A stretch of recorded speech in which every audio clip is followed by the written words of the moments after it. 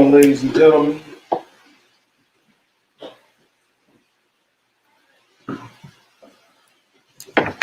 as you can see, I got a special guest here with me this evening.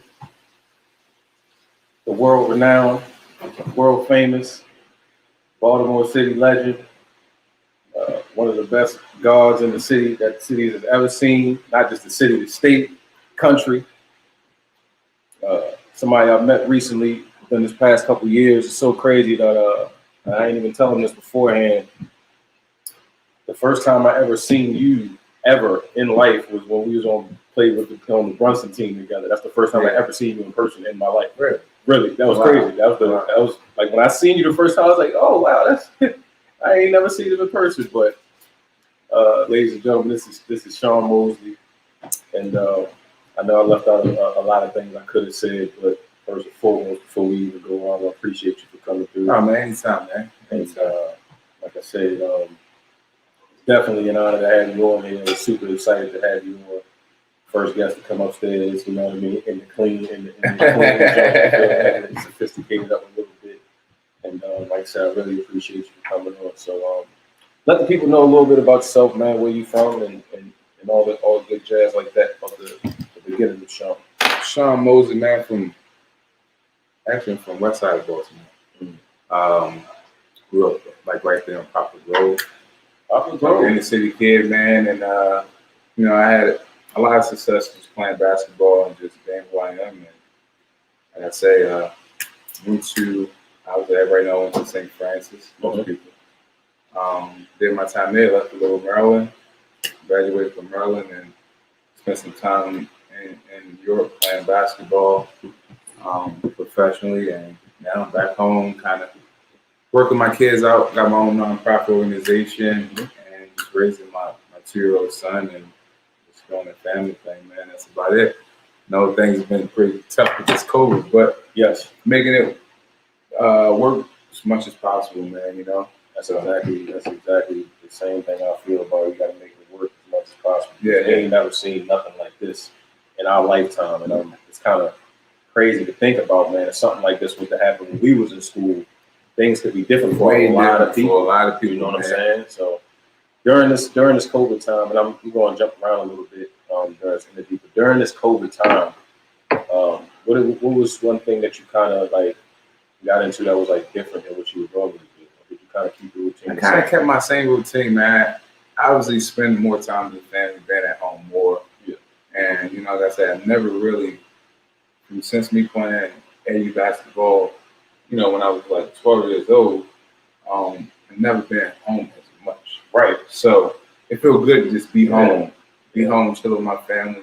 Like I say, having my 2-year-old son to raise, it just feels good to just be here and spending time with him and kind of fulfilling that dad role more than just, in the gym all day 24/7. So I'm going to do maybe 2 hours at the most, sometimes 3 hours a day. Yeah. So I got 21 plus hours to chill. So which isn't bad, So I can't, very different, real different, but you get accustomed to it quickly because the pandemic, anything can happen, everything can shut down tomorrow, and we'll all be sitting in the house. So I try not to let it get in the way of my daily routine, how I do things, especially when it comes to working my kids up. But like I say, most of the time I'm either in the house or visiting my family in the city. So it feels good though, man, like to just get out the house. Yes, sir. Yes, sir. And still do stuff active, especially with the kids and things of that nature. But I try to keep the same routine and everything. And it don't really, it slows up a lot as far as financial wise, because this is how we make money. This is how we, with my nonprofit, it's hard to get a lot of funding right now. Yeah. So I just try to just take one day at a time, Yeah, sure. It's kind of like the mirror response for me. It was like, the only different thing that I picked up, I kept my routine the same, really. I'll be in the house most of the time anyway, and I was kind of really diving in head first with this at the time. So I kind of would say I mastered that. But the only thing I did different was just biking. That was it. And that was just a different form of exercise. Yeah. So that's good, man. That downtime, like you said, man, for guys that's always on the move and always got to do stuff and always got to be this place, that place, and kind of devote your time to these things. To be able to have that time of restoration from the pandemic, I think was like a little blessing in disguise. Yeah, kind of like you said. So yeah. For some people, because some people went crazy. You know, because it's different. It's different for us. Not especially when you kind of not accustomed to something, and you get kind of that little thrown out the box, and things get a little bit shaky. But you know, for what it is, you know, we just take it and just keep moving. Yeah, for sure, man. And that's for damn sure, because the pandemic is real. It's crazy out here. Like I said, we go bounce around a little bit. I know you said you grew up in Baltimore City. Yeah. West Side, you were saying. West Side. Yep. And is that most where most of your family lives at? Well, no, none of my family lives on the West Side. Mm-hmm. We all over. You know, I got family in Seattle. I got family in Puerto Rico. Right. So most of my brothers and my sisters are still here in Baltimore. But most of my family, we are all over. Got family in New York, got family everywhere. Right. So, but like I said, we're a close-knit family. It's 5 of us, 2 brothers, 2 sisters. I'm the youngest. So we are a really close-knit, real close-knit family. And like I say, most of my family still live here in Baltimore, and some are all over. So, right. But most of the time I get to see a lot of people now that I'm home. Yeah. Even though it's still not that much time in the day. Facts. We just try our best to, trust me, I understand. You can't go see everybody all the time, man. You know, very tough. Real tough. So kind of coming up, you say you had 2 brothers, 2 sisters, right? And they're all older. Were they playing sports when you were young? Like, is this something that I always ask this, like how people get into the sport? Because my first guest I had on here was my man RJ, and he's a football player in the CFL. So I asked him, like, was football the first thing that you always was into, and like what was kind of the motivation to get into it? So for you, I'm gonna ask you the same question: is it something that you've seen around you from your brothers and your sisters, or is it just something that you got on your own, or were you just into something totally different when you were a kid? Man, I played almost every sport coming up. One of my brothers, he did play football, but just playing like freely. My sister used to play with us too. She was a tomboy coming up, so she played basketball and football with us, tackle and everything. So, and then it kind of became a thing for me because I played baseball. I played soccer. I tried out for lacrosse. Yeah. I tried everything. Yeah. But basketball just stuck, man. I always enjoyed it more than, I won't say any other sport, because we would play football one day, and probably a couple hours later we might play basketball until the street lights go out. Right. So I was kind of accustomed to like all the sports, because I mean, I think if you are athletic in a way, it kind of, you gravitate towards all sports when you're young. So when you get prior to that range, 12, 13, when you can't do soccer and basketball on the same day, so you got to choose one. And when I met Desmond Thomas, lived up the street from me, he's my point guard at Mount William and at St. Francis. So when I kind of met his family, they introduced me to organized basketball. I didn't start playing organized basketball until I was 10. So I was just playing out on the street and just playing with my brother and getting the physical part out of it, because they were much older, bigger, stronger, faster. So I never turned down any bump. Right. So it was like, you was playing with grown men. Yeah. So when I got to Mount Royal, it was kind of, I wouldn't say easy, because I wasn't that good. It took a while. You know, I was rough around the edges. I was a big, short, fat kid, coming up. Yeah, so, and one of my coaches, Coach Bug, used to call me Lonnie Baxter, because that's how I was just built like that.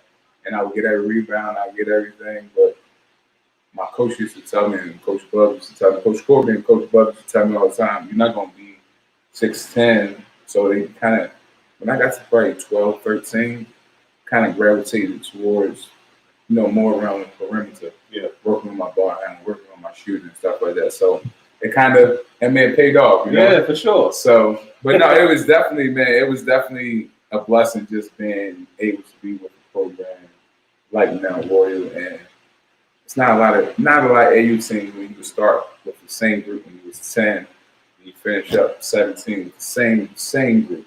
Yeah, same group of guys. Yeah, we probably add a couple of little pieces here and there, but mostly it was the same group of guys, and we got better overall. And Coach Corbett trust and believed in it, so it was pretty good. I mean, we did really well. But other than that, man, like I just loved it.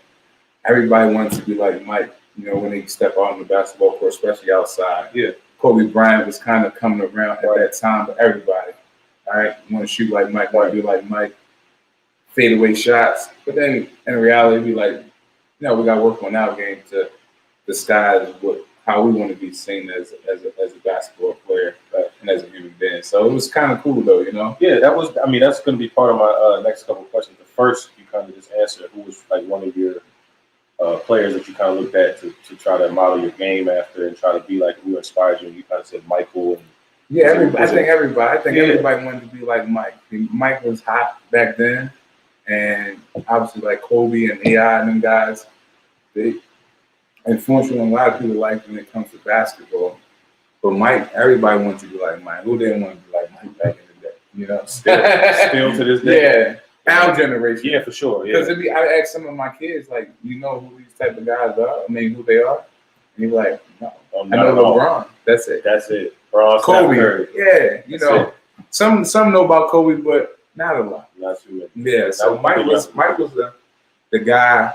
You know, we watched Space Jam, we watched different movies, had the kicks. Yeah, so Mike was that guy that who didn't want to work as hard as him. Yeah, or try to mimic some of the things that he did on the court.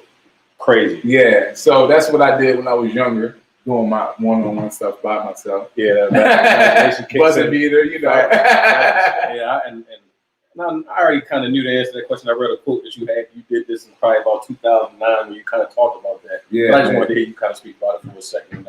While we're on that, we can kind of branch off into it. How do you feel about The Last Dance? Oh man, I watched it maybe 2 times. And that's it? Yeah, that's it. Two times. Because it was so many. I watched it was so many 30 for 30s coming on. It's the pandemic, so I watched Lance Armstrong one, but Mike Last Dance, I think that could have chilled in a lot of people's body. You know what I mean? Yeah. And it makes you, I guess, appreciate basketball when basketball was basketball. Just basketball. And I say that because nowadays it's changing to more an athletic game. Back then, I think it was more skill who wanted it more. Because these guys were getting fouled hard, man, back in the day. Man, I consider those just full-on assaults. Yeah. Some of them. Yeah. And those things now, like you said, I mean, you know, they'll have you suspended in today's league for the rest of the season. Yeah, and obviously, like, having, you know, my brothers and, you know, a couple of my friends that's a little bit older than me, and we just discussed basketball. How would Michael Jordan look without Scottie Pippen? Mm-hmm. Would he struggle? Would he not? Mm-hmm. And I think with The Last Dance, I think it just showed, I mean, Michael need Pippen, Batman need Robin. Yeah. So it all kind of intertwined with one another. And I think Pippen and Mike were probably, I think obviously probably like one of the best duos there is. At least one of the most successful. Yeah, for sure. Yeah. But like I say, then you obviously the money aspect and everything, it's going to come with its territory, you know? Yep. You know, I think nowadays, I think if they had the same amount of money that these guys get now, I think everybody would win. I think Mike and him probably would have won, I don't know, a lot of championships together. But no, The Last Dance was definitely good, and I think it came out at the right time, even though they brought it out maybe a month or so earlier than it was supposed to air. It was perfect time. Yeah, perfect time. Everybody's home. We needed that. You know, no NBA, no nothing. Yeah, like, we needed that. We needed some basketball influence in that, and I like that. So. All eyes was on it because it's Bulls thing, quote unquote. We knew we was trying to watch to see the. Yeah, and that's some people look at Mike very different now. I think he's arrogant. He's just. I love it. Yeah. You know, I totally understand it. I get it. I totally get it. Yeah. I didn't care about none of the antics and the theatrics. Yeah, so it was definitely good to watch. Good.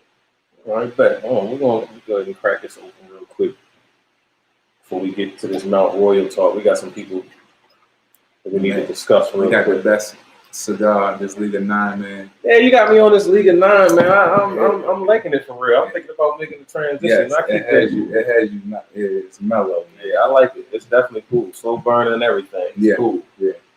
All right, so talk about the Last Dance a little bit. Talk about, you know what I mean, a little bit of your inspiration coming up. So looking at it now, you said you came to Mount Royal, and that was your first bit of organized basketball. The first. And I had Jamal Briscoe on here, who I know you know. Talk about off the camera, my bro. We're gonna get to the list of names in a second, but he also talked about when he went to Mount Royal, it was a learning curve when he first got there. You know what I mean? So kind of talk about that environment when you get to Mount Royal. What do you see and what do you remember from when you get in there? I know you talked about how they transitioned you from being inside to being like kind of a perimeter player and understanding that, but as far as like your mindset, I know you said you didn't duck smoke. Yeah. But what was it like going through that learning curve, man? Oh man, back then it was just all about discipline. Yeah. Coach Corver was disciplined. Nothing changed. The way he acted, his mannerisms was always the same. He always wanted to get the best out of a kid. And I think he helped a lot of people grow from, being a kid to a man real early in life. Right. But when you came into Mount Royal, it was the same type of intensity. There was no days off. Right. You lose. I remember one game we lost in Lake Clifton, like maybe the holiday tournament.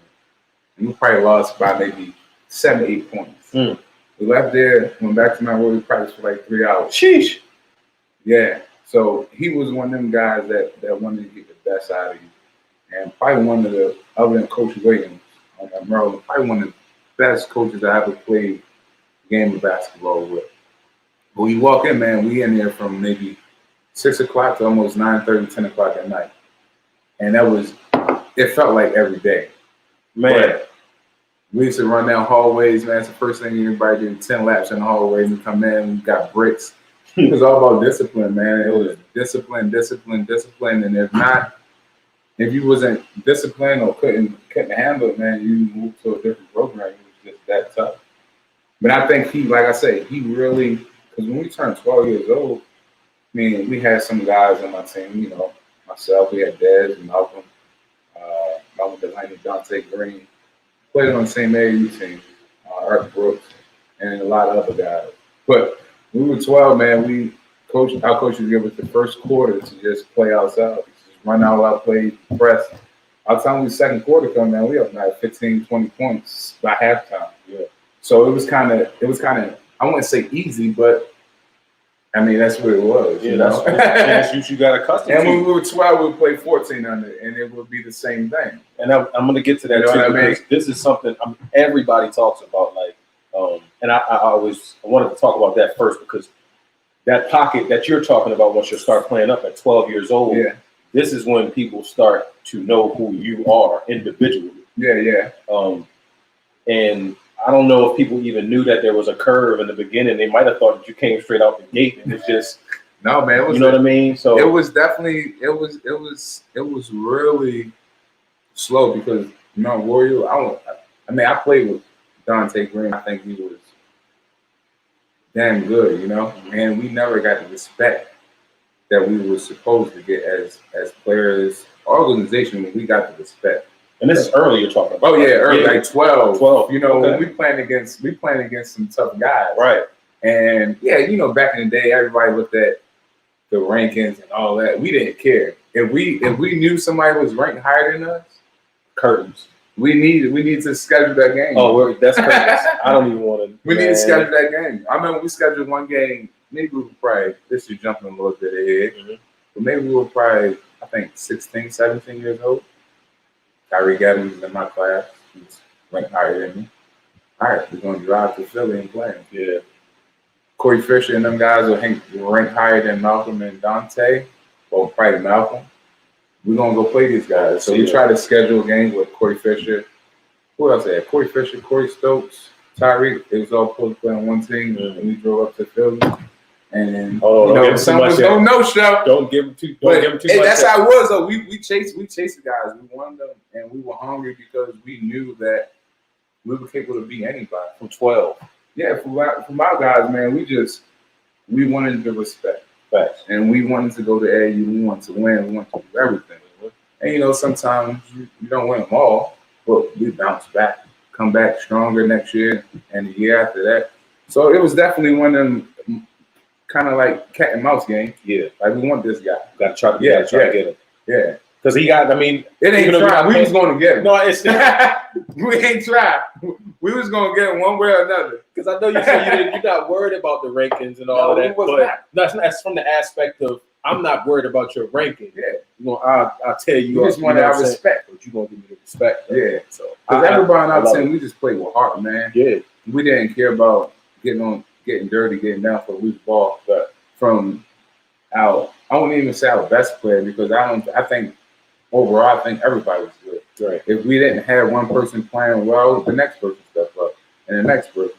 You know what I mean? So that's the type of trust we had in one another. Yeah. And we had some guys. We had a guy, Joe Yermo from McDonough. Mm-hmm.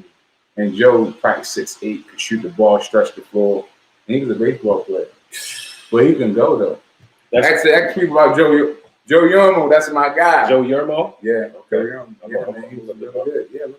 Could shoot the ball, played at McDonough. Yeah, I'm going to look that up. He was good, though. So now, like you said, you guys are scheduling these, and I was going to ask you about the AAU circuit and where you guys were playing and stuff like that. So early on, like, what were some of the bigger moments? Like, if you can span it from about 12 to 14, because we talked about that just now. So you're getting a little older, 13, 14. What are some of the big tournaments that you remember, like a big game that it was just something that you just it sticks out in your brain from that time when you was 13, 14? I mean, and like the different talk a little bit about the different tournaments you were playing at and like where you guys were going across the country and stuff like that. Man, we played everywhere, man. And you know, especially when we hit the Nike circuit, we were probably like, which was big, 13, 14 maybe. The Nike circuits was big, like the brand circuits. Yeah, so we played like Bull Williams, Memorial Day, Peachy Jam. Yeah.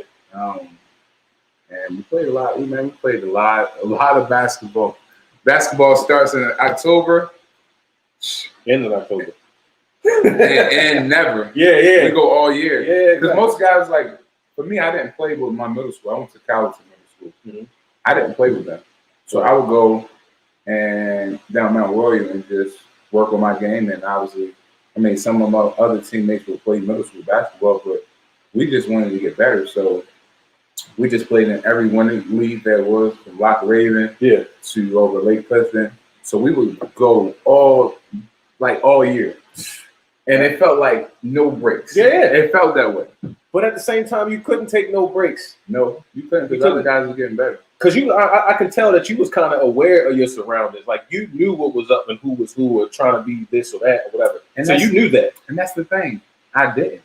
Really? I just knew when we played a good team, because most of the teams that sponsored by these Nike ones, they come in there with bags, whole uniform on, and we used to go in. I'm trying to tell you, man, we had the biggest warm up shirts there is. The one you got, that Mount Royal. Yeah, that joint was huge, man. But we just knew we can just go out there and beat anybody. That was our mentality. That's that heart you talk about. But when you go to like Bull Williams, you know, you playing, you know, mean streets. From Chicago? Yeah.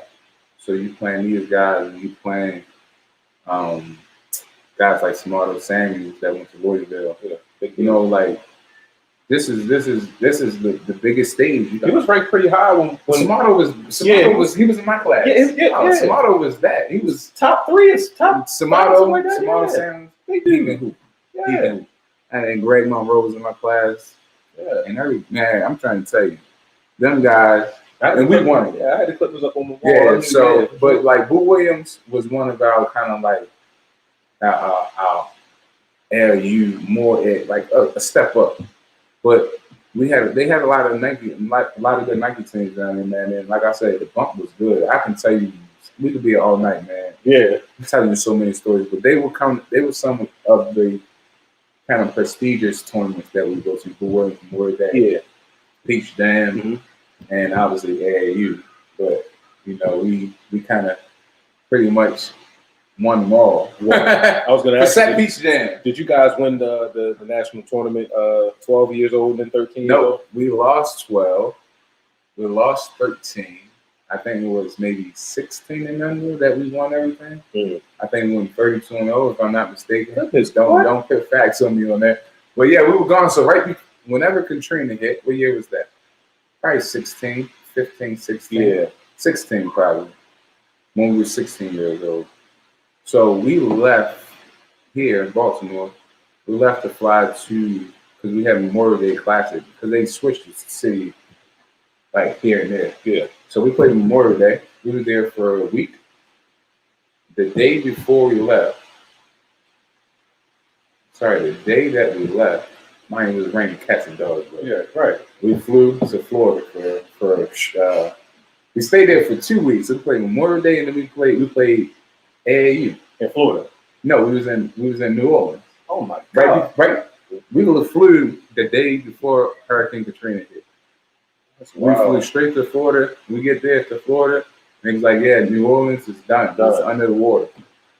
Like, we were there for 2 weeks, and every time it rained, bro, I mean, the rain is going on the curb, down there in the hotel.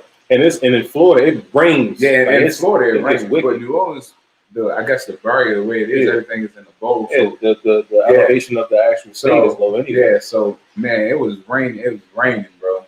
Man. But we were there for 2 weeks, and we was in Florida for 2 weeks.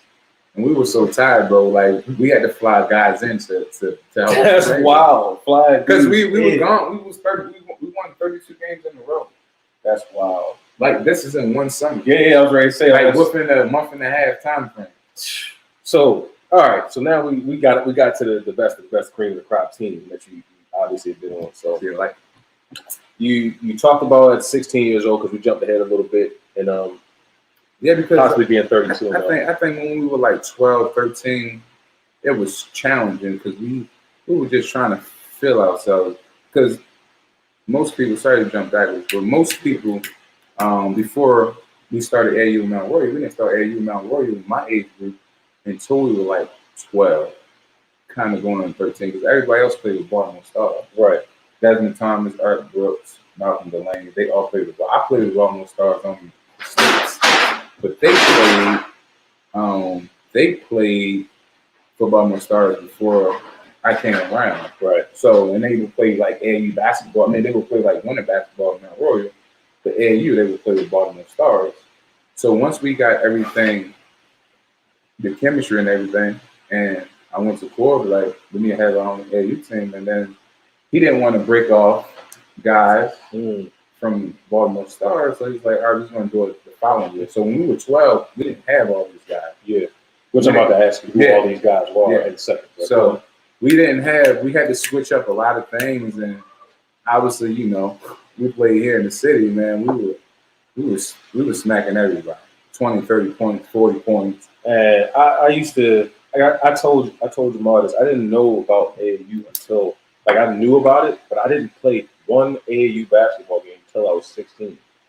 So 15, sorry. So don't feel bad, man. I didn't know nothing about AAU. I just knew about basketball. But you was thrust into it, not even knowing. Like, I would just hear these things because my homeboy KP, he played in the city all the time, like when he was younger. So he would tell me about you guys like Sean Mosley and Dante and Malcolm and all of these guys that was so good. And I would be like, man, KP, you good as shit. So it's like, if you're telling me these dudes is good, I'm like, they gotta be all right. You know what I'm saying? So, but I knew it was a different type of basketball, for one. And for two, it was like, if I ever heard y'all play around the way, I'm talking about obliterations, like shows being put on. People, you know what I mean? People wall to wall to see, you know what I mean? It'd be crazy. Yeah, like, man. That Mount Royal it's a box, man. It's small. Wall to wall is hot. We ain't have no air conditioning. We got big fans circulating through, but it's blowing hot air, and a lot of people didn't want to play in that box. Oh no, because they knew. Yeah, you know, we were going to press the whole game. It's 6 o'clock. Yeah, so was ready. It was, man. That was the jungle, man. Like, if you came in there, you had to bring your A game. Yeah. And like I said, it was the small, and we had chairs on the sideline for the fans. Yeah. But no, it didn't matter. It was no out of bounds, none of that. None of that. So but and like I said, I had Jamal on here, and I told you before we got on here, and I said when I talked about having you on here, I had a couple of guys, and this is Jamal talking about. They was talking about the Mount Royal thing, and it's a prestigious thing for all of the guys that have played with Mount Royal. One of the best programs. Dante, The best. Dante hit me and just now was like, "That's Mount Royal." Hella exclamation point. The best basketball organization in Baltimore. Yeah, so hands down. To kind of look back on that, man, do you can you kind of reel off some of the names that you remember that was playing with Mount Royal? Even if you didn't play with them, just know a couple of listeners. They had Melo Anthony. What else they had? They had Kenny Minor. Yeah. Kenny Minor was tough. Yes. Do your homework if you don't know Kenny. Yeah. Matt Hagen, point guard, man. He was the real deal. Yes. Man. And then we're going to move ahead because obviously they had Desmond Brothers. Donald played with Mount Royal to a lot of guys. You had Butts. You had Itchy. You had myself. You had Dante Green. You had Malcolm Delaney. You had Wayne Dorsey. Desmond Thomas, Art Brooks, Jamal Briscoe. Who else played?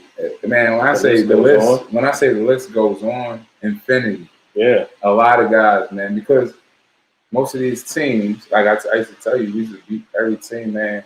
Most of these teams, the best players out of these teams wanted to join us because they couldn't win. Yeah.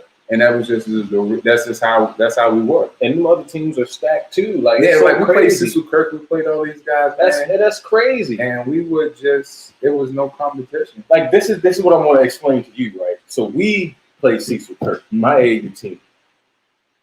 I'm talking about breaks beat. Hmm. You know what I'm saying? And then one time they had to cheat us and all that to get us out of there. Don't get me wrong though, Cecil Kirk, they had the tools. So this is what I'm trying to tell you. And like I said, I didn't never see you play at all when we was back then. So to hear and understand how y'all was doing then, I was like, oh my God. Yeah. And it was a dogfight. Every time we played Cecil Kirk, man, it was a dogfight. Yeah. But one year we played them in the States. And man, when I try to tell you championship game, man, we probably up maybe 15 points. And a lot of people don't know this. Yeah. A lot. We got 15 points halftime. We come out, we getting ready for second half. Yeah. They ain't come out. Cecil Kirk? They left the building. At halftime. Do you remember who was on their team? They had Johnny Higgins. They had some other guys, I think Landon. Guy, I think he went to Rams. Yeah. They come back in the second half. Game over with. Come on, man. Dante, you know what I'm talking about. Malcolm. Dead. Second half. Oh my God, man. No game. Championship game for the States. For the States. That's big. You don't come back out? They didn't come. Game is over. So this is my question, right? So what class was you was 08, right? Yep. So a lot of the time, a lot throughout this interview so far, I've been hearing you talking about Dante and Malcolm. They're older than us. You feel me? Mm-hmm. So did you play up? No, from the beginning? No, I didn't. Okay. I started school a year late. Mm-hmm. So after that, I obviously was supposed to be in Malcolm in class. Okay. So I was actually in Jamal in class because of the year when I started school. Okay. So I was because I'm more 89. Yeah. So these guys, I was supposed to be in Malcolm in class, which it didn't. We played against these guys. It did not matter at all. I didn't want to say it. For me, because even when we played in that class, we playing against guys, Derrick Rose, Art Gordon. It didn't matter. Yeah, so trust me. My class, it was more so Kimball Walker, Clay Thompson, Brandon Jennings, Tyreek Evans. I remember Greg Monroe. So you had it's a huge class, man. Yeah. But as we know, it's all about politics. Like Tyreek Evans and Brandon Jennings and all of them guys. No, I think Nolan was with us too. I think Nolan came out a year before. It might have been with Malcolm, but Nolan Smith. That went to Oak Hill. Yeah. Nolan was Malcolm.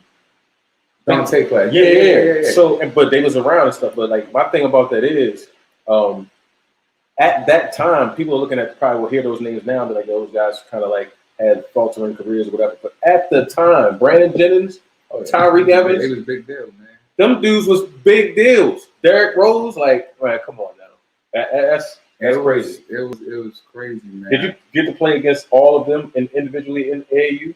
I played against Tyreek. Played against Tyreek? We played against Derrick Rose. We played against a lot of guys. We played against Nick Calates. He used to play with a team in Florida called the Gators, Florida Gators. And they were, man, probably the toughest team. That's what I was about to ask you. Who was the toughest team you played against? Toughest team we ever used to.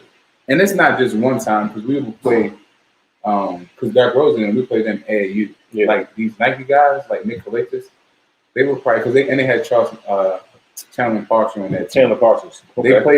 They played together, Nick Calates and him. And Nick Calates was nice. Yeah, for sure. And they had a whole bunch of other guys, man. But they probably were one of the toughest teams, if not the toughest team, like AAU, that always had our number. And we will beat them. Yeah. It'll be a close game. They come down to a wire. It's wild. But obviously, we lost to Derrick Rose in them. I think that was 15-0 in Tennessee. And that's when we came back that next year, and it was nothing nobody could do with us, man. Oh my goodness! And then, like after that, we didn't even play AAU no more.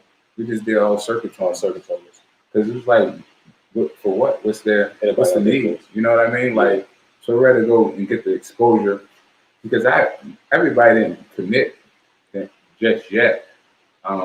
But when you go to Florida, it was a big deal, man. You got every coach that is on the sideline, in the stands, watching you. So it was like more pressure.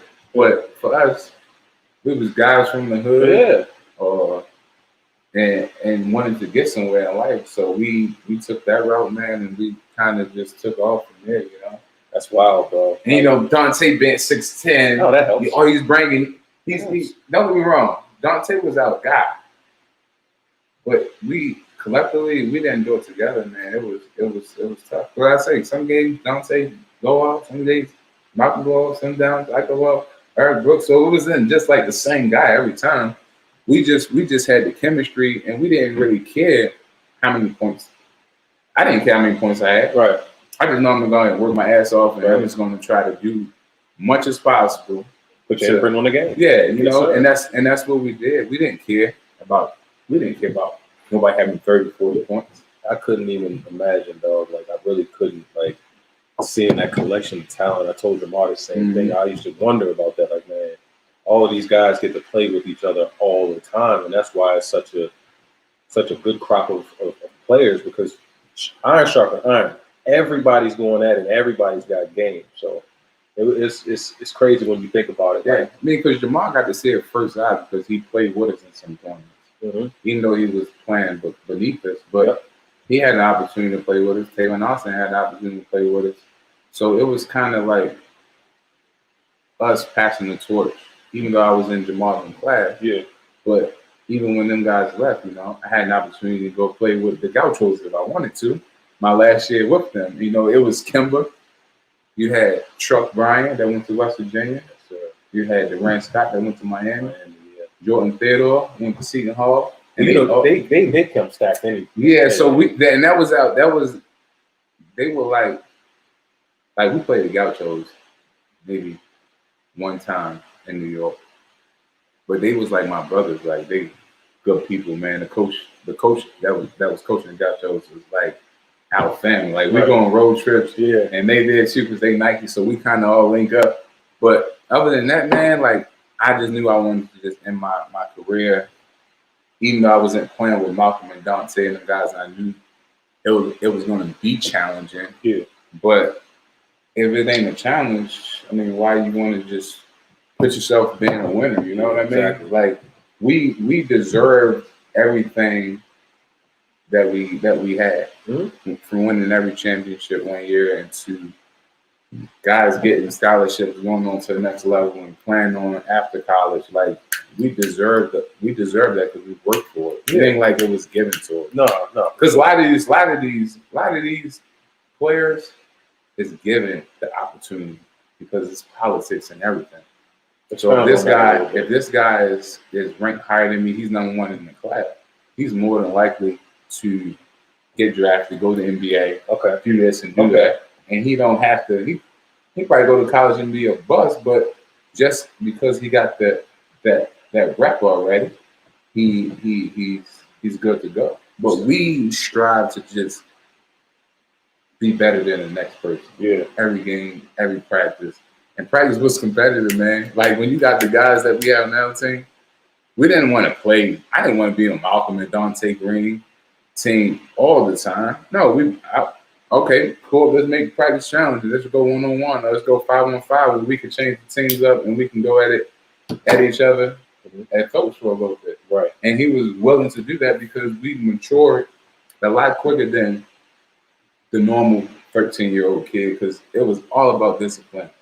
Anybody that played in my role will tell you, Corbett wouldn't care if the ball was going down the other end of the court. If he called you to the sideline, the game could be going on. You got to come over there. Come over here, give me my 25 push-ups because you done something wrong in the game. Why the game's going on? Yeah. All my Mount Road people know that. That's wild, bro. 25, and it traveled from not only 12-year-old, but even when Butts and them was there, it was the same thing. I didn't care what coach you played with at Mount Warrior. That's what you done because that's what we were accustomed to. Yeah. And we know we did something wrong, and we're not gonna make that mistake again. Y'all had the respect for him. Because I don't think none of the coaches at Mount Royal when I was coming up sub you out because you did something wrong. You come over, do 25, and keep playing. Because we all gonna make mistakes. Facts.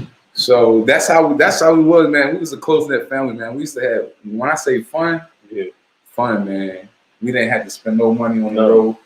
Lunch, breakfast, dinner was taken care of. It was good. That's a beautiful thing. Yeah, man. And like across the country, Baltimore. Even though we still had like Nike sponsors, like we still got up early in the morning, and we were from Ray. We go right to North Avenue and Mount Royal. Yeah, that strip right there.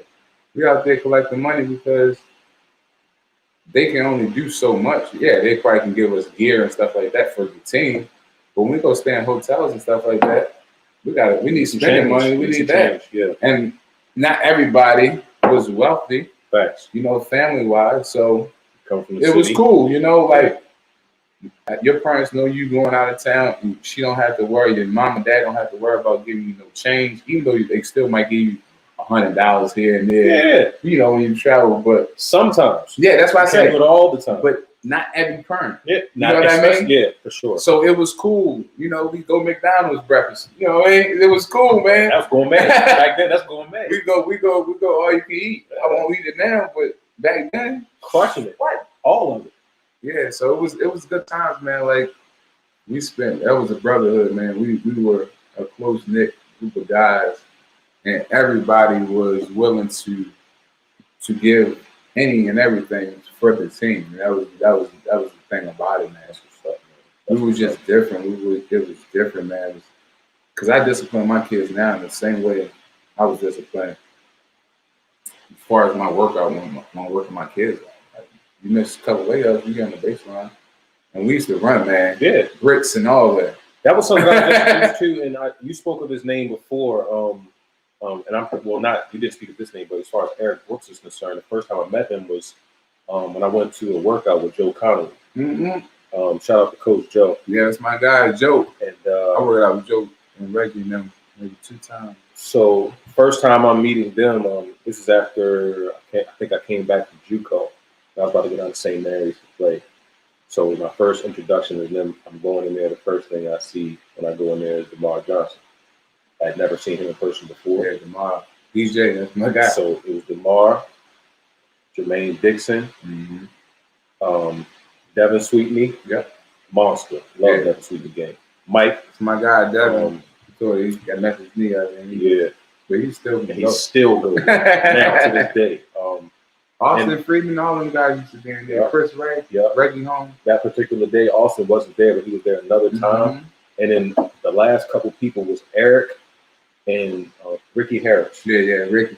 I heard numerous stories about Ricky. So when I seen him, I'm like, this is the dude, Ricky Harris. All right, I see what's going on, Ricky. I'm gonna see you in a second. I'm crazy. And at that time, I was really crazy. So I'm like, he could not. None of these dudes can. Ricky. So Joe's first drill, he partnered us up. We playing 2-on-2. That was in a hot gym out there. Outlaw. Yeah. 2-on-2, full court, 3 dribbles. It's me and Eric. I've never met nobody in here before. Nobody knows who I am at all. So the first partner is DeMar and Devin. Then me and Eric got them off. Then me and Eric got somebody else off.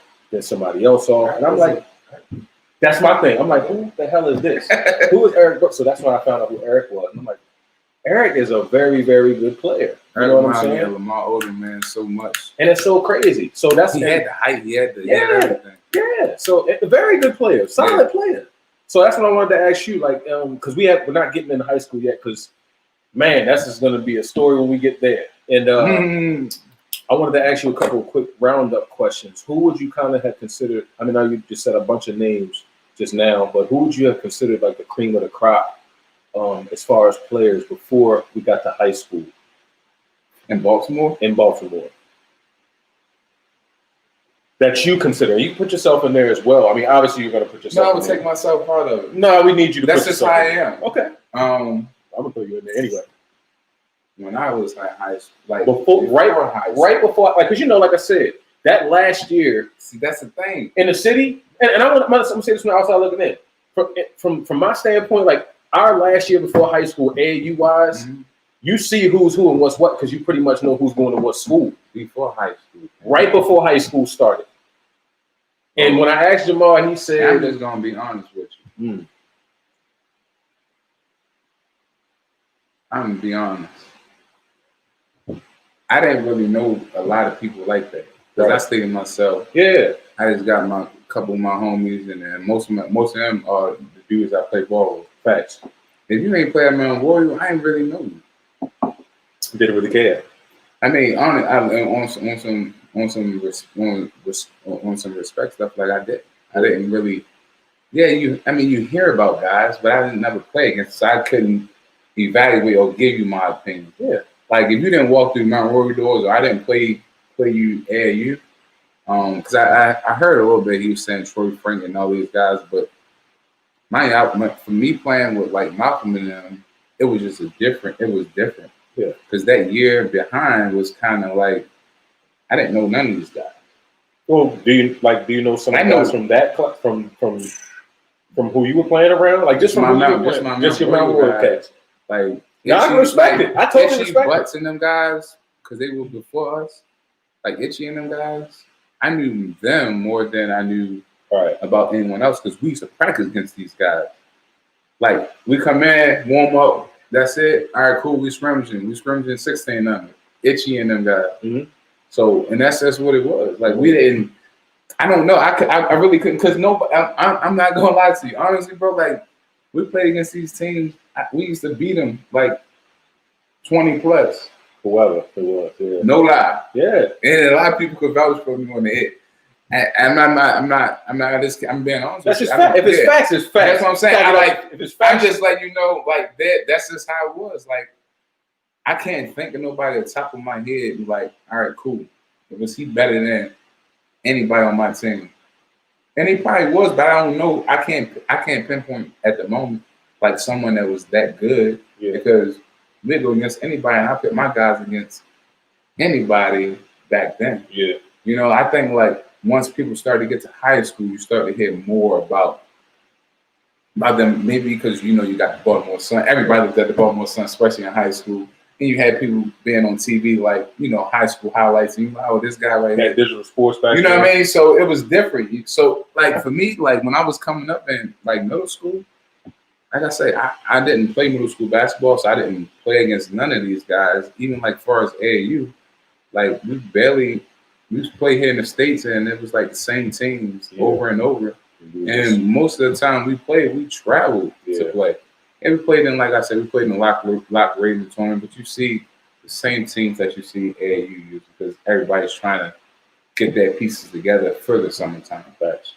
So that's the only thing winning basketball was pretty much about, I think. I think guys played winter basketball, especially even when like we was in high school, we played winter basketball, but you had to get cut off at a certain period and get ready for high school basketball. Like you couldn't play. Oh yeah. I remember that. Yeah. Sure. So even before like my freshman year, like at St. Francis, I had fractured my foot. And I played at Douglas. You know, the lead at Douglas, everybody played me.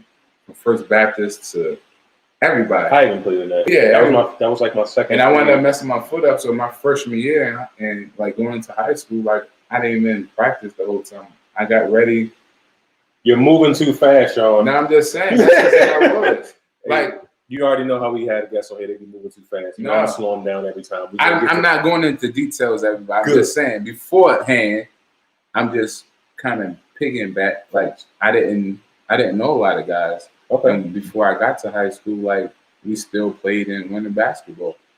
Okay. Like, with Mount Royal, and then at a certain point in time, you had to stop playing because of the high school. Yeah. You know what I mean? So I can't tell you. That's all my Mount Royal guys. That's an honest answer. That's cool. And if I'm missing somebody that's not that I should have said or you thought I should have said, I just don't. I can't think of nobody. Because my guys, we was just some dogs. We just was some dogs. Like even if we lose some games, we just wanted to make each other better, and that's what we done. You know. Hey man, I heard thousands of stories, remarkable stories. So trust me, I know. So the last question as far as that block is concerned, because we're gonna go ahead and move forward now. Mm-hmm. And I ask this to everybody that comes on here because this is very pivotal when you're kind of coming up at that age. The mantra of our show is called, you know, it's the gift is free, but it's what are you going to do to separate yourself? Mm-hmm. So, right before you get to high school, what moment was it for you? Tracing back all the way even to when you was 10. What moment was it that, and I know you remember because everybody remembers the moment when they're like, all right, I'm here. What was that moment for Sean Mosley?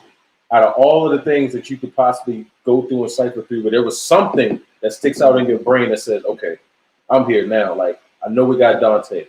I know we got Malcolm. I know this person's here. I know this person's here. But everybody knows I'm here now. What was that moment for you? Was it a game? Yeah, it was a game, actually. And it's when we used to have VCRs going. Mm-hmm. And they used to record every game in Douglas. Fast break. Mine. I wasn't dunking or nothing like that. How old are you? Maybe I was in 7th, 8th grade, maybe. 7th, 8th grade. 8th grade. Going that summer, probably around the time.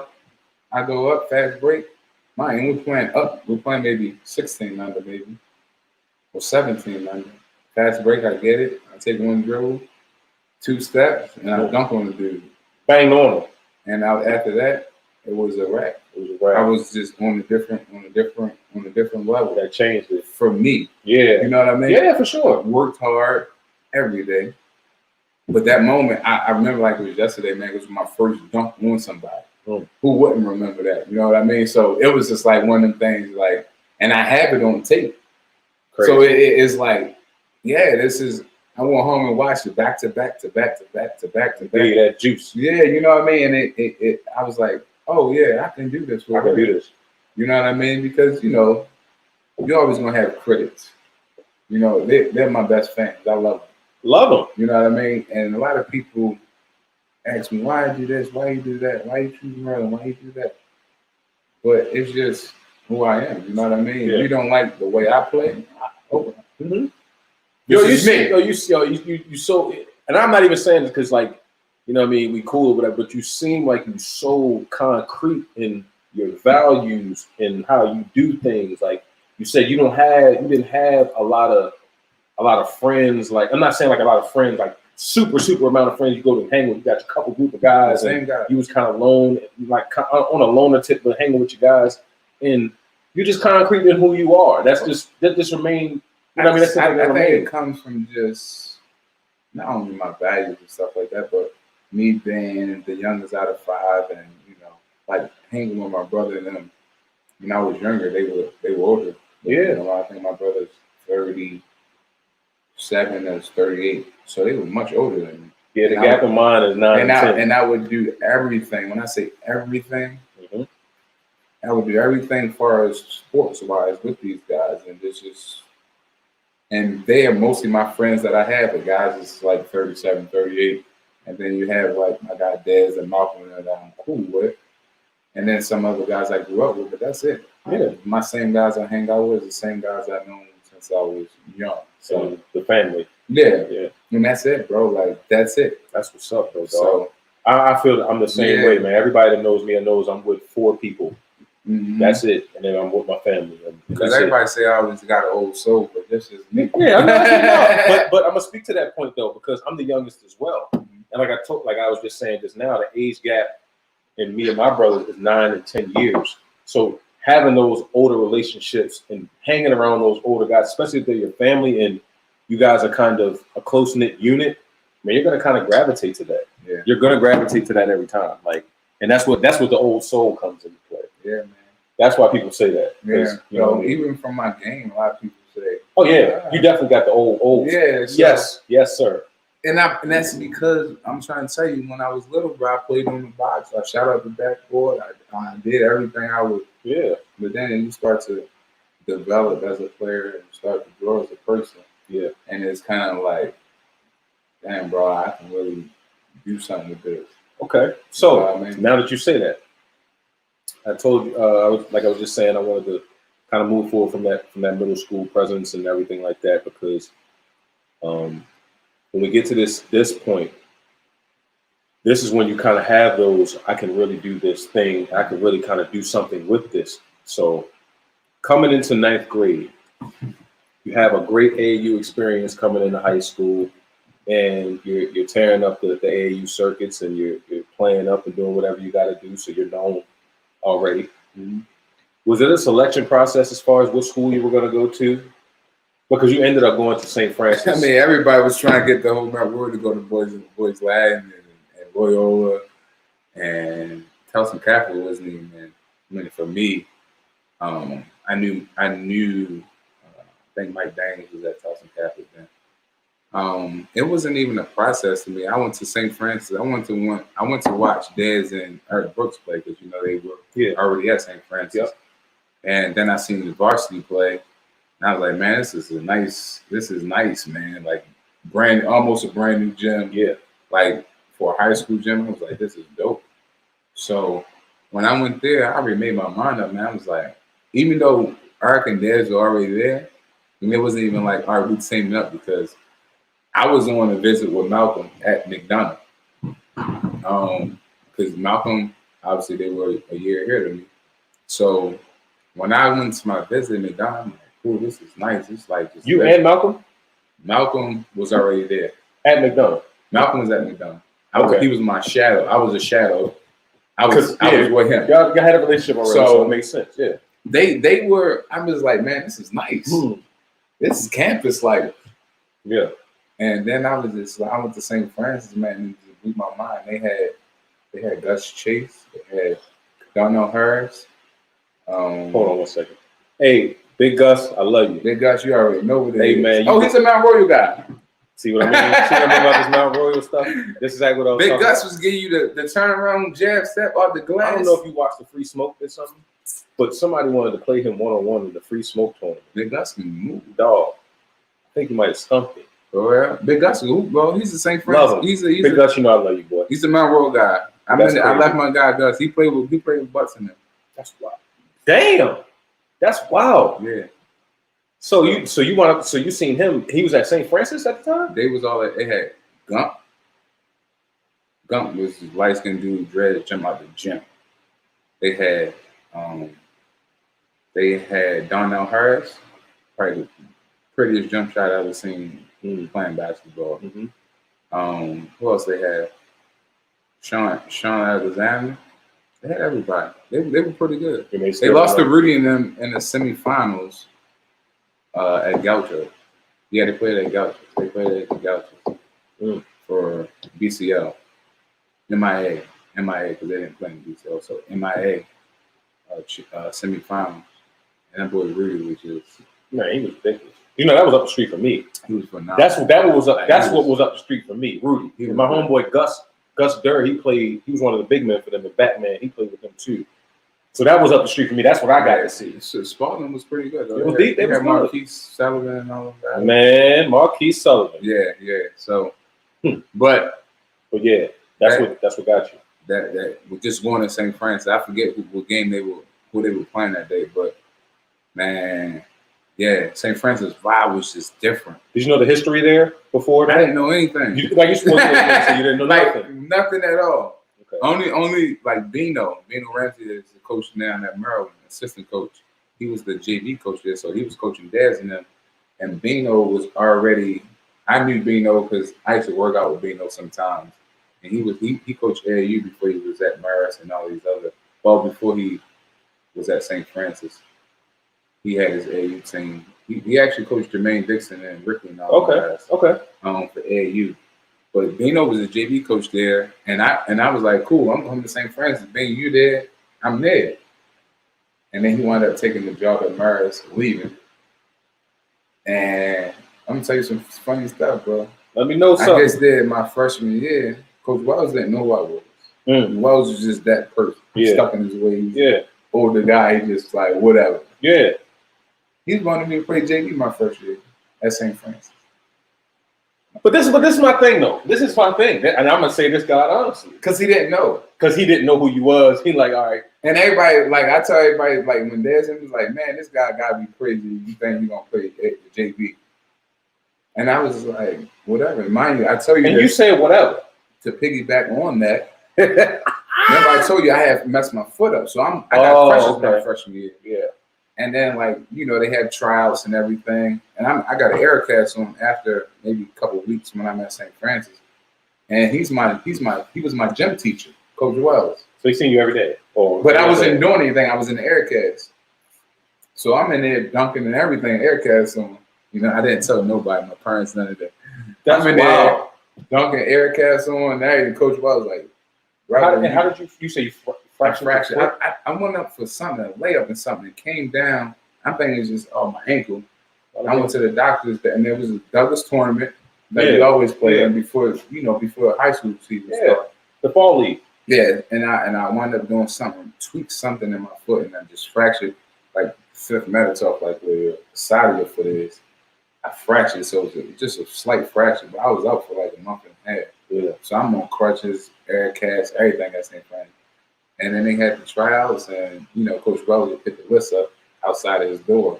He was he was an art teacher too. He could draw his ass off. So I didn't take art because he was my coach. Yeah. I was like, I don't care what, because if he tell me art, then we gonna have a problem. So I didn't even take it. Yeah. Shout out to my guy, Coach Wells, man. He got over 500 something wins at St. Francis. But, no, man, like. And a lot of people, they see my name on the list, and everybody in school like, how do you make varsity? You didn't try. And then first game, I got cleared by my doctor. We played against Jesse Satt. I remember I was like yesterday. National Christian? No. Yeah, National Christian. Was that National Christian? We played them at St. Francis. I played like maybe the last 2 minutes, a minute or so, because I couldn't play a full game yet. I wasn't 100% played. Maybe 67. Just get in there. You know what I mean? I'm like, sneak them in there. My heart was racing, I'm like, it's a big stadium, boy. And we were playing against Jesse Satt. Jesse Satt was he was up at the time. Man, you know what I mean? He went to Georgetown. Shout out to my man Jesse Satt. Yeah. But I tell you, bro, like, and then since that day forward, after that game, I just worked my ass off and I started starting. And it was a wrap. How long was it before you started? Probably maybe 2-3 games. 2-3 games. Yeah, so no trial. And I'm trying to tell you, we were damn good. Yeah, I think Reggie Holmes was with us because he transferred from Southern, and Reggie went to Morgan. He's one of the all-time leading scorers. Yeah, that's my guy. Yeah. Jamal talked about him. Yeah, my bro. Like he buckets. He can score, man. He can shoot the ball. Pump fake jab step. That's all he did. Do you remember seeing him in the Brunson? He played with me one year when I was playing with Bulletproof. When I was playing with Mike in there. Down Boys and Girls Club. We played Will and them at leadership in the play. Remember we had the playoffs and leadership? Yeah. Me and him was on the same team, but he came. It did come at halftime. I'm like, bro, what are you doing? Man, when I seen him playing the Brunson, I swear I put it on everything. Never one time that I see him pass the ball. Touch the joint is going up. But when we playing like regular game, he played within the system. But he a hell of a one-on-one player, man. Yeah. he can score the ball, shoot the ball with the best of them. Like, hands down. Mm-hmm. Yeah, I didn't play that. But yeah, man, like, but yeah, when I got there, nobody St. Francis knew who I was. That's crazy. Yeah. Only my guys that like Daz and Big Eye. That was it. So no trial, you on crutches, and no JV, you going straight to varsity. Yeah. So you come in and you start that. And how many games did you miss? Did you miss any? I didn't miss any. National Christmas was our first game. Yep, National Christmas was our first game. But I didn't. I'm trying to tell you, I played like the last 2 minutes in the fourth quarter. That was it. So I ask this question as well all the time, and knowing the future outcome of what you did and going to Maryland and how good of a school that is, how big of an adjustment was it going to St. Francis school wise? It wasn't. Were you always kind of like acclimated with the books? My freshman year, honestly, I told my kids this. I done told even like some of the sisters at St. Francis, because we had a lady named Miss Missouri, which I loved to death. She didn't care. She didn't give two shits about basketball, sports. Yeah. So my freshman year, I'm not going to jump ahead too far. Yeah, you got to slow down. You got to slow down. She was one of the type of people who didn't care about it.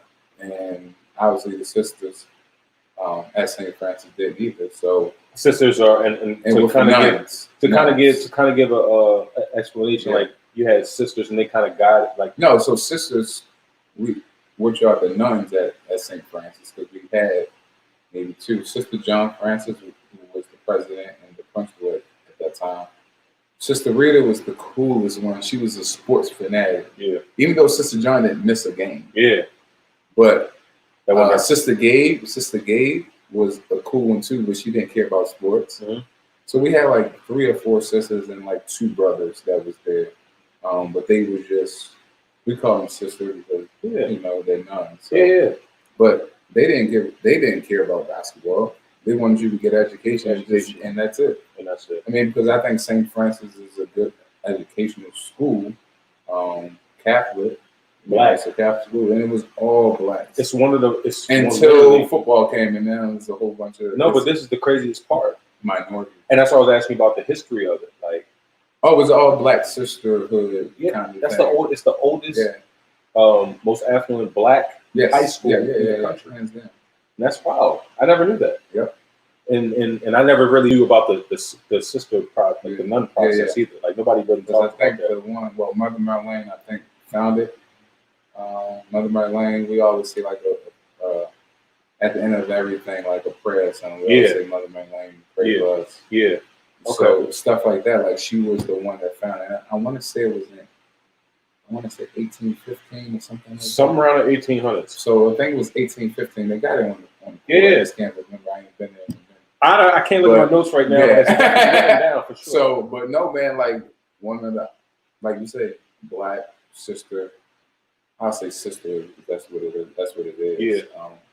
But yeah, man. But when we started to get sports, especially basketball, it was a basketball school. Yeah. Hands down, like some of the good guys. Devin Gray, Mark Carter. These guys were great. Greats. You know what I mean? Bino went to St. Francis too, coming up. So he wanted to go back and coach there. And it was good. We had Angel McCarthy on the girls' tip, who was a beast. We had a lot of girls, man. They won a lot of ships. They won more ships than us. Yeah, they did. I wasn't gonna bring that up. No. I'm glad you did.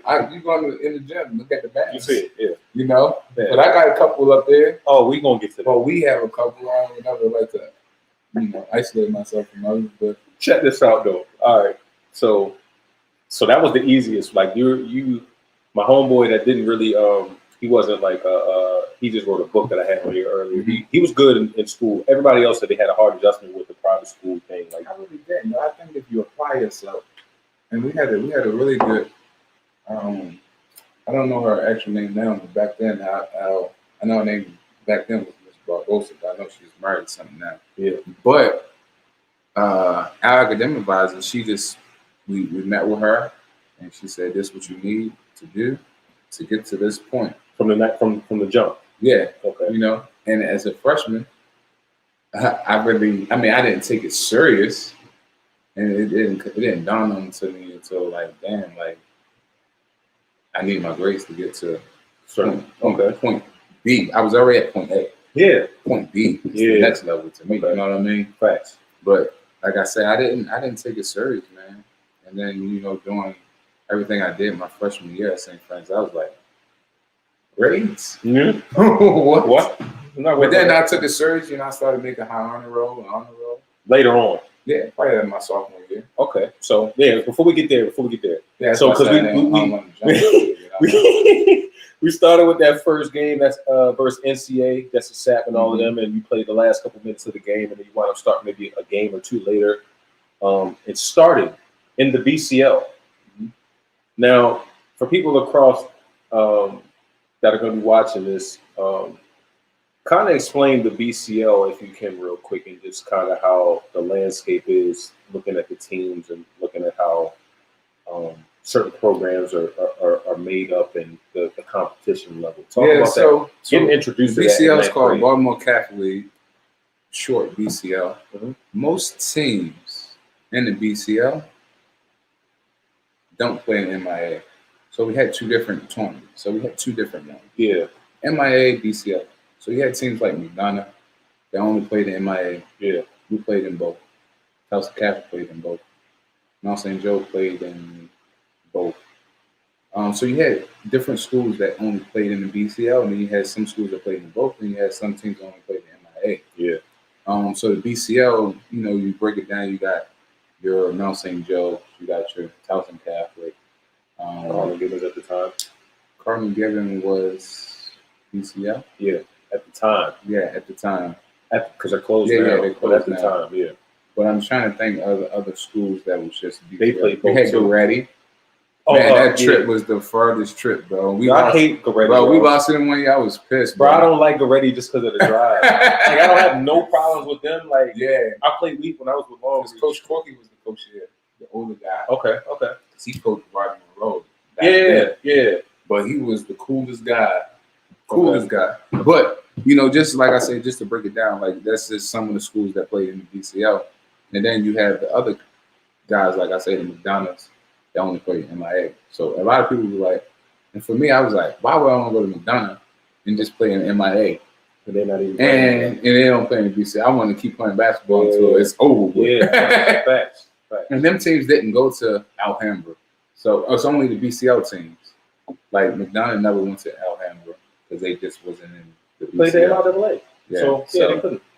Yeah. But no, I don't want to say that's one of the other reasons why I went to St. Francis. I just knew it was a good basketball school. And it was going to be a kind of competition with you playing in the BCL as well. And that's kind of what you was looking for. Like you said, you was pinpointing names. Like, you know what I'm saying? Like when you was coming into I just wanted, in high school, like, I could have went to Warburg.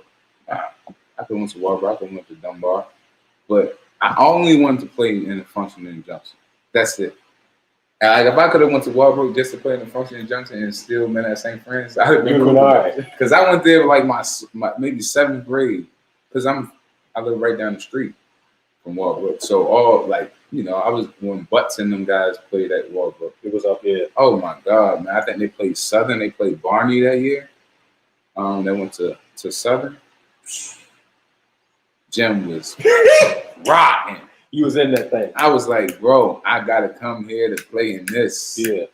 But, you know, I wanted to get away from my childhood friends that I grew up with and kind of focus on just me.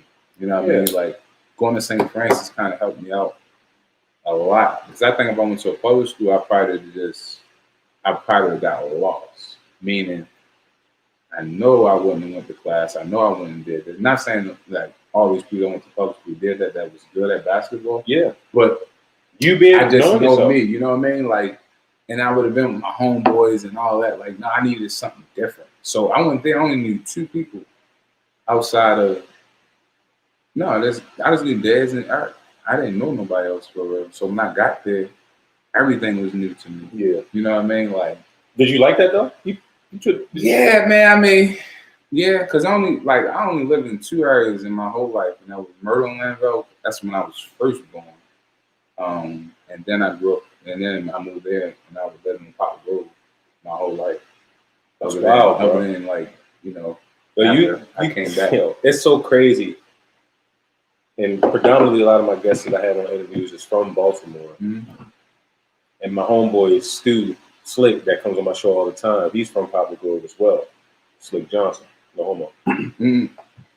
So I know the how that block operates, how that area operates, man. Just to navigate and get up out of that situation is a feat in itself. So that's why I was asking you, was it, you know what I mean, was it something that you kind of like, that you liked that was so much different? You know what I'm saying? Because Poplar Grove is not a. Well, it was kind of, I mean, it's definitely rough around the edges. You know, a lot of gang-related stuff. And I wouldn't say gang-related, but a lot of killing, a lot of you know, drug dealing and stuff like that. But most of my guys respected not only me, but my parents. Yeah. So they knew, all right, don't try to give Shorty nothing to sell it, nothing. You know what I mean? And I'm glad you said that. I'm sorry to cut you off too. And I asked everybody this too, and I know I said that before too, but kind of talk about the respect that you have from those around you. That's because you from Baltimore City, bro. Like, it's not like, this is not no secret. Everybody in the world knows the demographic and how things are moving and operating. But when they seen you, it was a difference. That basketball player, that prominent person, you know what I'm saying? Kind of talk about. I think in my neighborhood, people knew I was serious about basketball. Yeah. And a lot of people didn't. I mean, everybody respected my mom. So if you came in my house and you wanted some water, cool, you get some water. If you sold drugs, anything, you're not about to sit on my mother's front steps. This is what it is. You know what I mean? And everybody, they might do it before like my parents get home, but if they see my parents walking up, everybody get up. It's respect thing. You know what I mean? So it was one of them type of situations. And when I was coming up, and nobody ever, none of my homeboys that I know, nobody ever tried to give me drugs to sell or try to get me do a dummy mission or some stuff like that. Everybody was like, yo, just stick to basketball. This is what you want. That's what you do. You know what I mean? You stay in your lane. If you need something, holla. Because it's there. You know what I mean? Like money-wise, if you need something, if you about to go on a trip, cool. Your parents can't give it to you. All right, come holla. I got you. But they would never, ever let me stand on the corner. I went to school. And it's some of my friends that, you know, did the totally opposite. Yeah. And that's for them. It's not for me. And they knew that. Yeah. So for me, it was a respect thing, man. Everybody respected my parents more so than anything. Yeah. And it became, I want to say easier than the next person, because living in the hood, anything can happen. For sure. You know what I mean? So every day. Yeah. So for me, it was kind of like just getting away. That's why I didn't want to go to a public school, because it was kind of the same concept for me. You got a whole bunch of guys. Don't get me wrong, some public schools are cool. Yeah. But I know if I went to Baltimore, I would have been going to school with guys I grew up with from down the bottom, and then guys that's closer to North Avenue that I knew. And it'd be like, you're gonna be putting yourself in sticky situations a lot. And you know, back in the day, like even if dudes lived in the same neighborhood, like you still might beef with guys that live up the street from you. And you know both. Yeah, so cool with both. Yeah, not even that you got an extended relationship. And like I never had a situation where, you know, we used to be for some, like they used to be for up top guys, and they used to be with the guys that live down my end. And the basketball court is in the middle of both of us, and we go play on 4 courts. And we would never up top versus down bottom. That's what we call it. Yeah.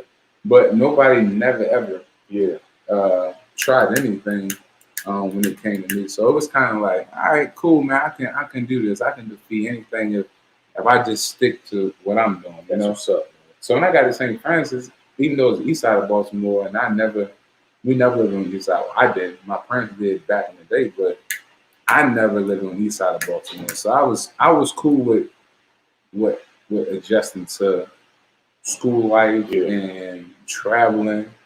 Stuff like that. So you never got in the mix of the other stuff. Yeah, so I was cool with it, man. But it was definitely culture shock, even though it's on the east side, west side. But that east side is just different, bro. Facts. You know what I mean? Because it ain't like we in a Catholic school. It ain't like we in one of the best neighborhoods. Shit, y'all right across the street from the jail. The jail behind us. So it'd be times where I can hear dudes when we come from games. Coach Wells, what's up, man? Like it's crazy. Yeah. So, but I just took it in consideration. Like, man, if I can get through this, the next level, I'll be fine. You know what I mean? Wow. But then having guys like culture and stuff around, it was kind of like, I wouldn't say easy. Yeah. Because we'll talk about that. Yeah, no, for sure. So and I just wanted to get that out there because I always like I said, a lot of people watch this, and you might get some youngins that watch this. Mm-hmm. So I always like to just walk them through that little situation and the circumstance that you might have been in a poverty. You gotta choose your friends wisely, man. Choose your surroundings very wisely. And my coach used to tell me this all the time. Not about the person, the player you are. He said, when you step on the court, if you an asshole every game, character goes a long way. And like these coaches start erasing your ass off that list quick. Because you're an asshole. Yeah, so. And they don't have to put up with that. Yeah, like I had my times at St. Francis. I get technical fouls. I just get pissed off, and it's just what it is. But I never was that rah-rah guy. Nice, man. We used to go to St. Francis to leave the game, and then like around Super Bowl, we always had a Super Bowl party at Mount Road. My coach used to do, man, get on my ass every time.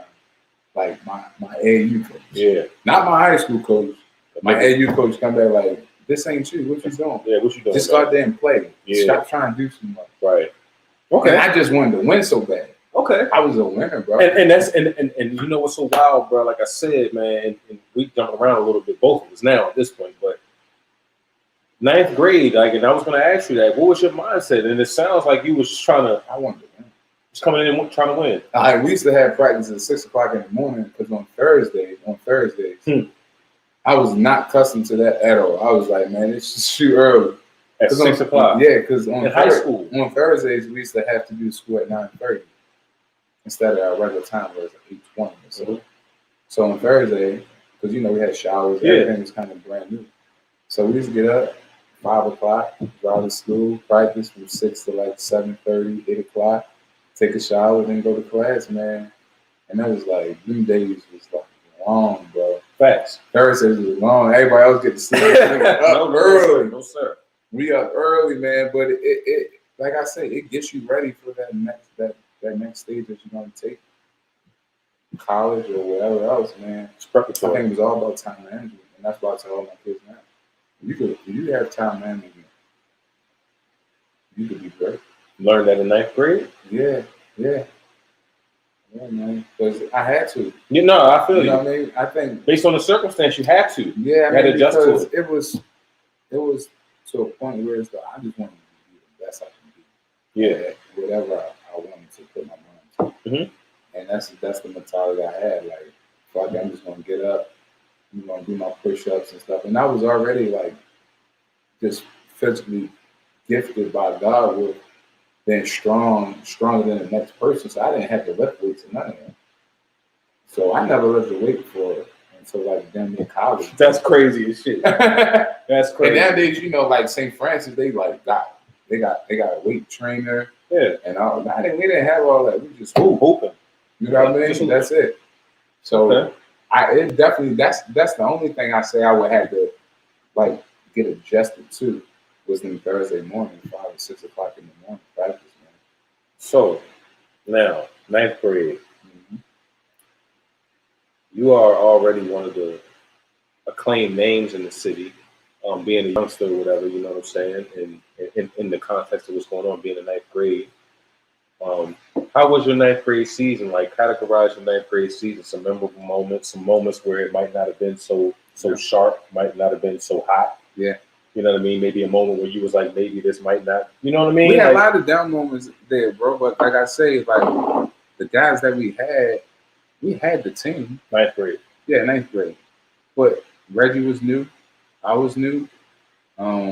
They brought back some other guys like Sean Alexander that was killing because they had double team certain guys before I got there, like Gump and all them guys. And Gus, they were beasts. Yeah. So you get players where you don't have to double team and it become a little harder. So we had fights. It's just the name of the game. You know what I mean? When it comes, yeah. So like my freshman year, bro, like we had a lot of ups and downs, bro. But at the end of the day, like we gelled together at the right time, and you know we was beating like Jamal and them, like we was beating them guys at buzzer beater. Reggie hit a shot against them one time, down there from half court. You know what I mean? Buzzer beater against Gibbons, and we was about to lose to Gibbons, man. And like it was definitely a struggle, bro. But BCL championship, I think that's when we lost to MIA to DeJuan Summers and them Donna at St. Francis. Very tough. Yes, he was a tough guy. He was a tough shot. 6'10". Very tough. Could do it all. Can do it all, bro. And hella talented. Very. And BCL, man, I wouldn't say we got lucky. We was just rolling at the time. And nobody couldn't, you know, we got past Towson Catholic and Mount St. Joe. Played Towson Catholic in the semifinals, I believe, and then played Mount St. Joe in the finals, or vice versa. But it wasn't no cakewalk to get to the championship in BCL. And BCL was tough, man. Very tough. We played at Loyola, so I was like, this is college gym. Like, this is what it's about. You were a very functioning big piece of them going to the championship. Yeah, as a freshman. Yeah, I was. But for the rest of my guys, Reggie was a big piece of it, man. He shot the shit out the ball, man. Daz orchestrated everything. Big Art kind of helped out.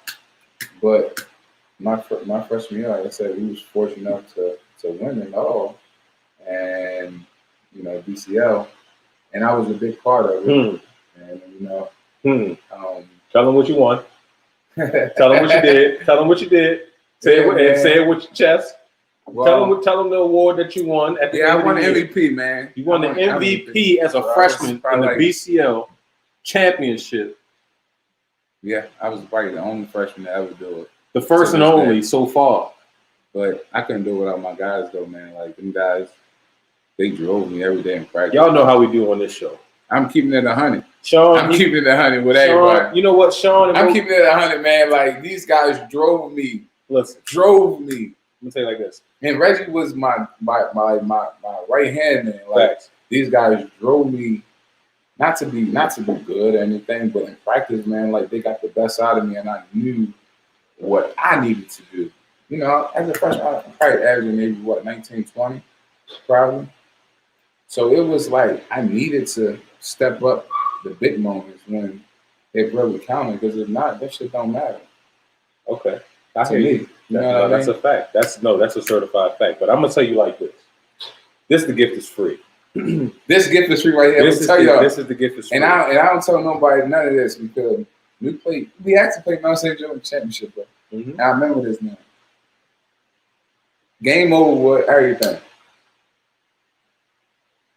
Game over with, we get the championship, little gold ball. I might need to take another for this.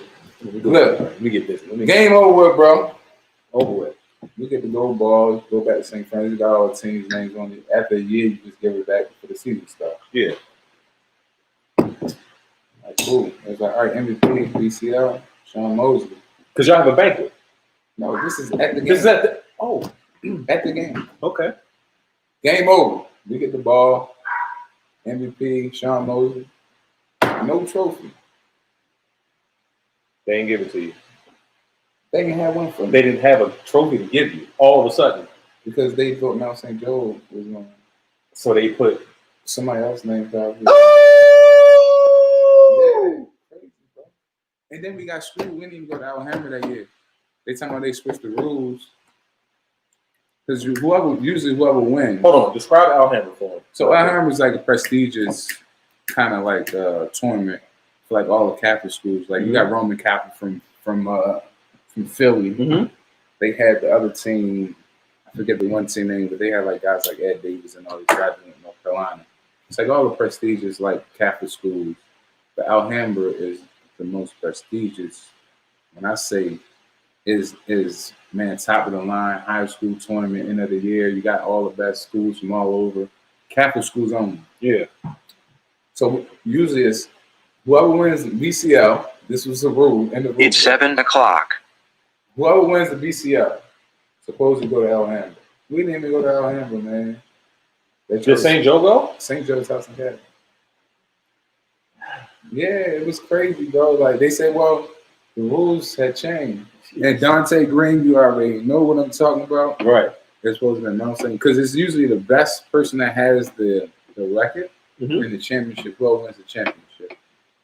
Usually, but they changed it at the last minute. So your freshman year you didn't get to have that opportunity. So as a freshman, I didn't have it. That's crazy.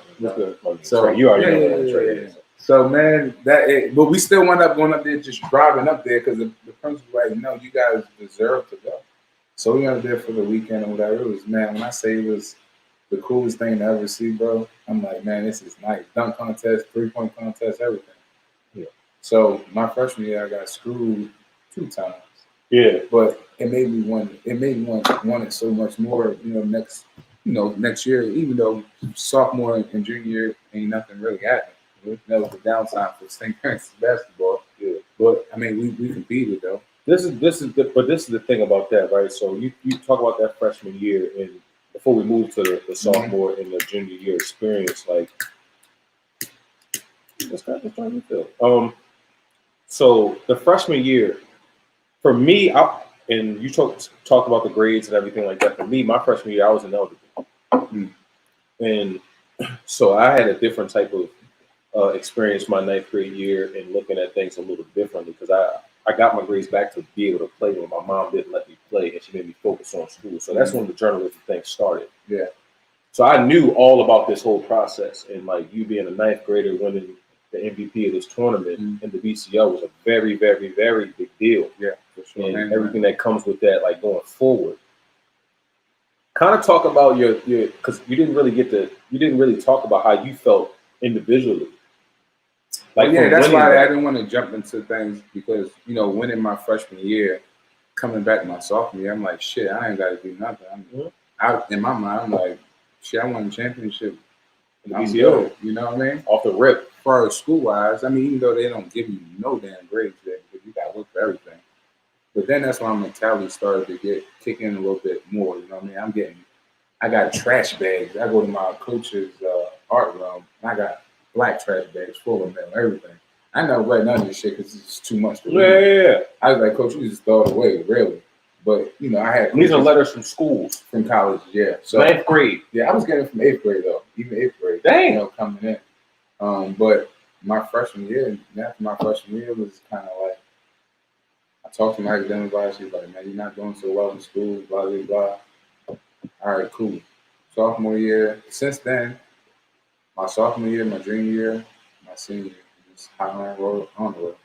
And it was enough that, like I said, we had these people that hated basketball. Yeah. They weren't concerned. It's not even that they hated it. It's like that's not. It's not. That's not why you come to school. Yeah, they're not worried about that. What I mean? Not at all. And I was like, shit. Well, I need to get my stuff together. You know what I mean? I just go up there and talk to my teacher. I'm like, man, I gotta do something different. And that's when I started hitting the books more. Even though I'm trying to tell you, this is like the end of my sophomore year. Mm-hmm. You can talk about that. Yeah. I'm just talking about after my freshman year. Yeah. I felt as though, all right, cool. I did enough on the court. Like, I'm good. Reality kicked in, man. I'm like, shit, I need grades to get to college. All these they letters. give you the whole breakdown and everything, my academic advisor. This is what you need. And I hate taking tests. Especially SAT. Who likes to sit there for that many hours? I went to sleep. Your brain can't function. I went to sleep for 45 minutes, damn near, in one class. It's just a class that you're not interested in. So now you're talking about reading a lot of stuff and you're going over different problems and stuff like that. So it was to a point where as though I was just like, man, I need to get the highest grades I can get. So I can get whatever score I need to get on this SAT. And I took the SAT 2 times, maybe 3 times. But it was just like, shit, man, I need to get to college. Yeah, that's what you know what I mean? Mm-hmm. So, and that's what I strive for. But after my freshman year, I felt as though, man, I've done enough. I won the championship. I'm the only freshman ever did it, like MVP-wise. And I'm like, I'm cool. But nope. St. Francis was a wake-up call, man. And after that, I took my book serious, and I told all my kids that, man, without no grades, you can't get nowhere. Can't do nothing. Everything is put on hold. Yeah. So that's how I started to process myself and separate myself from other people. And it's times where, after my freshman year, my guy, Coach Bug, that coach at Mount Warrior, that coach Carmelo and them guys, he was the JV coach at that time. For St. Francis? At St. Francis. Okay. So it was Christmas Day, Christmas Eve, we in the gym. In the gym. The other kids are doing what they doing. Everybody home, opening gifts up, all that. This is Christmas Eve night, Christmas night. I'm in the gym working, man. And I didn't make a phone call like, bro, you trying? Nope, me and Bo was in the gym. Just putting work in, man, because I know other guys are doing it that's at that elite level, like the Tyree guys in the Brandon Jennings. That's where your focus is at. It's not your focus is not even really on the BCL and all that. And other stuff. It was on it a lot more because of the way they did my freshman year when I won MVP. I felt as though I had my X on my back. You know what I mean? Oh, you had one. Yeah. So for sure. So for me, I had to work harder, and for me to work harder by myself individually, I was just pushing my other teammates to work harder too when we get to practice. And like I say, practice was I'm trying to tell you, man, it was war, bro. Like, we get in fights that's like everybody else. Yeah. Like, it's just what it was. And don't get me wrong, like, I tell you, moving into that next year, it was like, St. Francis, okay, they got lucky last year when the championship, because we had the pieces, though. I mean, we lost Reggie, which was a huge piece for us. Facts. So we brought everybody back except like Reggie and the guy Sean Alexander. But other than that, man, we still had our same core of guys, but it was just so different. You know what I mean? Yeah, and as a sophomore, because Reggie was obviously older than me, those Reggie. Do you become the leader at that point as a sophomore? I think if you didn't want it, have to be I just led by example. I was never no rah guy. Like, we all need to do this. No, I just led by example. You just did what you did. I think as a freshman, like, I was a leader. Yeah. Because a lot of people see how hard I was working. Yeah. On the court. Yeah. Okay, I got you. You know what I mean? Got you. I probably wasn't the captain, but everybody knew. You knew this dude. You knew what you was going to get out of me every practice, every game. That puts a demand on the other players. Yeah, because my coach always told me, man, play your game like it's your last. Okay. Because basketball goes so quick, and I never realized how quick basketball went, man. Very, very quick. Real quick.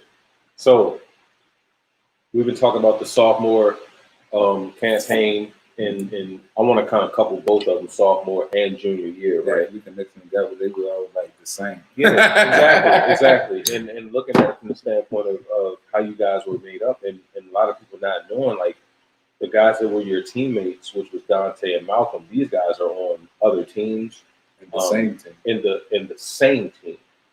And then you got Malcolm started off in McDonough. Yeah, and then he went on to go to TC. And now you're looking at 3 of them like that. And that was your junior year, right? Or was it your sophomore year? I think Malcolm left my sophomore year. Yeah, your sophomore year. Yeah. That is my sophomore year. I'm a freshman. So they freshman year. So they wound up leaving McDonough and going to Tusker Cap because we only played against the one. Malcolm was in there then. Yeah. Malcolm left my freshman year. And went to TC. And Tay went there. And then they had I think because they wound up getting Andrew too. Mm-hmm. He was there for 2 years. 3 years. Yeah, he got kicked out. So he wound up going to TC with Tay. He played with Tay and Malcolm. Yep, the first one, 2 years. Yep, which was your sophomore. Yeah, your sophomore year because he was a freshman. So Malcolm left there. Malcolm left McDonough my freshman year. Yeah. And him and Tay was together. I'm just like. That's just one of the teams, though. But that's what I'm saying. Like, that's one of the teams. No, that was the team to beat. The team to beat for sure. St. Joe, everybody wanted to beat. So that's what I'm ready. That's what I'm ready to get to. So, but yeah. So you got Malcolm and Tay. It was bragging rights because we had to see them dudes summertime. We had to see them guys Super Bowl. Everybody came to Super Bowl at Mount Wood. We just had a big Super Bowl party, and that was bragging rights. And that's pretty much it's literally almost at the end of the season because the Super Bowl's in February, right? January? It's at the end of January or February. End of January, right? Yeah. End of January? Like we it's like almost the end of the season. It's like playoffs. All the tournament time. So it was bragging rights on, you know what I mean? And when that ball on the air, we ain't friends. We enemies. Not at all. And so after the game, and it was crazy. I think we played the Jamal or somebody that one year, and we left the game. I'm already pulling up. Yeah, but look, we left the game, and then everybody was down my way. You know, because we were family, man. You know, at the end of the day, they went to the same school. We had 3 guys from around where they had a few guys, but the 2 guys that we worried about was Malcolm and Tate. Exactly. And it was a challenge. Yeah. I think that it was more so a dog fight than a basketball game. We wanted to go each other next because we just knew, hey, sometimes we got to see these guys, man. We can't lose these guys. And, you know, sometimes we get the best of them. Sometimes they got the best of us. Right. So I think Tatum wound up winning that year, which was our sophomore year. NIA. I don't think they won both. Okay. I think my sophomore year. Yeah. Okay. So yeah, man. Looking at that from that standpoint and kind of coupling in those sophomore and junior years, and you didn't have the same success as you had as a freshman. Was there any point where you was just like you felt defeated? I mean, I had the same success. I mean, when you look at individually, yes, but you're accustomed and you're trying to win. Yeah. So what was the down point? Was there any down point, or were you just it's basketball, man? Okay.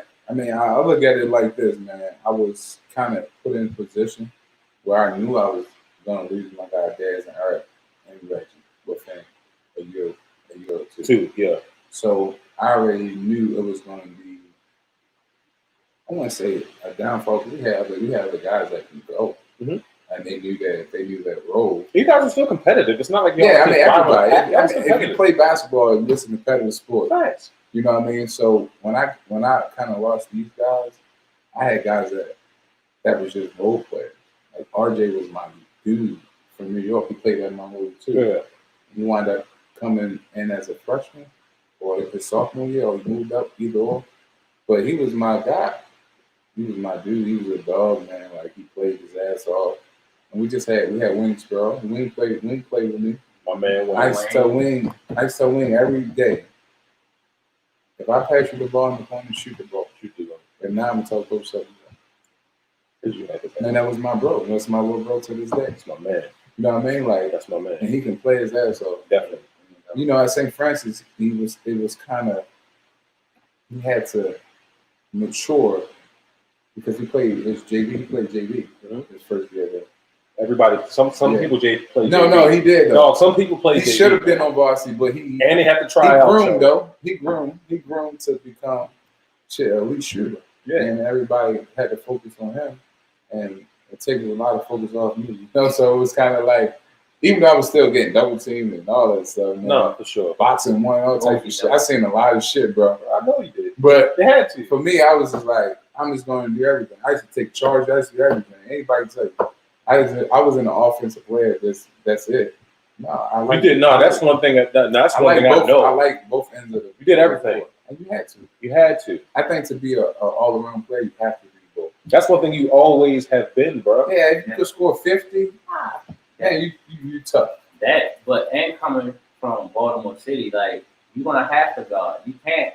Yeah, homie gonna come down and try to take your head off. Yeah, because for me, like, if you try to get 50 on me, no. It ain't work. Ain't gonna work. No. Okay, so that's what I'm saying. It's a different type of. That's a fact. You're not just about to come down here and give me 30, 40 points and think it's gonna be cool. No, that's not gonna happen. That's when I became that, like you say. You said the leader. Like my sophomore year, like I felt as though I had to. Because Reggie was our leader. He was a senior. You know, he played at Southern before he came to St. Francis and stuff like that. And shit, Reggie was good, bro. Like, but like I said, my sophomore year since then, like I was just that leader, not only just leading by example, but you know, like telling guys like, bro, we gotta work. We ain't got the best team in the BCL and MIA. We just gonna have to work our ass off until something shakes. You know what I mean? So my sophomore and junior year it was a struggle, but I mean I wasn't worried about it because I wanted to work my ass off. You know what I mean? So yeah, man, like BCL was tough as shit.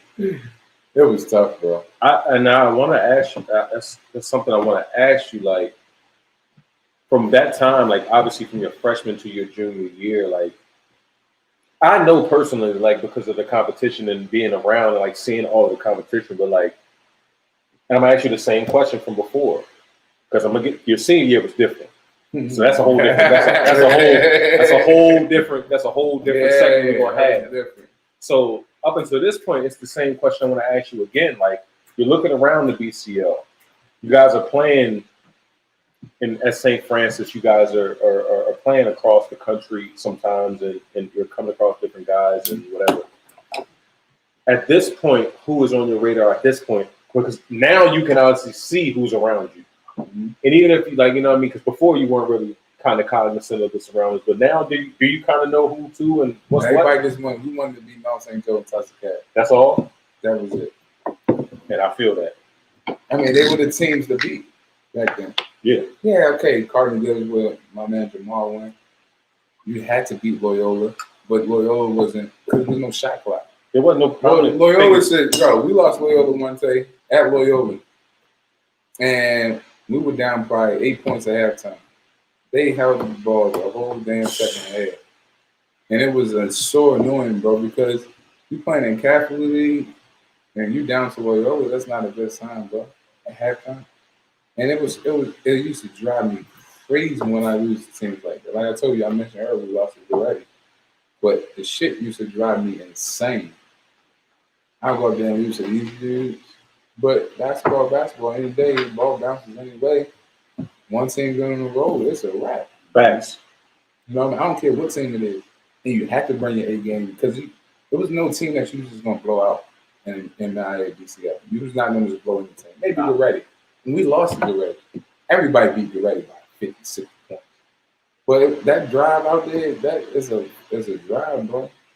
But like I say, they already accustomed to the gym, they're accustomed to their rooms and stuff like that. But they wait for you. And they hyped up. Yeah, y'all not hyped up to play them. They hyped up to play y'all. They're waiting for you. Yeah, so it was different, bro. Like, and nobody never understood that. I'm like, bro, we cannot lose to these guys, bro. First of all, we took that long ass ride, and we got to ride back with an L. No. So every time like we lost them, I wouldn't say nothing to nobody. Facts. And I didn't listen to music before games because it don't hype me up. It don't get me. I just sit there. I'm just in my mind like, bro, like just ready. Playing because a lot of people listen to music because that's just what the normal is. Yeah. For me, that shit don't do nothing to me. You was ready. You was just on one. I like, bro. It's like nobody don't be playing, bro. We just gotta go ahead and win. Like, yeah, we could joke around after. For sure, if we win. Handle business. Handle business. So to kind of get back to the cognizance of that, was it anybody that stood out to you? Any player that stood out to you during that time? I mean, you had guys at Keller Hall. You had Ricky. Ricky was cool. Braxton obviously went to Keller Hall too. He's great. He played in the high school. Yeah, he played high school with me. So we played in high school. So and then you had guys like from Mount St. Joe. You had Chase. You had Henry. Chase, and then Tyson Caffey. You know, you had Lil Larry and them guys that you just wanted to beat just because of this Tyson Caffey. And when I was my sophomore year, my junior year, I just was at the point where like I was just on it. All right, we lose, cool, but practice is gonna be hell, man. But mind you, had coaches change. Carter wound up coming in my junior year, so it was just different, right? Okay. And Carter used to practice with us, so he used to guard me.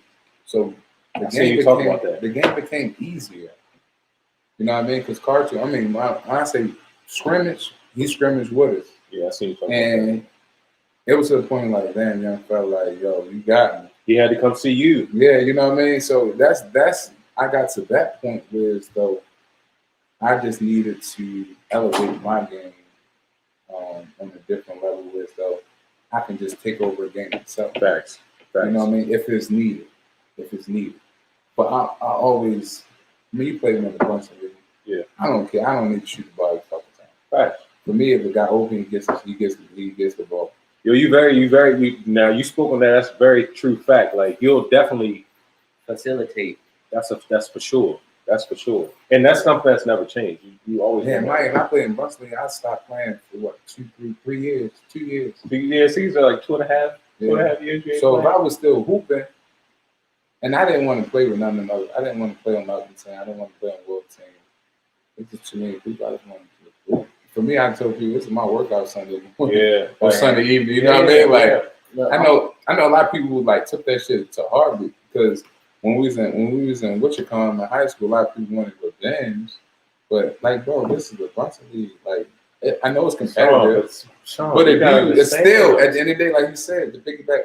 There's no guy out here giving a guy with the love of the game 30, 40 points. Yeah, Just how it was in the varsity league. Yeah. Like, if you get dropped okay, somebody might cross you over. You might get dunked on, but this is basketball. wait a second. Speaking of dunked on, the man talking about he played for 2 to 3 years. What about the guy that you dunked on in the Brunson League? What about that? I was there for that. We'll get to that. Talk about flashback. So for me, bro, like that's how I look at everything, man. I look at it. I had to get better as an individual. Yeah, and that's what I did after my freshman year. I just got better and better and better and better. I didn't average. I averaged 20 freshman, and then it went up. the guy says it so graciously. No, like because bro, that's how basketball was. you averaged 20 in the BCL as a freshman, dog. That's not normal. That's not how it was. It's not how it is. Rudy Doyle, you had probably DeJuan Summers do it. Like these guys wanted it more. So for me, if you wanted more, and don't get me wrong, the one didn't have the best team.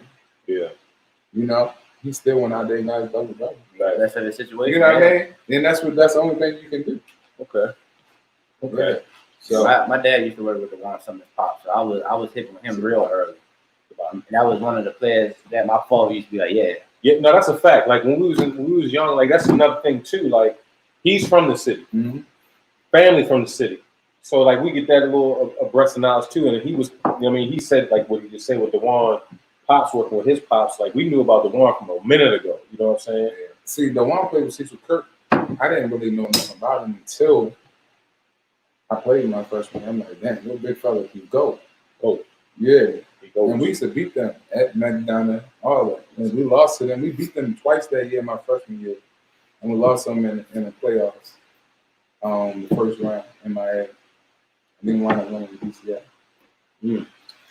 Wow, man. Because back then you played every team damn near 2 times. Sometimes you played 4 times. tournament or something. You know what I mean? So anybody tell you this as a basketball person or a sports person, it's hard to beat any team 2 times. Yeah. Then talking about 3 or 4 times. Yeah. So any given day, it can be anybody day. And I think any team that's on the road, that's the one that's gonna get you, man, every time, all day.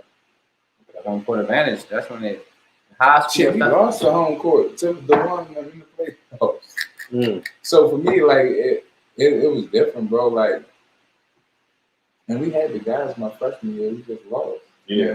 We never won in MIA. I did. You did personally. He won in my sophomore, even my senior year, we won BCL.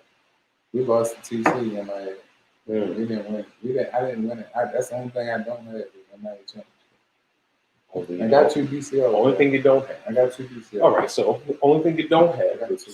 Anyway, now my favorite part. Here you go. This senior year, right? Mr. Mosley is what I like to call you when I talk to other people. Mr. Mosley. You see what I'm saying? So our senior year now, my senior year, I'm gonna give you a quick little backdrop, a little history from my perspective, just to kind of give you the gauge. So by our senior year, and Trey could tell you, like I always was out PG. I played with everybody from the city. Even like I said, even though I told you, like I didn't see you until the Brunson League, I never met you personally because you was just at the time you was just here. Like this is real shit. I don't care. I'm gonna tell you, nigga. It was like everybody's out here, but then it's like Sean. Like Sean is like something different. He can talk to the ref different.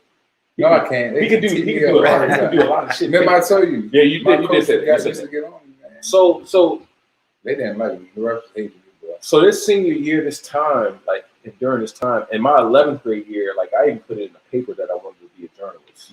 So I'm very heavy in the papers. I got all Metro players and all of the Baltimore Sun Capital was there. Sure. I got all of that shit on my wall. Like I know who's who and what's what about everything. Even though I'm playing a competitive too, like I know who's who. So you come into this senior year. This is your last hurrah, right? Mm-hmm. And this is obviously a multi-part question, but the first part of this is coming into your senior year. You weren't signed yet, right? Yes, I would. You were signed in your senior year? I committed. You committed in your senior year before the season started. I wanted to. So I know I'm not tripping. I think I signed my letter of intent before the season started. So yeah, so I'm not tripping. Everybody don't know, since this is a gift for everybody. Yes. Happy holidays. Yes. It was so funny. My press conference I had at St. Francis. You know how everybody do. Mm-hmm.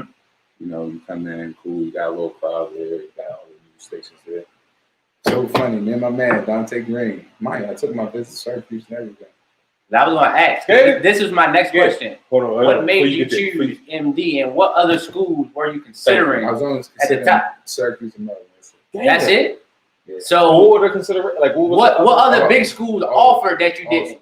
They always, all the schools down there. But you had two schools. I didn't feel like because I used to go to Maryland games like as a 8th grader and 9th grader, like leading into my 9th grade, the summer of my 8th grade year. When the college season started, I used to go and watch practice and stuff like that. My freshman year, I played against Greater Vasquez. He was playing at Montrose. I got a question about something. You know what I mean? And that's and we lost, and they was ranked top 5 in the country. Yeah. Was Terrence Ross on that team? No.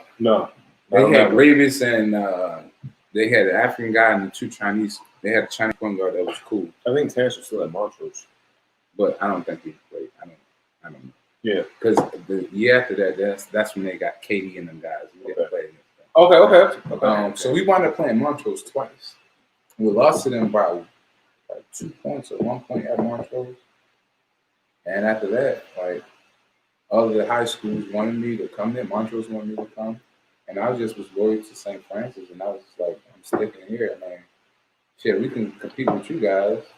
Could. Why? You know what I mean? Yeah. St. Francis, I was gonna say, yeah. No, that's a fact. Like I'm there. We compete with guys that's top guys. You know, just college, high schools just ranked in the country, national wise. Like, all right, cool. We're gonna just come and play you guys. Like, and we wasn't even supposed to play them twice. We wound up playing them at because we didn't have football team. So our homecoming game, we wound up playing Montrose. And they beat us by like 25 30. Coaches in the gym and everything. Like, I was pissed, bro. Like, because we competed with these guys at Montrose. Facts. But like I say, with the extra everything, we got name 2Q in there. Everything. The gym is standing room only, bro. Like, it's packed. Yeah. It's a whole ordeal. Like Midnight Madness. Midnight Madness was one thing. That's before the season started.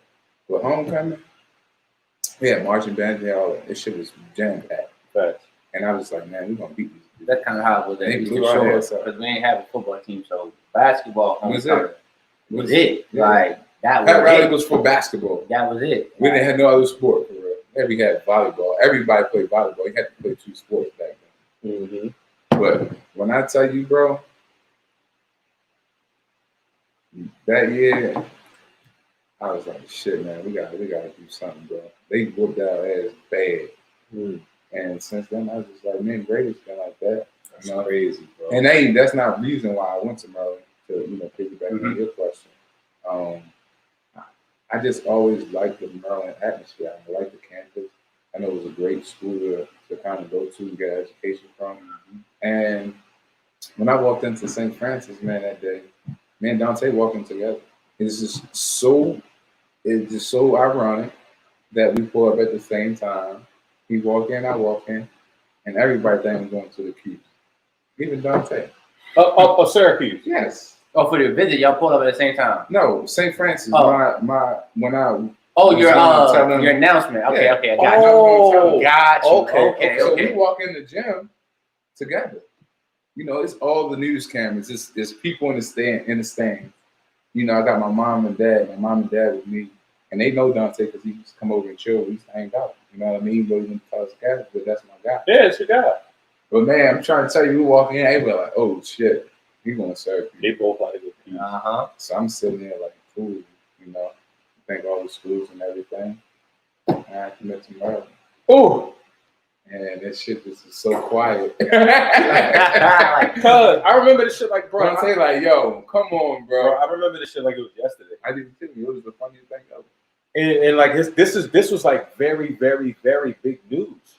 Yeah, so I wanted to get everything out the way before the season started. So you didn't have that pressure or nothing. You Bro, were worried because about. back then coaches can text you that way.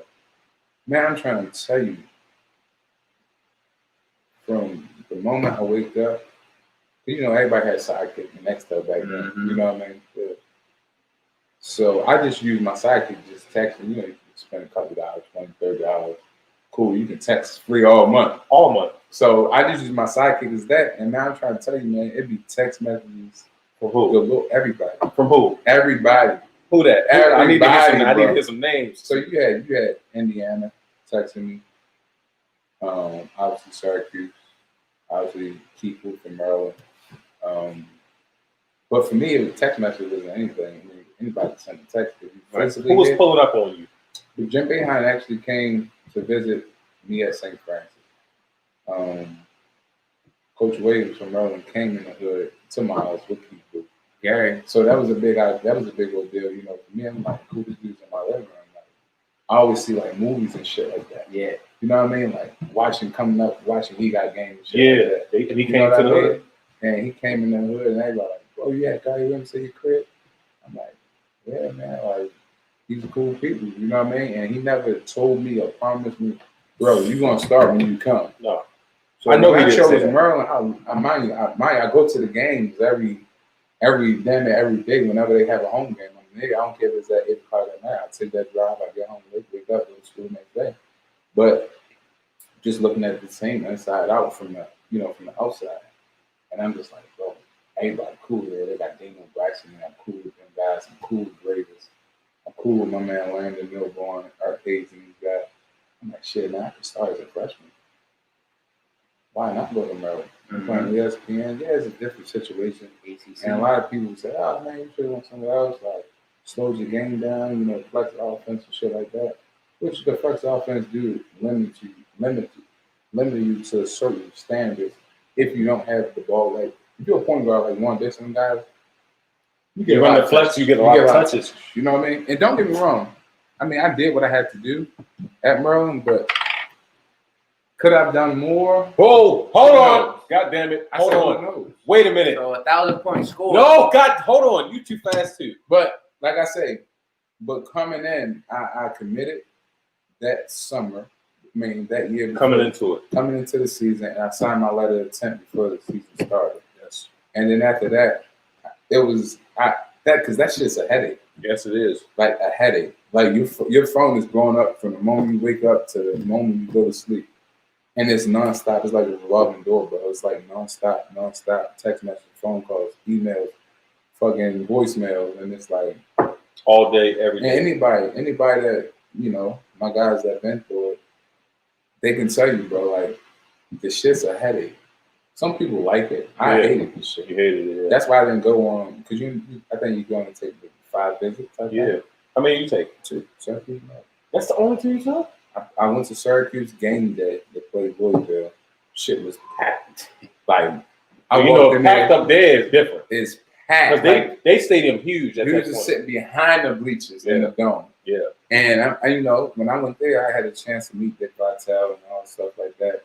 And I'm like, bro, this shit is legendary right here, bro. Like, and then, I always go to Maryland, so it just felt like home to me. And everybody was why Maryland? Because I knew I could play right away. And I knew I could get a good education. I'm playing with probably one of the best coaches in college history. He's a Hall of Famer. Yes, facts. So for me, I'm like, yeah, I like this guy. Man. And everybody like, how you play for him? Crazy is he yelling, cuss, and fuss all day? No, he don't. Not at us. Not at us. Coaches he do. Yeah. Like we can make a mistake, he turn around and yell at the coaches. We'll get there. We'll get there. We'll get there. So it's different, bro. Like that's Yeah. That's why I chose Maryland, and just to get the shit out the way. Yeah. And I made the right decision. Definitely did, bro. I love Maryland. Definitely did. Now, before he get too quick again, And shout out to my man Dre. I'm sure he loved that. oh yeah, My for man sure. Dre is one of the, Big Maryland the biggest Maryland Big supporters I know, besides my pops. Big Maryland fan. So we get to this senior year now, right? And hold on a second, I had to go in my question. Somebody had a question for me. Mind you, I just told my dad when we're gonna interview with you, and my man literally just said, "Wow." Pop Yeah, look. he loved Maryland. But okay, so now we're coming into the senior year, right? We both come out of 08. So I like I said, I know what's going on in this situation, like what the vibe is at this point. You're in the BCL. Now in the BCL in 08, you had St. Joe, you had Gibbons, you had y'all, and you had TC.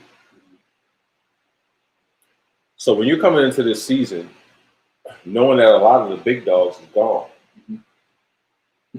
they're gone. So now you back on what is considered an even playing field, kind of, because you're a senior. But the only difference is, and I know this, you're playing with a bunch of youngsters. Yeah. And they might not understand who Sean is totally and what he has brought to this table within these last 4 years. So when you come to this senior year, what type of mindset were you coming into it with? Is it like, I'm just going to get mine, I'm already signed? No, I guess I mean everybody knows I'm not that type of player. Okay. So coming in my senior year, most of the guys already knew who I was because most of them either played JV beforehand. And I don't think we really had nobody that was like a freshman on varsity. Yeah. So everybody that played JV was already in the St. Francis family. Mm-hmm. So for me, it was kind of like, all right, because we used to practice against JV sometimes. Yeah. To scrimmage. And everybody already seen the demeanor and what I kind of brought to the table and knew the work I put in and how practice was going to be. And Mark was out coached in, so practice was ramped up 10 times more. Because he's into it too. You know what I mean? So, like I say, like when I came, like my senior year, like everybody already had an expectation. And my expectation was not to lose.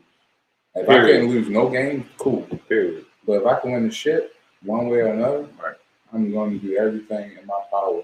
In 08, yeah, that was crazy. Yeah, it was different, man. Because I think on paper, I think a lot of Mount St. Joe probably was the best team. Easily, yeah. No, that was not on paper. That's easy. You know what I mean? That's easily. So when I came in, I had the intentions like, man, look, since my freshman year, I've been always first team since for 4 years. All county, city, yeah, and metro. So for me, I came in with a chip on my shoulder because this is who I am and just how I kind of trick my mind. There's nothing wrong with that. So when I came in, the only team I wanted to beat that year was really Mount St. Joe. Mount St. Joe. Same thing Moss said. That's the same thing Moss said. They were the people. They were the guys to beat. It was ranked in the country, bro. They were the guys to beat. Clatchy got his guys to play every game hard. Man. Yeah. It was, going into Mount St. Joe, like this old looking gym, dark lights and shit like that. And the fans is banging. Man. And they know personal shit about you. Yeah, so it is different. And I think we lost to them my senior year at St. Joe. I think we beat them. No, we lost them both times that year. So going into that BCL that year, man, like even before the season started, I just was like, man, I'm just gonna work my ass off. If I give 150% effort, that's on back next. If y'all give me 150 and we go out and lose, cool. If we lose by 20, cool. If we lose by buzzer beater, we gonna have to something gonna have to happen. Yeah, because that shit hurts more than anything. Yeah, hell yeah. And like, please beat me by 30 points. Yeah. Don't buzzer beat me. But can't live with that. My senior year, man, I had a different mentality my freshman year because I didn't know what to expect my freshman year. But as I started to become that vet, I just was like, bro, this is what we gotta do. Mhm. And culture kind of helped us though because intensity in practice was ramped up. And shit, man, we ran a lot, bro. We were definitely in shape. Yeah. We were definitely in shape, bro. Anybody that been to St. Francis or went to St. Francis will tell you we used to run these goddamn steps in St. Francis, bro. From the first floor, the bottom floor, all the way to the fourth floor. How you doing? Oh, okay. Yeah. But this is but the reason why I said that, and this, like I said, like, because you got the older cats that you came up and you was around, like Reggie. Yeah. And then in the AAU sense, you was around Malcolm and Dante. Mm-hmm. Even though it's not like you're looking at them as like a super separation, those are guys. But they're older. Yeah. So it's like when you get in this position, it's like you saying it's cool, whatever the case may be, but how are you individually? Like, how are you approaching each of these games when you're coming in? Because I'm gonna get to the end all be all. Mm-hmm. You guys, I don't want to spoil it, but you guys wound up winning. But when you're going through this process, what is your mindset? Like, what is? I think individually. I think if you look at things individually, like I don't think I can even answer that because for me, I always been me second, team first. I don't care what situation it is. Well, sometimes but I work my ass off. Yeah, but when it comes to like St. Francis, because I'm not St. Francis. St. Francis is the whole school. Yeah. So when I look at the team wise, it's everything started in practice. Like from 1-on-1 to stretching to warming up, I was in the front line of everything. First in line, first to do everything. Like dabble. And that's why I told you. He said that earlier. I never was like, yo, you need to get your ass over here. Bye. All my teammates that I play with, they'll tell you.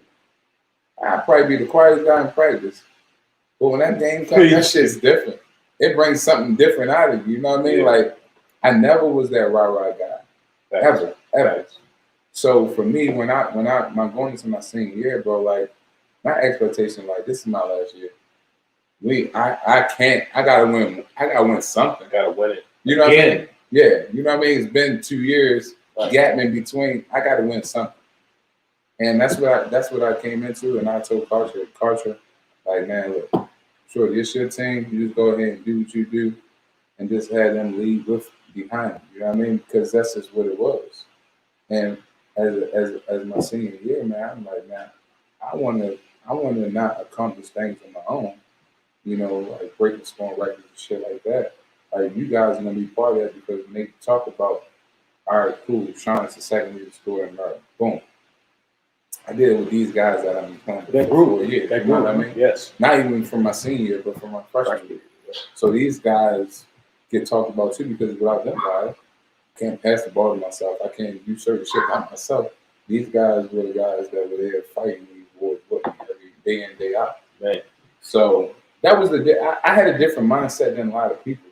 Yeah, I can go if I wanted, I can go out and get 40 probably. But that wasn't me though. Like, all right, cool, I might get 30, 32, 35 some night, but it came with an assist. I ain't forced anything. Yeah. You know what I mean? Like, it's different when you out there just gunning. You know what I mean? And certain this players guy, did that. certain players gunning. But if you say you couldn't just gun though like that, that's the difference. Like, you had to play within your team or the system that you had, and that's what I did when I was there at St. Francis. And my senior year, I didn't do anything different. Mm-hmm. Had the same mindset, but this is your last go around. So let's go. We gonna have to go out with it back. Make them feel it. You know what I mean? Make them feel it. So that's how it was, man. Like, yeah, I put in a lot of extra work, but when it came to like team, no, that shit started in practice. Like, we lose a scrimmage against Karcher and some of the other guys that he used to bring over with him, or older guys, I get pissed off. Very. So I didn't have to really do anything in the game. In the game, they already knew expectations. We knew what we wanted to do. We knew the game plan. We're gonna stick to the game plan. Ain't nobody doing nothing different. You know your role, I know my role, and that's how it was. So I just led by example, bro, and people follow because I wasn't an asshole on the court. I was the coolest person. You're not an asshole, period. Yeah, it's just not me. You. Like, I don't really. Yeah, sometimes I probably get caught up in the game. Circumstantial. That's part of it. It's a second nature thing. Like, you just react. Yeah. So I think you playing a game of basketball, you don't have time to really think so much. You just a reaction game. Okay. So for me, that's how I was, bro. Like my senior year, I didn't do anything different. I approached it differently, but I didn't do anything different at all. Okay. So you get to the BCL tournament. Do you remember the sequence of games that you played going into the BCL tournament, or was it anything? Nope, I just know we beat Bell State. That's all you got. All that matter. Was that the chip? No, it's so funny though, right? MIA, we lost a fucking Tussin Cat. Yeah. You said that, right? We lost Tussin Cat. TC. Who was on that team? They had Larry and Larry Bassfield. Yeah. Okay. They had Larry. They had Vinny. Okay. That was cool. Sean Elwood. Yeah. Okay. They had Brandon Green, Dante cousin. Mm-hmm. I think Drew. No, Drew was in No, he wasn't there. He wasn't there. So they had the guys. They wound up winning them MIA, I believe. So I was like, man, fuck, I gotta win BCL. Yeah. I never went MIA. I wanted to win MIA. We played in Tulsa. I remember that. When we lost them, man, I was pissed off. But you know, MIA is that BCL is the next week, yo. So you gotta just extra fire right there. You gotta just come in practice, and you got one more chance. I had one more chance, man, and I made something of it, you know. Thanks. And you know, by doing that, Koch is my coach. It was more. I wouldn't say more pressure added, but the media made it seem that way because Carter I was third at the time in scoring. Carter was second. Rodney Monroe was first. I played up the right. Yeah. And I wound up in the BCL championship. I wound up passing Carter maybe in the semifinal game. So it was this whole big ordeal, like, cool, we passed my Carter, blah, blah, blah. For me, I didn't think the numbers. I didn't get it. Right. You I wanted to win. Win. Like, you're not really worried. I wanted to win. All the accolades and stuff like that, I didn't care. I give two shits about it. But at the end of the day, it's just something to be proud about because the guys that led the way, like, it was great. You had Devin Gray that, rest in peace, Devin Gray that went to St. Francis, played 3 years in the league. You had Kashi that was a fucking monster. Yeah. And you obviously had Rodney Monroe that went to NC State and was a beast and played in the league some years. But when you think about it, like you had Dante and them guys that was in high school, and when you look at like number wise, like it's not it's different. Very. So the media made it more so, newspaper because they gotta sell it in there. So when I passed Carter, it was this big old deal and stuff like that. And I'm just like, bro, I'm just there to play. They was like, yo, you passed Carter? I'm like, no, I'm just hooping. Yeah. I gotta get ready for the championship game. That's what you're So I move on to St. Joe, man, and played against Henry and them. And we was Henry, Eric, Justin. Yeah, and then we won that and went to Alhambra finally, man. And wait a minute. Finally. Yeah, remember he said freshman year they didn't go. I was supposed to go. We just went to watch. You didn't win. Yeah. No, my freshman year. Yeah, your freshman year you went to watch, and then sophomore and junior you wasn't. So we couldn't go. We didn't have the best record in the BC. I think Thompson Catholic and Mount St. Joe went my junior and sophomore year, and then after that, my senior year I had an opportunity to go to Alhambra, which was amazing. But playing against Mount St. Joe, there's just no slack, so it was like down to the wire. Yeah. And I felt like I never been, other than like winning AU with my brothers, I never it just was a sign of relief, like, bro, I did it my last year. And that's what people gonna remember you by your last game. Yeah. No, for real. So for real, the shit go a long way, and you mean like playing against Henry and the other guys, because Henry singing hands down. Yeah, Yeah. And he was a big part of St. Joe, but I knew we could beat them. Yeah, because you didn't play against Dino and them already. We just had to play together as a team, and obviously we had to beat Flash, and man, he throw some tricks up his sleeve. Facts. He's a great coach. But, one of the best. Yeah, so we wound up playing him my championship, and wound up beating him, and went to Alhambra, and that shit was amazing. When I said amazing. It's nothing like it, bro. Because at the end of like Alhambra, like you get to like sell stuff to fans. Yeah. So, like my coach was like, I mean, yeah, because Coach Wells is still in the bench with us. Don't sell your jerseys, none of that. You gotta get it back to the school. I'm like, well, it's gone. I sold everything. Yeah. I had a table set up. Yeah. And, you know, and a lot of people out here are Maryland fans. Yeah. Mind you, it's like we stay in different hotels. Oh, you know what? That makes sense. Okay. Yeah, so we stay in different hotels. So like we lost, I think we lost to Ed Davidson in our last game. And they were loaded. Ed Davidson was pretty good. And we lost to them. We come back to the hotel. We can't even get into the hotel, bro. There's just so many people waiting in the lobby To get y'all stuff. Yeah, because most teams come there. Like Ed Davis and them was there. Most of the other teams were there in the hotel. We stayed in the main hotel. It's only a couple. So most of them guys, bro, I'm selling everything. Yeah, bro. I probably made like 1,700. I sold everything. 1,700 at that point is like What $1 million. was good, bro? Like I was good. Yeah. But there's a lot of Maryland fans, man, and that shit goes a long way, man. Because there be guys that I run across when I went to Maryland that remember Alhambra showed me old pictures and shit. So I was like, damn, bro, you come to Maryland, like we both there, like they come to every game. So it's kind of like, damn, this shit's cool, bro. Like from high school to college, and like I said, man, St. Francis was probably that year was crazy. But we wasn't expecting any shit. No, y'all was not. Like my freshman year. Mount St. Joe, like you said, Mount St. Joe was expected to win everything. It was every year. We scrimmaged them our senior year. And at halftime, we was up. Yeah. After halftime, I don't really want to talk about. I was there. What happened? I was there at that scrimmage. It was so them niggas. I mean, they shit. Classy had them guys working, bro. It was bumping, and it was good. So you know, like after my senior year, I just wanted to win, bro. I just wanted to win. That's it. That's how I had the mentality my whole life. Yeah. Whatever I do, I just want to win. That we've been talking about this whole time. It's kind of constant theme. Like you wasn't really more so about me. Individually I didn't based. care about. I just wanted to win. Because if y'all was winning, everybody gets seen. Everybody gets seen.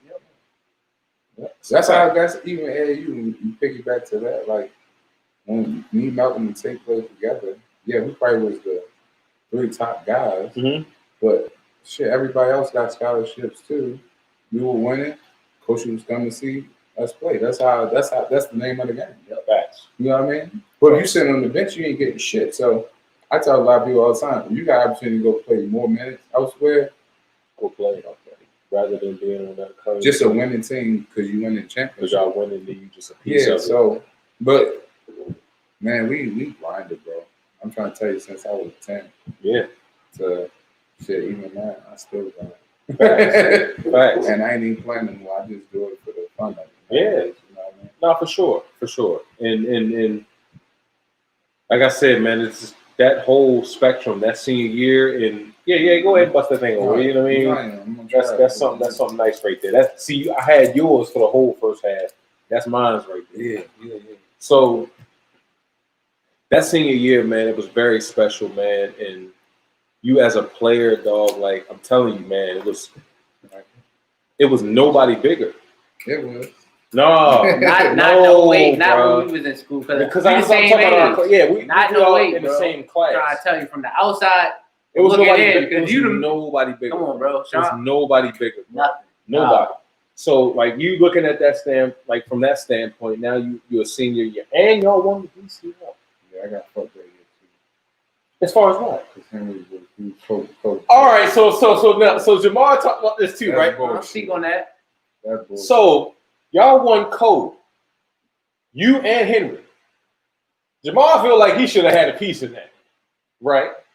And I felt I ain't got nothing to do with that. I don't do the voting. I don't do. But as far as you are concerned, I don't like nothing cold. Nothing split. For me, if I won a championship, it's just what it is. And you beat them. Yeah, you know what I mean. But it is what it is. And that comes this up what he said. This what he said though. He was like, man, you know why he got that? Because he was going to where he was going. And I was killing my senior year.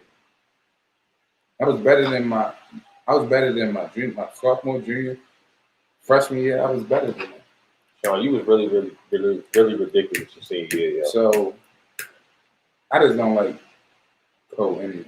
You didn't want the Cole. You felt like he was the one deserving of the MVP or the player of the year.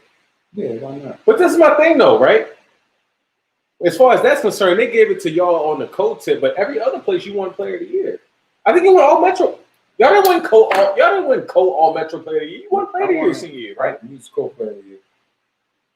Damn. I was Gatorade player of the year that year. That's the difference. Wow. That's the only difference. But for here in Baltimore, I mean, we beat them in the championship. Yeah. But now St. Joe's gonna get the shine though. Anyway, It's just them, right? It's It's a our given fact, bro. You got the Gatorade, though. Yeah, special, bro. I'm This- gonna make it down. And Queen, this is me coming from the city growing up. Yeah.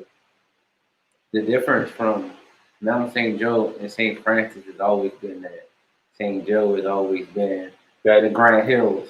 That half and half. You know what I'm demographic. saying? Yeah, and then we got St. St. Francis, the Francis- oldest black joint. St. Francis is where you going. Yeah, I was telling him because You know what I'm did saying? research, like I was telling him. that's how it was before. always broke down You know, for me, Saint- from my pops and my uncles and shit. Like St. that. Francis is the oldest St. black Joe school. is cool, you know, but St. Francis is a little bit more gritty. You gonna have to work for it. You know what I'm saying? Everything. Everything, yo. To be real. Really not 8. It's more than that. No, it's 8. Okay. We got 3 refs and then I got Yeah, 5 players. because and They used to especially hate me, bro. playing Man, I against know. them. The refs used to hate me, bro. I know. Who's that mouse? We played at McDonald's one year. Since we was gonna keep it at home. Yeah. The ref come and hand me the ball at halftime. So you say one more thing, I'm gonna just tee you up. I'm like, dang. You say one more thing, I'm gonna tee You you up. couldn't ref none of our games because our principal, our president, Sister John, was right there because she drives one of the little wheelchairs.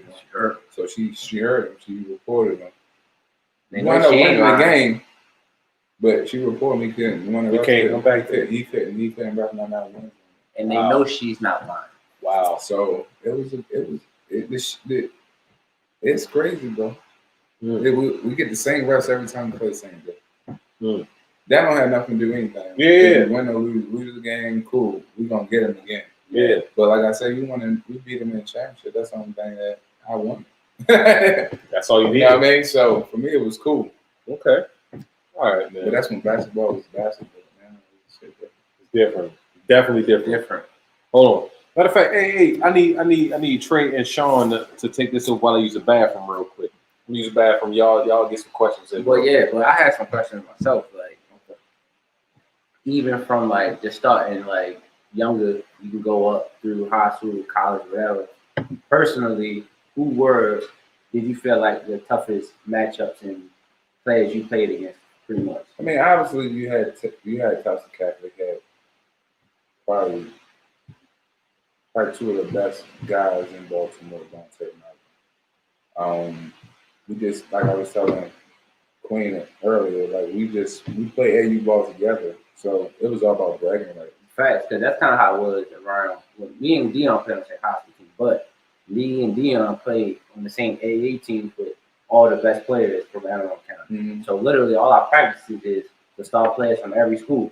So unfortunately, me and Queen played on one of the worst teams in the county. But every time we went out there, I already knew the scoreboard probably was gonna be lopsided at the end. But I'm coming out to get mine regardless. Yeah. You gonna know you played. I played against you. So regardless, win or lose, I'm gonna come out here and play my hardest regardless because I know I gotta go to practice and still hear it. Regardless, everybody know y'all gonna beat us. Yeah. But if I do my thing too, regardless, I got a little bit more legs to stand on, and you know what I'm saying. But that's how it was though with us, man. He played like Jamal and all of them. He played that given season, Mount Warrior guy, Malcolm and Dante, Mount Warrior guys. And like I was telling Quinn, the Super Bowl come around, we all come together as a family, Mount Warrior family, even though we played with different high school teams and stuff like that. And even though 3 of us went to St. Francis, me, Art Brooks, and Desmond Thomas. And it's all about bragging rights, man. Yeah, like at the end sure. of the day.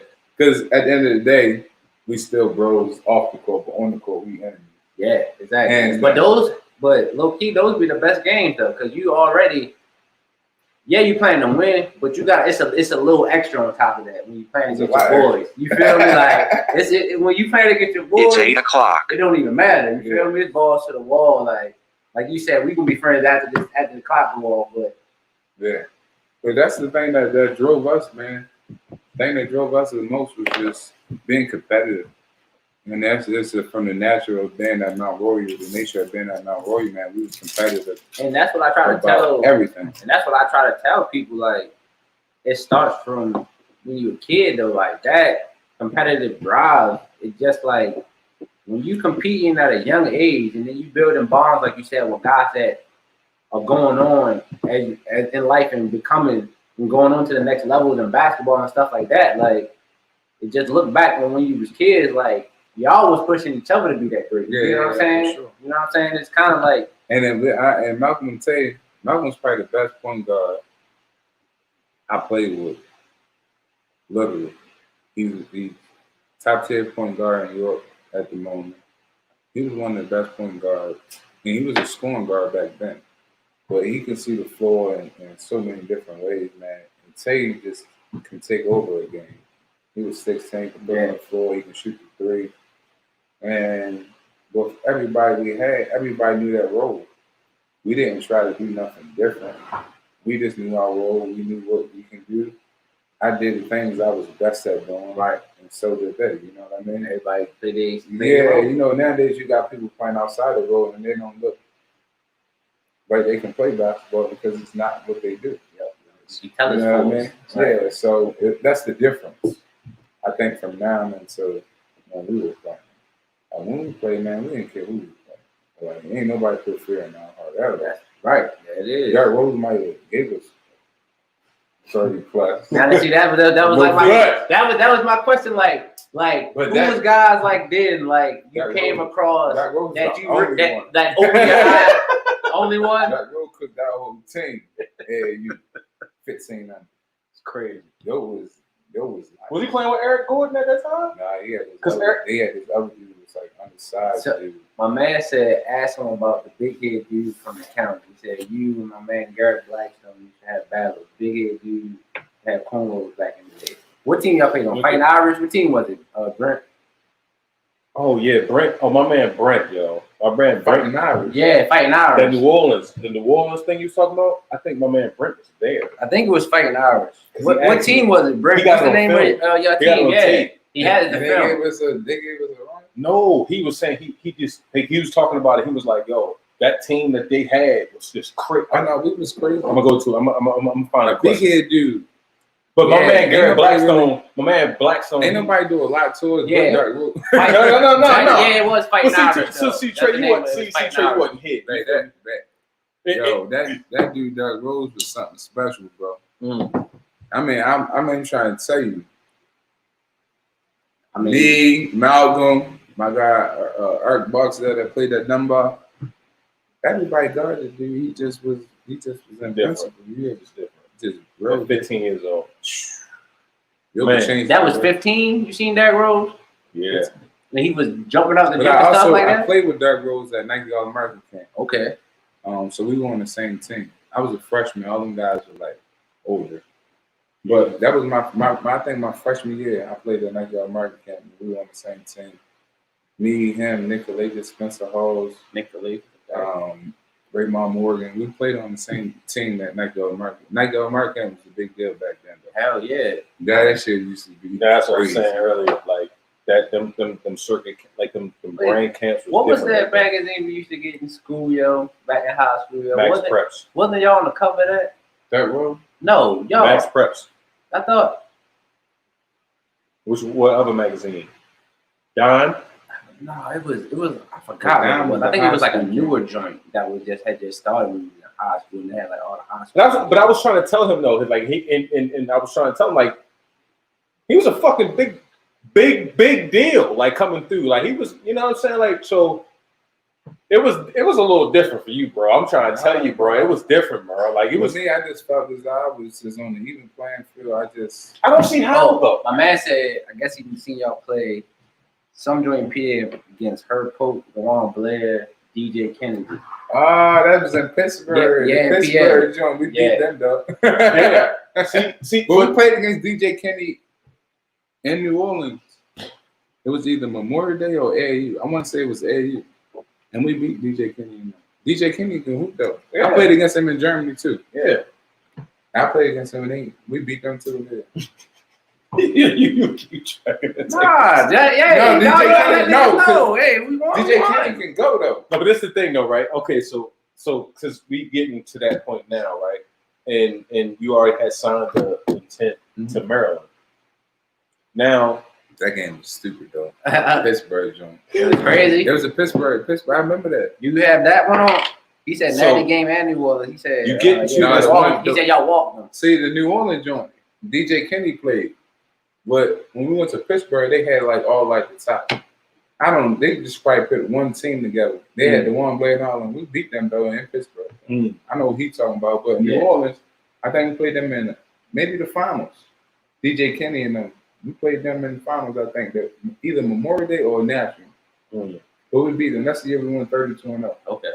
Nobody beat us. That's summer anyway. That shit felt like a year. It was only like 2 months, a month. A lot of games though. It's a lot of games. A lot of games, bro. So we was in New Orleans for we was there for Memorial Day, and we was there for National.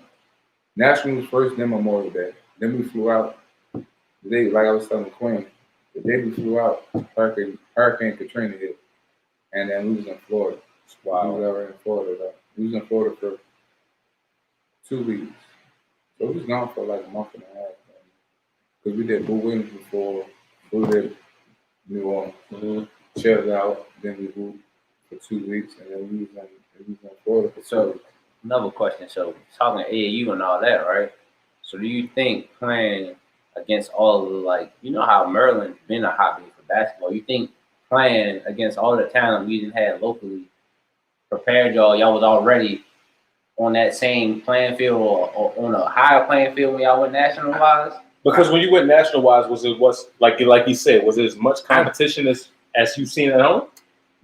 No. Okay. I think when you get to the circuit, when you get on the circuit, man, it's different because when you play like AAU, you get some coaches to come out. When you playing in these, like, you know, because you had Reebok, you had Nike, you had Adidas. Everybody had their own circuit. So D Rose was what I think Adidas. That's why he went to Memphis. Right. But check this out. Before D Rose was Adidas, he only went to Adidas for one reason. He wanted to play against OJ Mayo. It was Reebok. Because OJ Mayo was number one point guard in the country. The man, right? OJ was number one player. It was Reebok. I know. I won't forget. Because the year before Derrick Rose went to Reebok, I played with the dude Nike. He was a Nike dude, hands down. He was wearing bronze. He was a Nike guy, hands down. Yeah. He wanted to chase OJ. Like I was saying, if I want you, I'm going to find you somewhere. Yeah. They wanted to go to Reebok. Okay. Because you only could play against them at them camps. Yes. No, but I'm gonna give you the backstory. Derrick Rose left Nike. Yeah. Went to Reebok camp. Yeah. So he can play OJ Mayo because he wanted to be number one point guard. So just to give him the backstory on that, right? Trey. So when he was playing, them niggas would seek out the ranked players. Like they would have them tournaments, they would try to. So it's like one of them same situations. Yeah. So he wanted OJ. He couldn't play OJ another way unless they played national championship AAU. Okay. So D Rose wound up moving to Reebok, played against OJ, and they made sure they played against him. Yeah. You know that's gonna happen. Yeah, you got two premier. So I mean, you don't have no coaches. They had coaches. That's a lot for it. But that was the big deal. D Rose left Nike with Reebok, and he was a Nike guy. Yeah, he was. Yes, he was. You know what I mean? Hands down, yes, Nike he was. Guy. He went to Reebok only to play OJ. Okay. Yeah, that's what my man said. He said Derrick Rose coming up party was 15 AAU. Yeah. He said that was he said the same shit. Yeah. They had this other dude, the other big well, he didn't say the same shit. He caught him. He wound up catching him during them times. Big dude. OJ and Bill Walker was shit too. Oh yeah, OJ. They played on the same team. Yeah, I remember that. But like OJ though, bro, we play AAU. It was a different story with O at that time. We play AAU, and I believe OJ and them was still down there. I think they was just finishing up.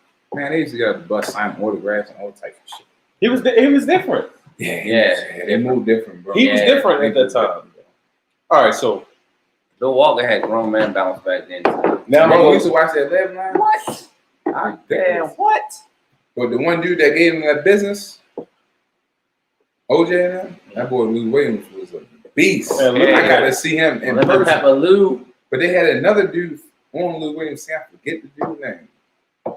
They had him and Lou. Man, they was 60 a game, bro. Them niggas was nice. There's only 2 people. But Lou Williams, I watched from out of Atlanta. I watched him play. They play OJ Maryland now. I think probably for the championship, I think. And Wild World Sports down in Florida. Fit. That shit was crazy. But nah, man, that's how basketball. And Lou did that? What? Lou was a monster. For sure. Lou gets you 56. Lou came out of high But this is school. OJ. Lou came out of high This- school too. Man, Remember that Queen? This nigga, Lou can go. Yeah, no, I know. Go. Who's He ain't the- 6 man a year back to back for no reason. Yeah. Those can actually, I witnessed this. Yeah. And Him versus OJ. I tip my hats off to everybody that can go. Yeah. All right, I got another personal question too. Yes, sir. He said personal. Not personal. This not, is personal. not even personal. What's the question? This is a personal question. What's All right. up? We got you. So in the ranks, of Baltimore City's basketball players, where would you see yourself? I can't answer. No. You have to. I can't. No, because that's the final question for the close up for the high But I school. can't. Remember, I gave you the middle school. So now you at a senior and you know who niggas is. Yeah, and you finished and did what you did. This is how do you? Where What would do you you- rank yourself? But what are you going off of? Are you talking about championships? Or are you talking No, about I'm gonna go off of facts? I'm gonna go off of you. Are you going Who off you facts? think? No, this is why I asked that question, because being a player is totally different from being an outstander and looking from the crowd. Like, I could be a nigga that's coming in and looking at the BCL games and say this person is that person is that. You're the main dude though. Yeah, but that's hard to answer. No. And Because I think about it. I got you. And I meant to tell you this earlier. This is what I meant to say earlier. This is give us free. We don't let guys come in here and act like they not what they supposed to be. I'm just asking you. Are you going off of facts this is- or the you gift just is going off free. my opinion? Nah, the gift is free I'm is going off about of you. giving people So their if I'm roses going while off they're my here. opinion, me. It was you. I say myself. That's I bet on myself. Nothing wrong any with day. that. That's what I'm saying. That could be anybody. It probably be the worst person in the world. You might have an interview him because you cool with him, and you can ask him if he don't bet on himself. I just what it is. Because I bet on myself. When I went to Maryland, I bet on myself. I can do this at Maryland. People thought I wasn't fast enough. People thought I wasn't big enough. People thought I couldn't do this. I couldn't do that. I bet on myself, and look. But you knew you would go. I just knew I knew. Because could get, like I said, not to do. I knew I can get better. I know I'm going to outwork the next guy. That's the difference. And you already. You know what I mean? Like that's the difference. Like I went to when I went to Maryland, that shit was just. I knew I could start right away. This is me, because if you don't got that in you, you can't wait and say, all right, well, coach gonna tell me I'm gonna play this amount of minutes. Now I'm gonna start.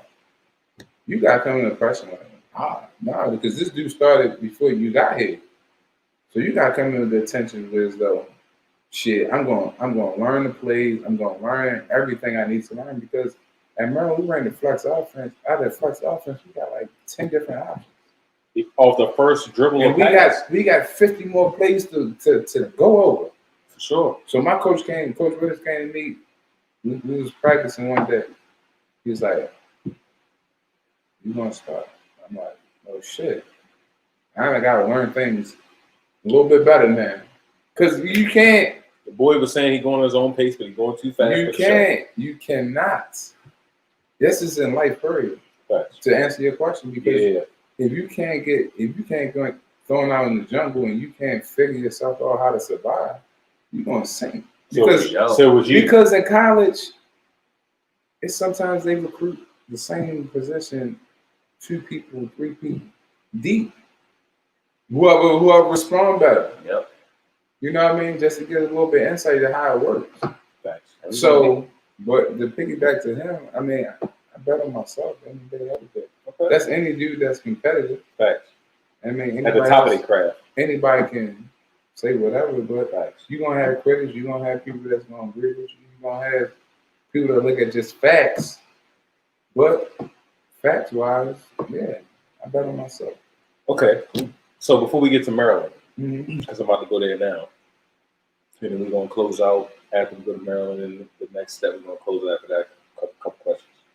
But looking back on your landscape and what you did as far as your imprint At St. Francis, Baltimore City, period. Where would you place yourself as far as all time and because like I said, I've had Dante on here. I've had Dante on the show. Mm-hmm.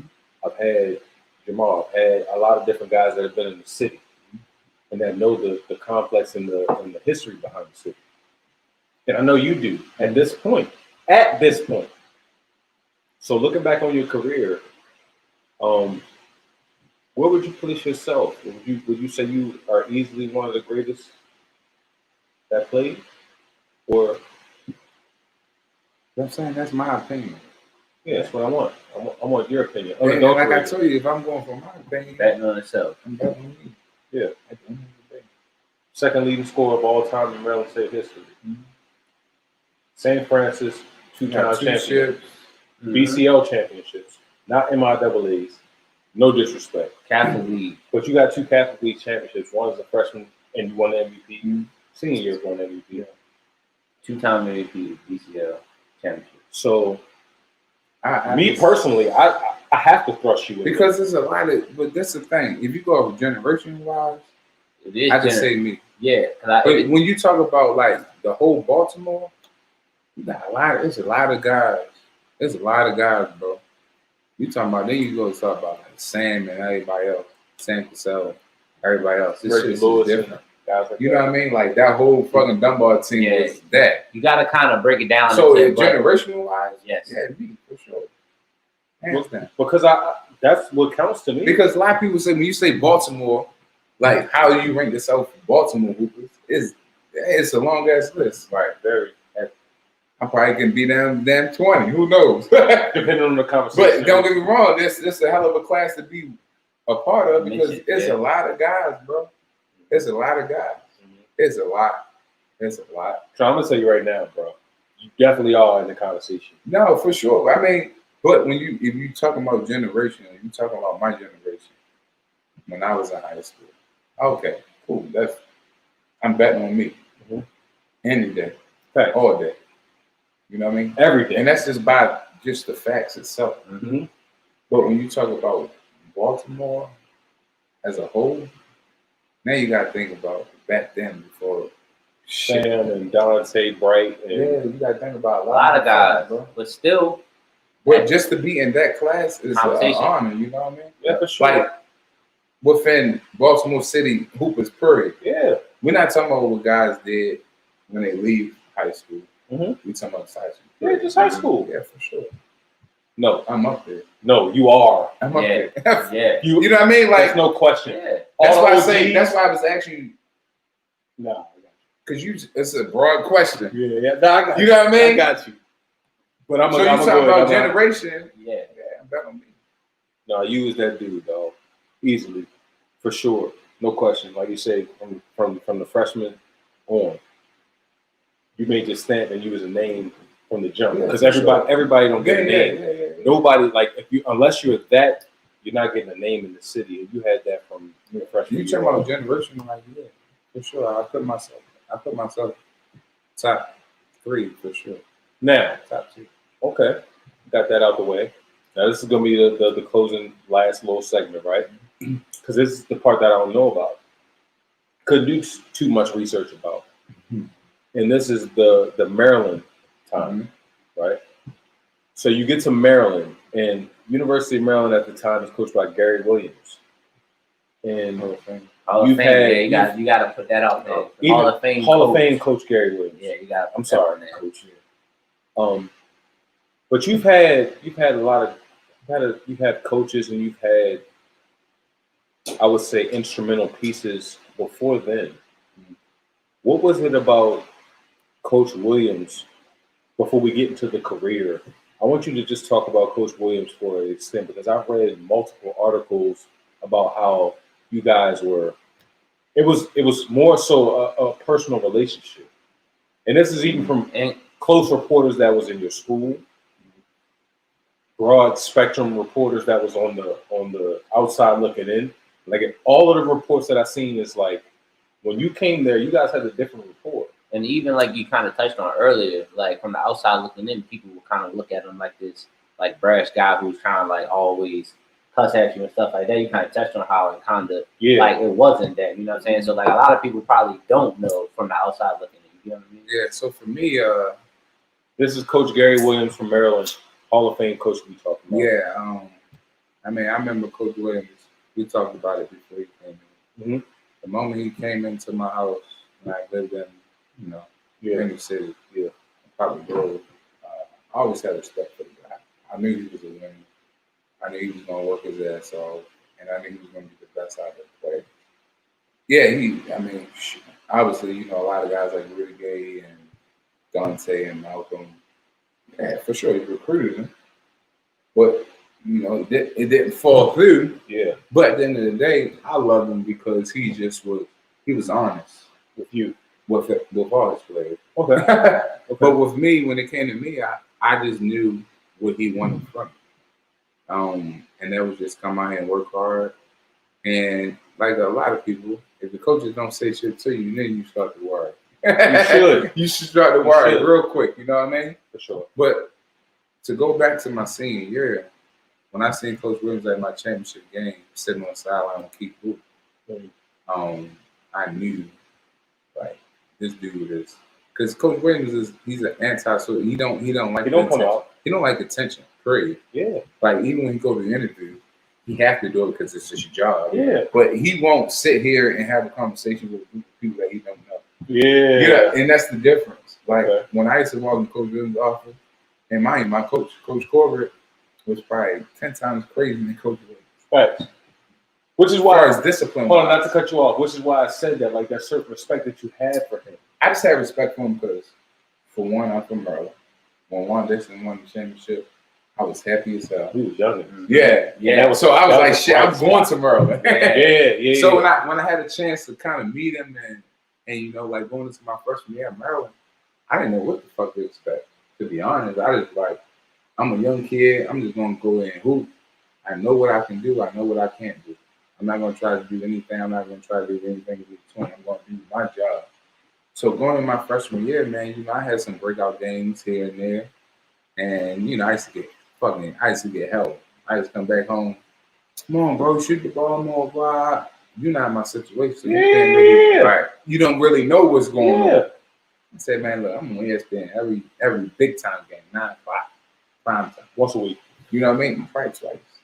Weekly and the weekend. Yeah, so we on TV every day. But I don't care if we playing the Sirius team today and the fucking, and we lost the Morgan Reggie and fucking myself.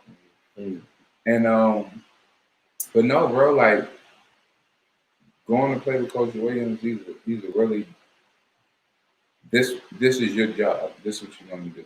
All right, you're gonna have a little bit of fun while you're in college because he's been there before. He played with Maryland, so yeah. And I had to ask him, can I wear number 14? A lot of people don't know that he wore number 14 when he played. I did my research. So when I got there, man, I just was like, this dude's gonna he gonna want the best out of you. He's gonna work your ass to death. That was kind of his Coach Williams though. was one of them type of. We didn't run in practice, so we did our running in preseason. So we fucked up in practice. He kicked us out probably once a year, and I'm just like shit. But did you like that though? I understood it. You understood it. That's the difference. Yeah, I understood it. I just knew he wanted more out of it, and for him personally, like probably other than my AU coach, because I only played with my AU coach and I played with Baltimore Stars. Yeah. I only played with Baltimore Stars for like a month. Yeah. Like that. But my AU coach and Coach Williams, the best two coaches I ever played for. Yeah. Hands down. Corbett and Gary Williams. Yes. Speaking of Baltimore Stars, they beat them out 17 on the state year, won the state championship. Beat who? Good Baltimore Stars. throw that in there. Make sure you throw that in there. I'm just saying, you know what Yeah, I'm he saying? ain't. I don't like the Baltimore Stars. Yeah, man, so we beat them. Like you said, hey, we won. Bryson didn't tell you that. I made sure we beat them.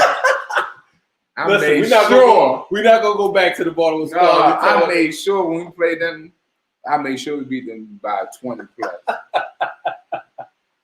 Easy. No, that's facts. Because it was a mentality that you had. If there's one coach, and I don't have nothing against my man, Coach Tony. He's a good dude. But he already had his team. I was a newcomer. Even though I was better than some of the guys that he was playing in front of me, I took it and worked harder. Yeah, some people can take it and just go and go away and just never be the same. Facts. I took it as though, cool, I'm gonna work harder.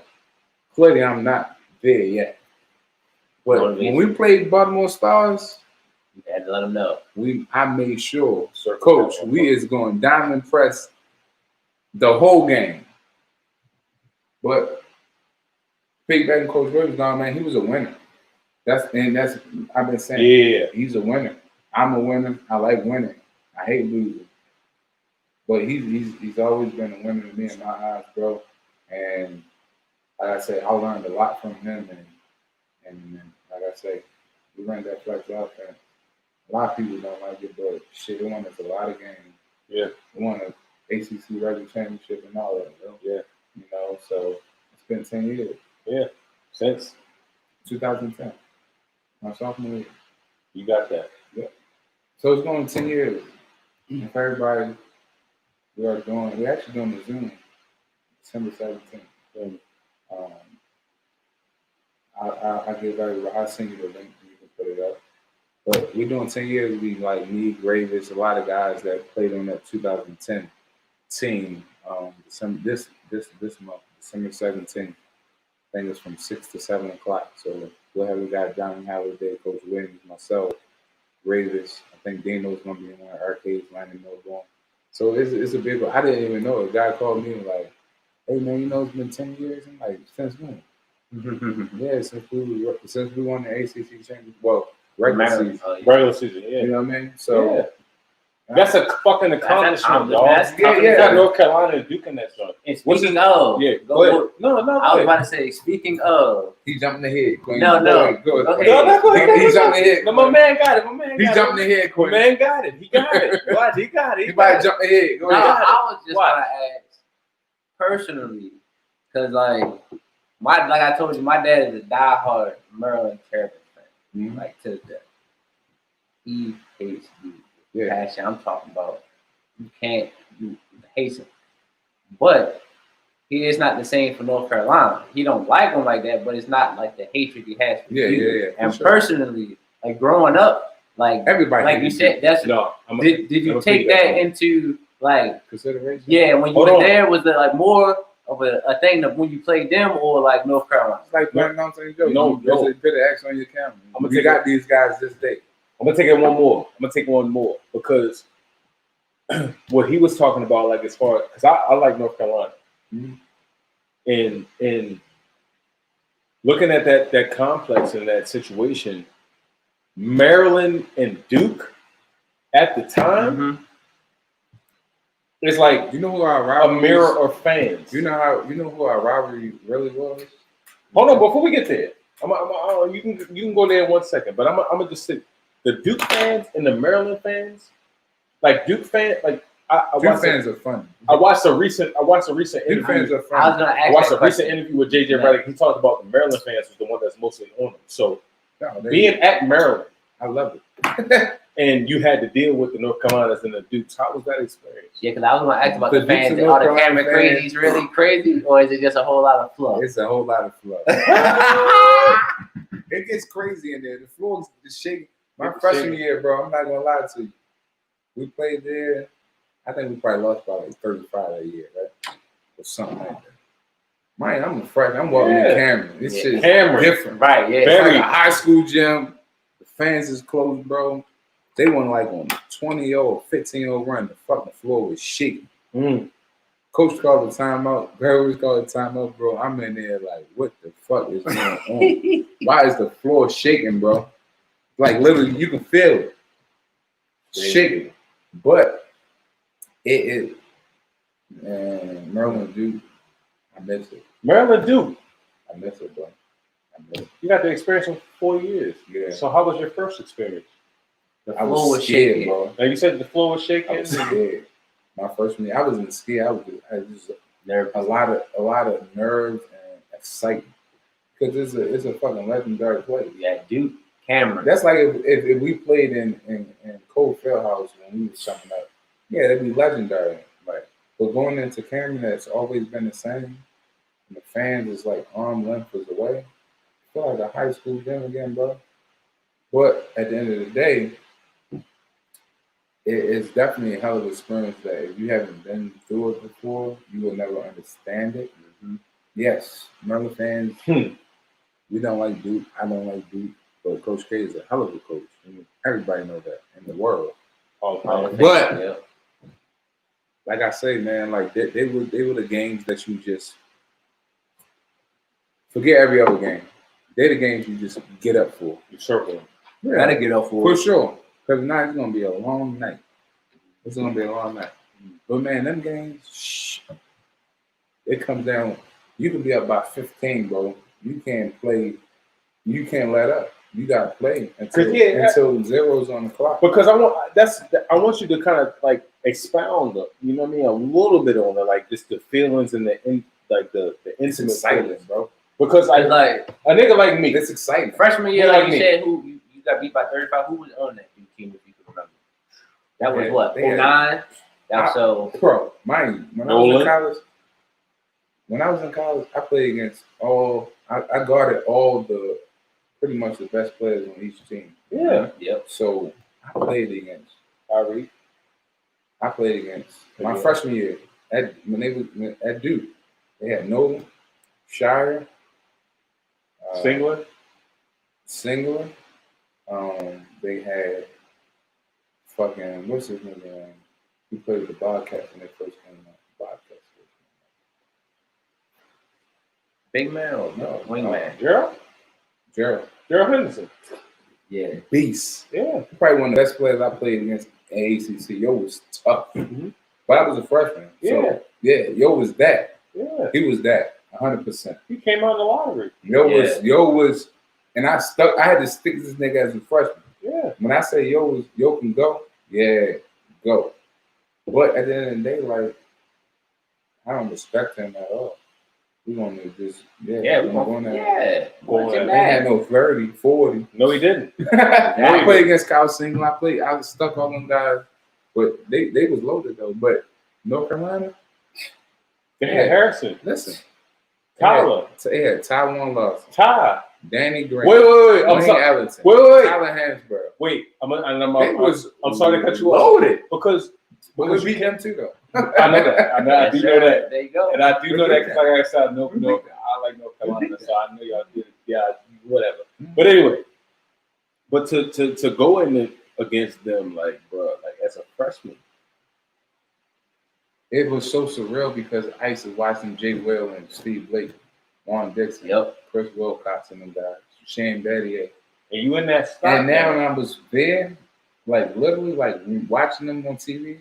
At Cole Fieldhouse, when Jay Will is looking at Coach K and Steve Blake still the ball at Cole Fieldhouse, and now I'm actually there playing against probably one of the greatest college coaches. Coach K still on the sideline. He show you hella respect at the end of the game.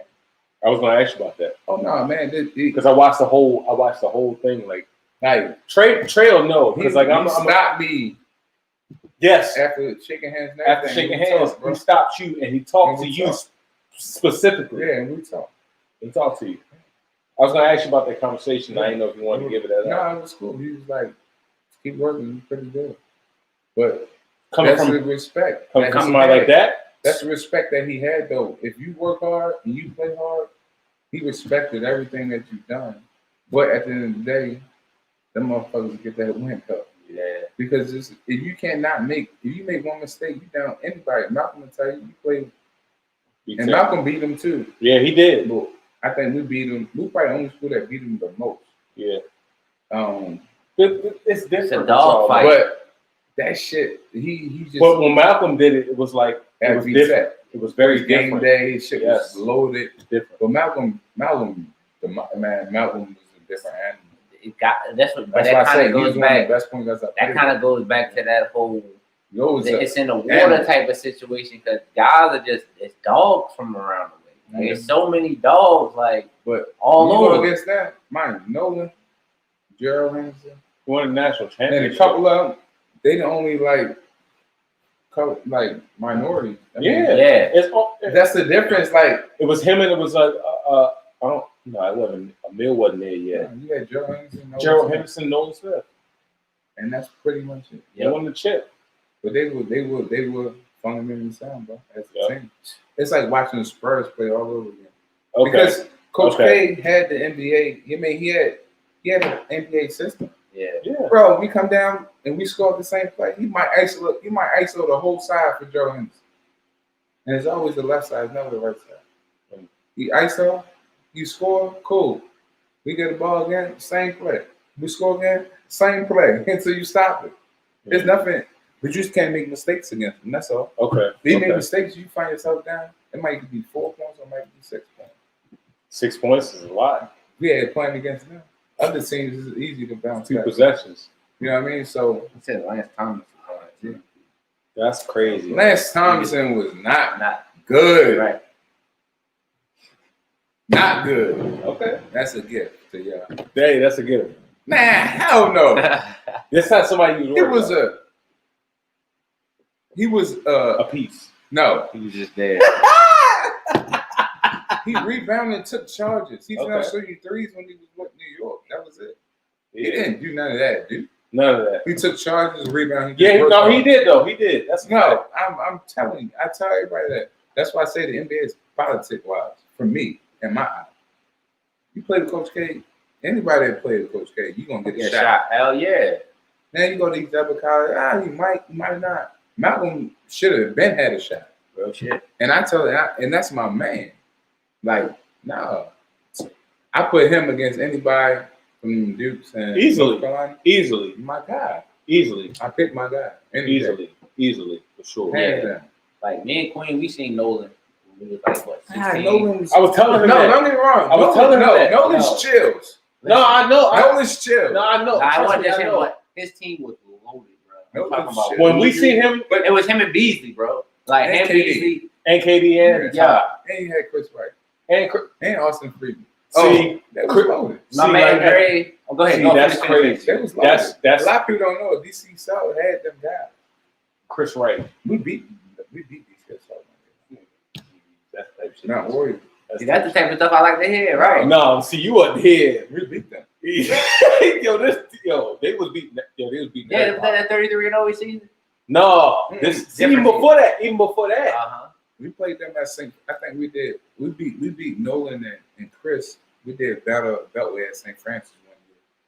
So it was like me, Malcolm, Tay, pretty much the whole man world team. Yeah, And they came down and they stacked that team. yeah, of course. We beat them dudes at St. Francis. Yeah, we did. But they were stacked though. They had Nolan, Chris Wright, Austin Freeman, Braswell too, right? Yeah, and Chris Braswell. And Braswell. And then the whole Georgetown backcourt.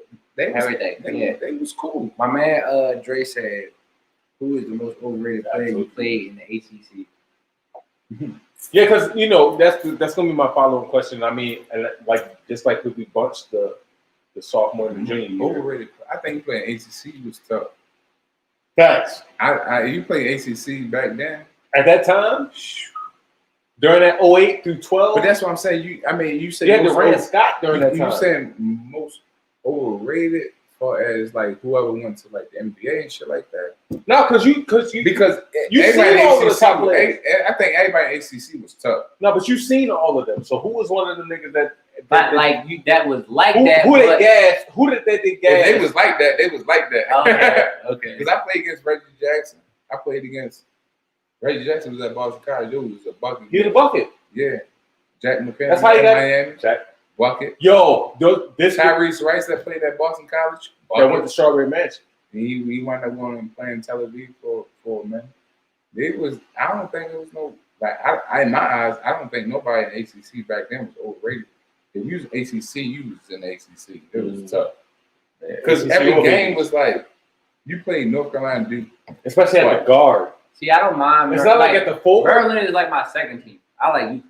I like the Big East. Whatever it was, I don't know. When I was you gotta think during that time, he fucked with UConn. I can attest that. That's my man. He fucked with UConn. So at that time, you gotta think when we coming up in our class and our time, doing not right. Nothing. Damn. During our time, yeah. Shit, cool. They only had a good class when Rudy was there. Rudy. That was 9-3, right? They had Rudy. We called it Chip by the time you was in college. What Kemba? Yeah. They got hot. That was at the end. With Roscoe. That was at the end. With Roscoe. I'm just saying. Are you talking about with Roscoe and Kemba? They got hot. Yeah, they got hot in the Big East. We made a run. Yeah. They got hot to that point. Kemba put that shit on. Yeah, that was Kemba. Kemba did that. You wasn't here. He could have played with him. Yeah. Kemba was my guy. Yeah, that's my guy. Kemba's my guy. That's crazy. Yes, and then you know what's so crazy about that? Because Big Drew is from New York. Mm-hmm. So when he was in high school, he school with Kemba. When we did the interview, yeah, he told us that we didn't even know that. I was about to go play with Samardo in high school. But you wasn't here either. You wasn't here for that part either. This nigga got family all over. Yeah, I got family in New York. My dad's. He could have played with the Gauchos. Okay. I'm gonna play the Gauchos because we were so cool with the guy Booker that he was coaching in Arizona with Sean Miller. He was assistant coach, and he was the coach at the Gauchos back with Kimber and them guys. But him and Bub was like that. So whenever we go to any Nike joint, we always linked up. New York. Booker was cool. Jersey, New York. Yeah. No, you had what you call in Jersey. What's the play? No, the players. Sometimes players. NJ players, right? J.R. Smith and them. Yeah. Okay. But we beat them too. That's what I'm asking though, Sean. That's what I'm trying to say though, Sean. Like we beat them though. 10 times players. Well, you was playing up on that tip too? Yeah. J.R. Smith from Red Line, and we beat them. You was playing up on that? We beat them. But yeah, we got them. All right. So I'm gonna go back. Because they even had what's it called? I forget the one saying. It was called something. They had Dustin Strickland that went to North Carolina. Yeah. He played with the Jersey. And he was big time. He played with Jersey players. Dustin Strickland was cool though. Definitely. Until he got to North Carolina. He lost me a lot of money. But we're not gonna go there. Now, so a man was asking what's it still freshman year? Braxton went with you freshman year, didn't he? Braxton was there. Yeah, he was asking. Yeah, he was asking about Braxton. No, but y'all went the same Braxton and Dino up Maryland. Like, was it kind of just like straight, like kind of mesh with them guys? You already knew them from around the way, or was it like, you know what I'm saying? Mm-hmm. No, they was my guys. They Baltimore guys, so I ain't gonna, they my guys. Yeah, so like basically, but it's like you ain't gonna. No, man. Braxton was my roommate. Actually, Braxton my roommate my freshman year. No, but I'm gonna come speak on that. I'm gonna say something before you go to your spiel. Braxton and Dino, right? Yeah. While they're both acclaimed, and Dino was very acclaimed while he was at Mount St. Joe. Like at their teams was one of the best. Like during the time. They had great. They had great. So Woody and it was a time when it was Dino and Henry at the same time. Yeah, my junior year, our junior year. So you know how they put one out. So to go and see them, I never really felt like it was a situation where it was like Sean was like kind of behind those guys, even though they were there and Braxton came with him. Dino was already there, but it's like Sean had more acclaim than Dino did, even though Dino did what he did in the BCL. He played the Baltimore Stars. That's why he did what he did. He had all the acclaim he had. That's what you got. That's what you got to celebrate. That's the difference. Man, maybe if Dino probably would played Martin Williams, it probably would have been different. Dino is. He is what he is. Dino, look, if I throw that bitch up, Dino go get it. He's the most athletic, 15-foot turnaround jump shot, especially at that time. I'm trying to tell you, at Maryland, he grew as a player. Yeah, for sure, hands down. Yeah, you can tell. He played Baltimore Stars as a freshman coming in. You know, he played as a Baltimore Stars, so it just both of them. Yeah. So it was different. Him and Braxton. they had to get past us. And You, no, not us. You. no, we had. I'm not gonna tell you all of it. Okay. So they had to get past us, and that wasn't gonna be the case. Okay. So And now we talk about it all the time. Me and Dino, all of them. Even when we bullshitting around, Dino might text me, "Yeah, my boys won VCL." Now I'm saying joke, all that. Like but that's this conversation that we had. yeah. You know what I mean? Yeah. But he know damn well when you talk about Baltimore Stars and Mount Boys. Nope. And That's not the question. Nah, my man, Brett on the ass. Hey, you crazy, Brett yo. on the ass because Ain't he nothing to cool- talk about. he cool with Dino. He was like, because Dino was supposed to play with Fighting Irish, but I guess he went up the Stars or some shit like that. But yeah, Brett know Dino because Dino them from our way, like from Burn. Yeah, Dino's from my way. My shit. So. Edgewood. No. Go to Burn. Well, they know He's from my way. He fight for my day, but he lived in Edgewood though. During that time? He was playing Probably. with Edgewood, right? No. Before He was. I think No, he playing was. Edgewood before he came Dino, to yeah. Baltimore. Dino was. He was. He was Yeah. playing with Edgewood. Okay. That's how he got the city claim. That's how he went to the city establishment. Yeah, but He from around our way, though. And you. No chance. Because my man Brent said he played with him up until 15 and under. No, for That's sure. what he said. I know that for sure. Because A lot of people don't know. Dante played with MTJ. Yeah, no, I know that. And he couldn't beat us. What'd I tell you? I know that. Dante Green. Yo, don't do that. That's my guy, though. Yeah, that's for sure. Tay already know what it is. Okay. That's my bro. We used to go listen around and listen to Jeezy. Hey. Young Jock back in the day. Hey. My dude used to holler and pick me up. Yeah, that's my dude. Day one, bro. All day, every day. All right, so we're going fast forward a little bit. I mean, we was talking about everything from the behind. So, the Maryland stint. So now we got past the freshman year, and now we're going to the sophomore and junior, and we're going to triple all of it, like the rest of your Maryland career. So from the sophomore to the junior year, man, you're a 1,000-point scorer at Maryland. And Are you doing college? Say that again. Say that one more time for me. 1,000-point scorer. And you're one of the guys that came in from the freshman year and was able to place an impact from the beginning. And people that might look at it from the standpoint of like Sean Mosley is who he is. So maybe he could have been at a bigger school and he could have did this and did that. But on the big spectrum of it, your college career was a success. Maryland was elite. Very, very big Yeah, success. for sure. Maryland was You elite. went there and you did what you had to do, and all 4 years. And I read an article, and I'm gonna tell you, and I know you probably seen it when you were there. Like, and it said that Sean, he was like, Sean, he does what he's supposed to do. He doesn't go above and beyond any specific category, right? Because you did everything. I played the four in college. You played the 4 in college. I should play against. Right, Florida State. 1 through 4. Yeah, 1 through 4. Because you got to think, like, and I was going to say this too, like, during our time, like, teams like Florida State, teams like Virginia, teams like Duke, and you still got Duke in North Carolina and North Florida Carolina State State. probably the biggest team. No. Footers. No. I'm It's gonna not tell right. you. No. They're the biggest team in the country. No, Footers. I'm gonna tell you. Wake Forest Wake Forest. was they probably had the biggest team in the ACC. Hmm. The shortest dude they had was little Ishmael Smith. Oh yeah. Yes, Smith, Smith. yeah. He's a pro. They had Jeff T. Yep. They had Alfred Rickman. Mhm. They had James Johnson.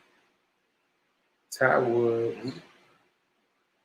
Their team was definitely 7-footers. They had everybody. What's the name that go with what's the name? They had the Florida State was tough. Wake Wake Forest was tough, bro. Wake Forest.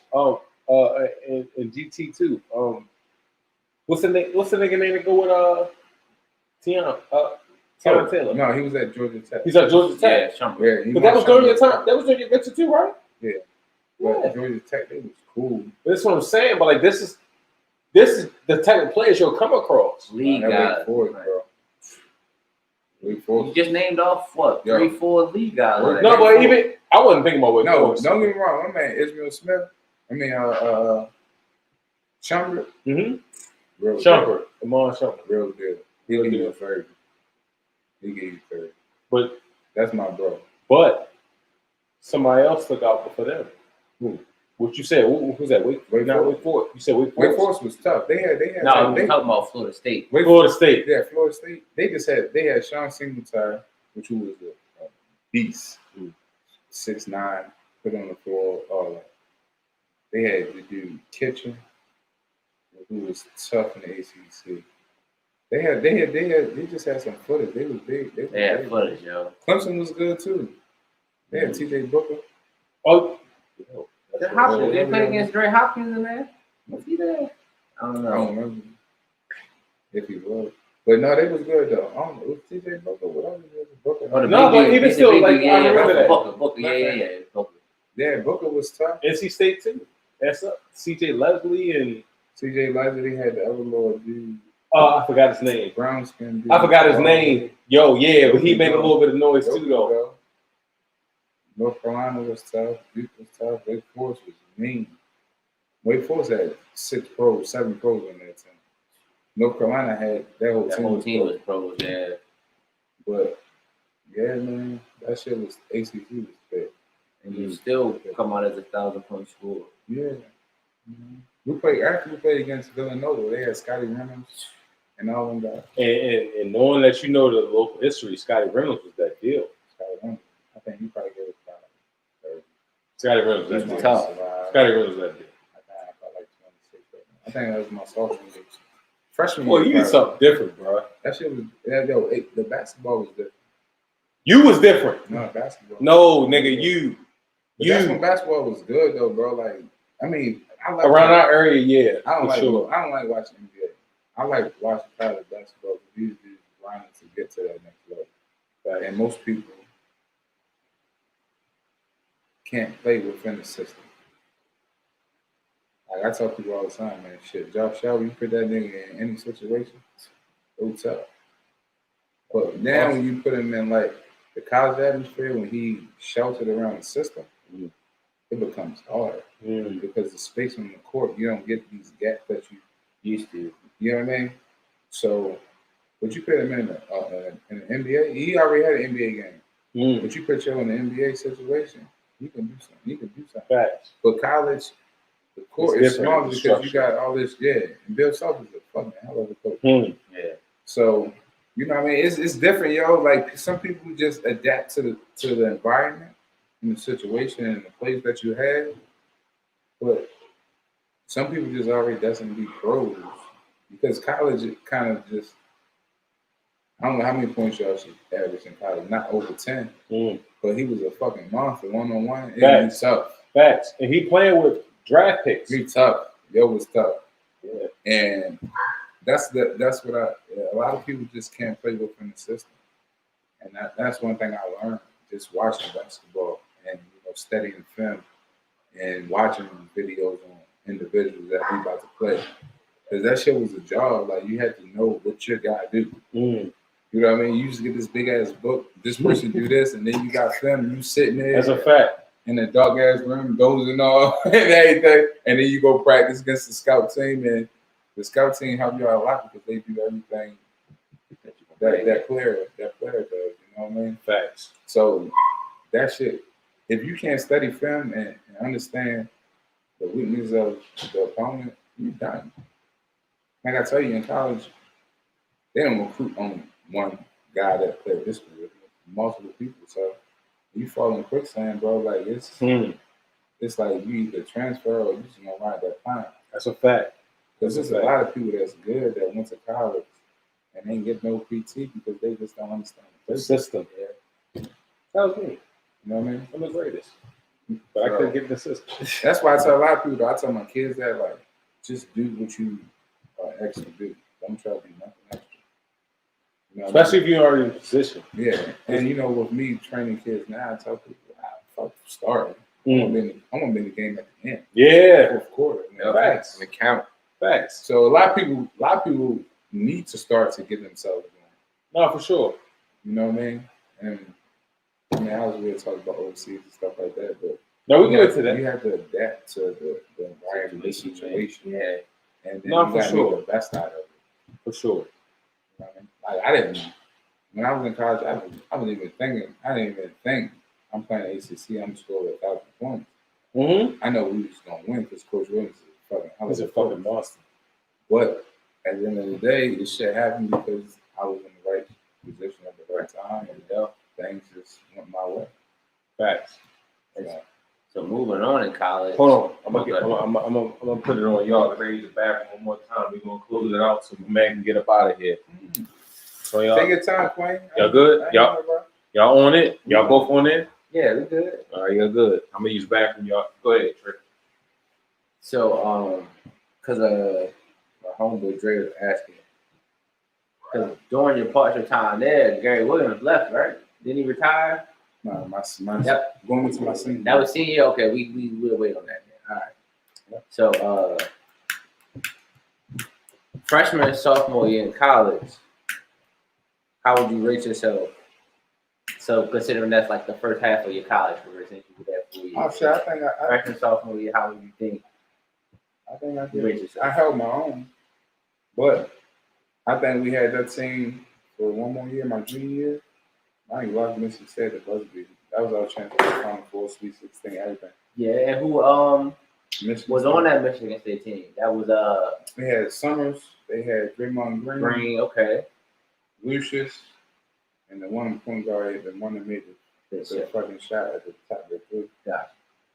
Only time I probably really emotionally let everything out because we worked so hard. We was down by probably like 15 at halftime, 12. And we came back, we took the lead, and that dude hit the shot at the top of the 3-point line, bro, and it just Took everything out. he took everything out of everybody because this was greater than them senior year. Yeah. And I knew it damn well. Mind you, we just was regular ACC championship. Mm-hmm. We beat Duke at home. Shit was crazy. We beat North Carolina that year too. And it was just like, bro, we had a chance. We had a chance to go to Final Four that year. My man said Corey fucking Lucius. Motherfucker ain't shoot the ball all game. That was Dre. But Ain't shoot the ball all game. He made that fucking shot. I could have just blew that whole gym up. But let's go back. So that's the ending. All right. Now, actually, it's kind of good we ended at the bad part. I mean, we started at the bad part. That was the ending of that, right? So let's go back to these two big wins you just spoke upon. North Carolina and Duke. We beat North Carolina when they had Taiwan and all them at Maryland. Yes. My freshman year. North Carolina wound up winning championship that year. Sophomore year, the Royal Run, we beat Duke at home. That Michigan State buzzer beater hurt us. Michigan State wound up playing Duke in the championship. Duke wound up winning probably by like 25 or something. So it was kind of like crazy how everything worked. Like we beat You had shit. Damn in it. the game with both of them motherfucking teams in the national championship. Yeah. So it was a big thing, man. And obviously, I mean, we came up short that Michigan State game, and that shit just took a toll of everybody because we worked so hard as a not only as individuals but as a unit. Yeah. And you know, to lose, like I was telling Queen, I'd rather lose by 30 than losing at a buzzer beater. Yeah. At the end of the day, so it was tough, man. You know, for him hitting that shot and we're losing by 2 points or 1 point, whatever it was. But that shit is nightmare. But every time I watch Michigan, now we play Michigan State twice a year because we're in the Big Ten. Yeah, man, that's just like damn. And Izzo, once again, another Hall of Fame coach for sure. But it was a hell of a game, and it didn't go our way. And that was our chance to beat Sweet 16, Elite 8, Final Four, probably national championship. Because I forget who lost that year. Man, Michigan State just ran through everybody after that and won the national championship. Yeah, they did, bro. So that was one of the moments that I never felt so bad as a player. Like, I probably shed a tear that day because it was tough. We worked our ass off all year, man. Mm-hmm. And we get to that point where it's like, damn, we down by 12 at halftime. We come all the way back, and we do everything possible to win the game. And shit ain't go our way. The ball bounced the other way, and I mean, as basketball players, that's how it is. One team always got win, one team got lose. And in that NFL, we can't end the tie. My mom always tried to tell me, but I ain't never want to hear it. Somebody Hey man, losing at that buzzer beater, that shit. It's 9 o'clock. It's tough. It's one of the toughest things. Probably since I played basketball, really, that makes me stay. Because that was our last time being together with like Graves, Landon, Arcade, and they was our leaders of the team then. So, and we were rolling. We lost no games at home, and we were rolling. We probably lost 3 games that year. 3 games home. You had the full on trust from not only your coaches, from the whole within ourselves as teammates. You know, it don't matter who started, what game, or maybe the lineup changed here and there, but everybody was ready to play when that number was called.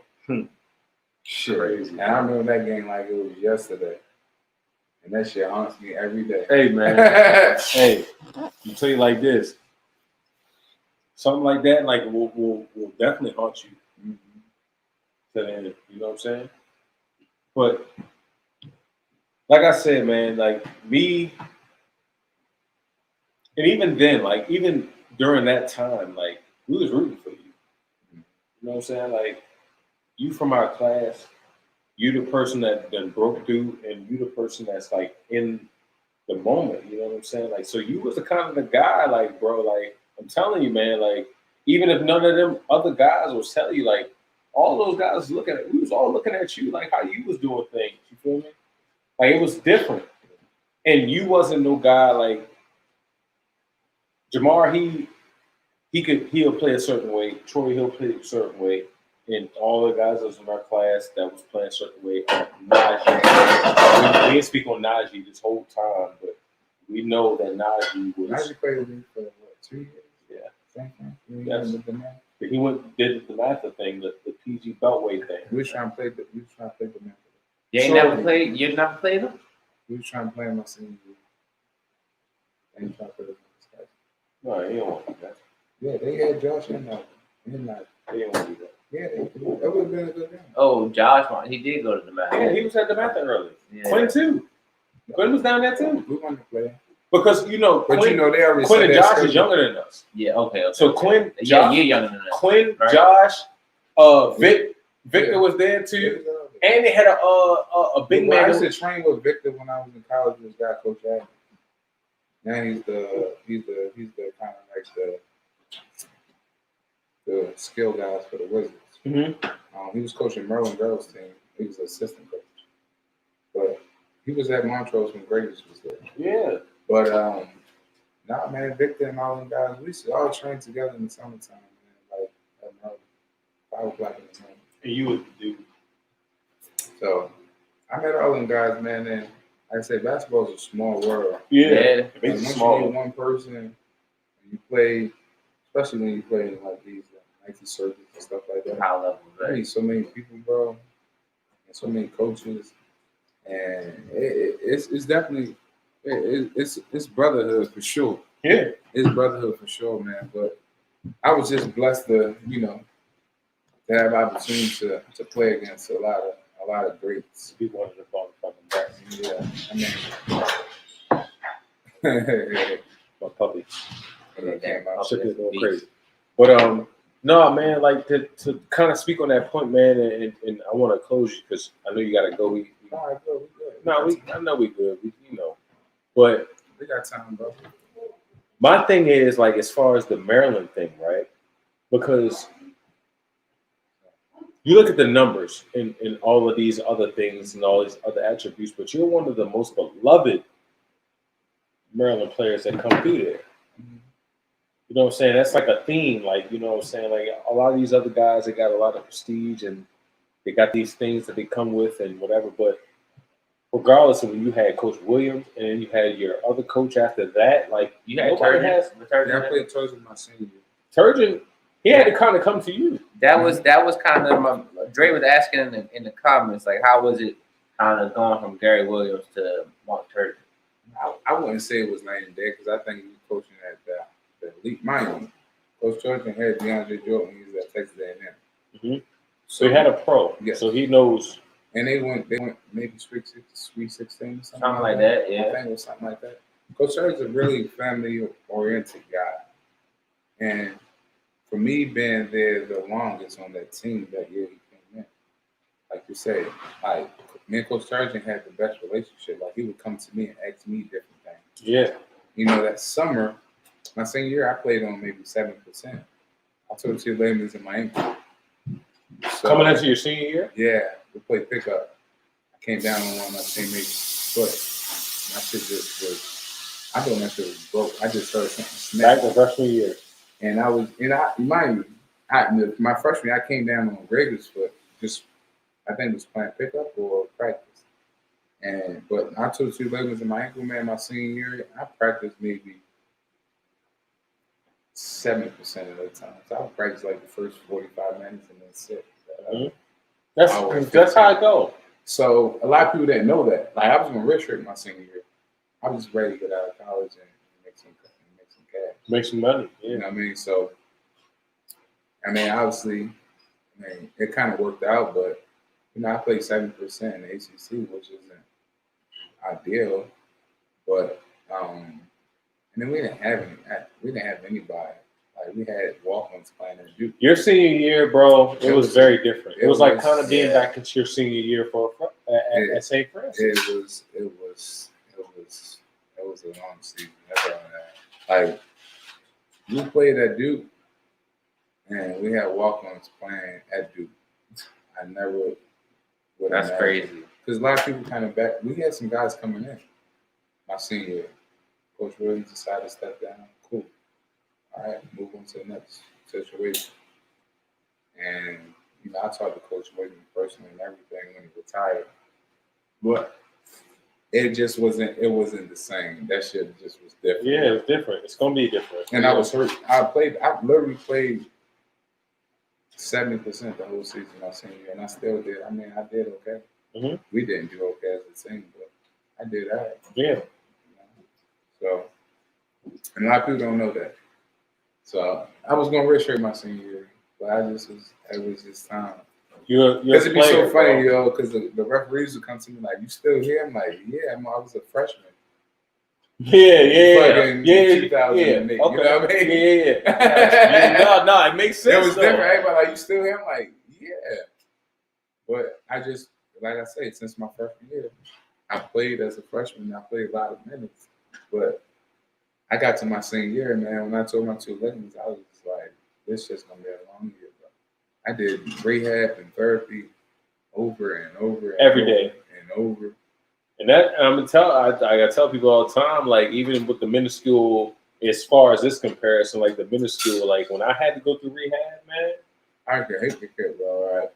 And they make you do all of it. I get out of class. I'm rehab before class, after class, doing practice. Before game, after game. Yeah. So it was kind of like, I'm ready to get out. Like after the game, I'm ready to go like see my family. Nope. I gotta do ice bath. I gotta do this. I gotta do that. I gotta get treatment on my ankle. It was a lot. Yeah. And that's something I can deal with because I wasn't taking that many classes my senior year.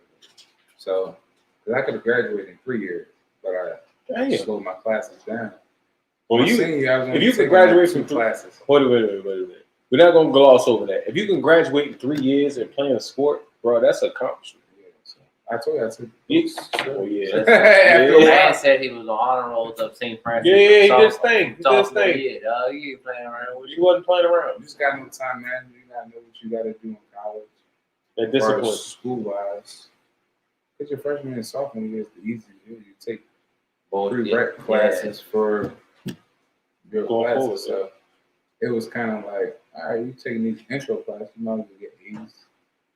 That's it. You made the dean's list once or twice, and then you out. Okay. You know what I mean? So that was a good thing, though, for me, bro. Facts. No, that's no bullshit. So to kind of speak on that and to kind of close that point with the college career, right? and this is what we're gonna close with the. After that, and we're gonna close with a couple of questions I like to personally ask. Some bullshit. Oh yeah, you know, I got the bullshit questions. So we got all night, everybody. Yeah. He trying to cut shit short just because. Hey, no, we gotta be, you know, we gotta be what? Punctual, and make sure we get everybody to where they're supposed to go. I'm gonna get where I'm gonna need to be. But so after this Maryland stint, right? So while your time there, you're seeing Dante, you're seeing Malcolm, and you're seeing your constituents as far as your classmates. I play against Malcolm in college. How'd that go? How'd you feel about it? That's my guy. Whenever I got a chance to compete against somebody I know, especially on that level. Because you were so like, it's not like you were a player on the bench. You got to play. Yeah, you guarded each other probably. Yeah, sometimes we guarded each other. You know what I mean? So it was just good to see a childhood friend. And I say child because I knew Malcolm since I was down there 10, 11. Mm-hmm. And now we were down there adults. Yeah. You know what I mean? So it was cool to kind of compete with one of my childhood friends, and especially on that level, that was ACC, which was one of the toughest leagues there was. At the time, for sure. Yeah. You know what I mean? At the time, even so now. Malcolm was on a different level. Yeah. Underrated. Way underrated. Yeah.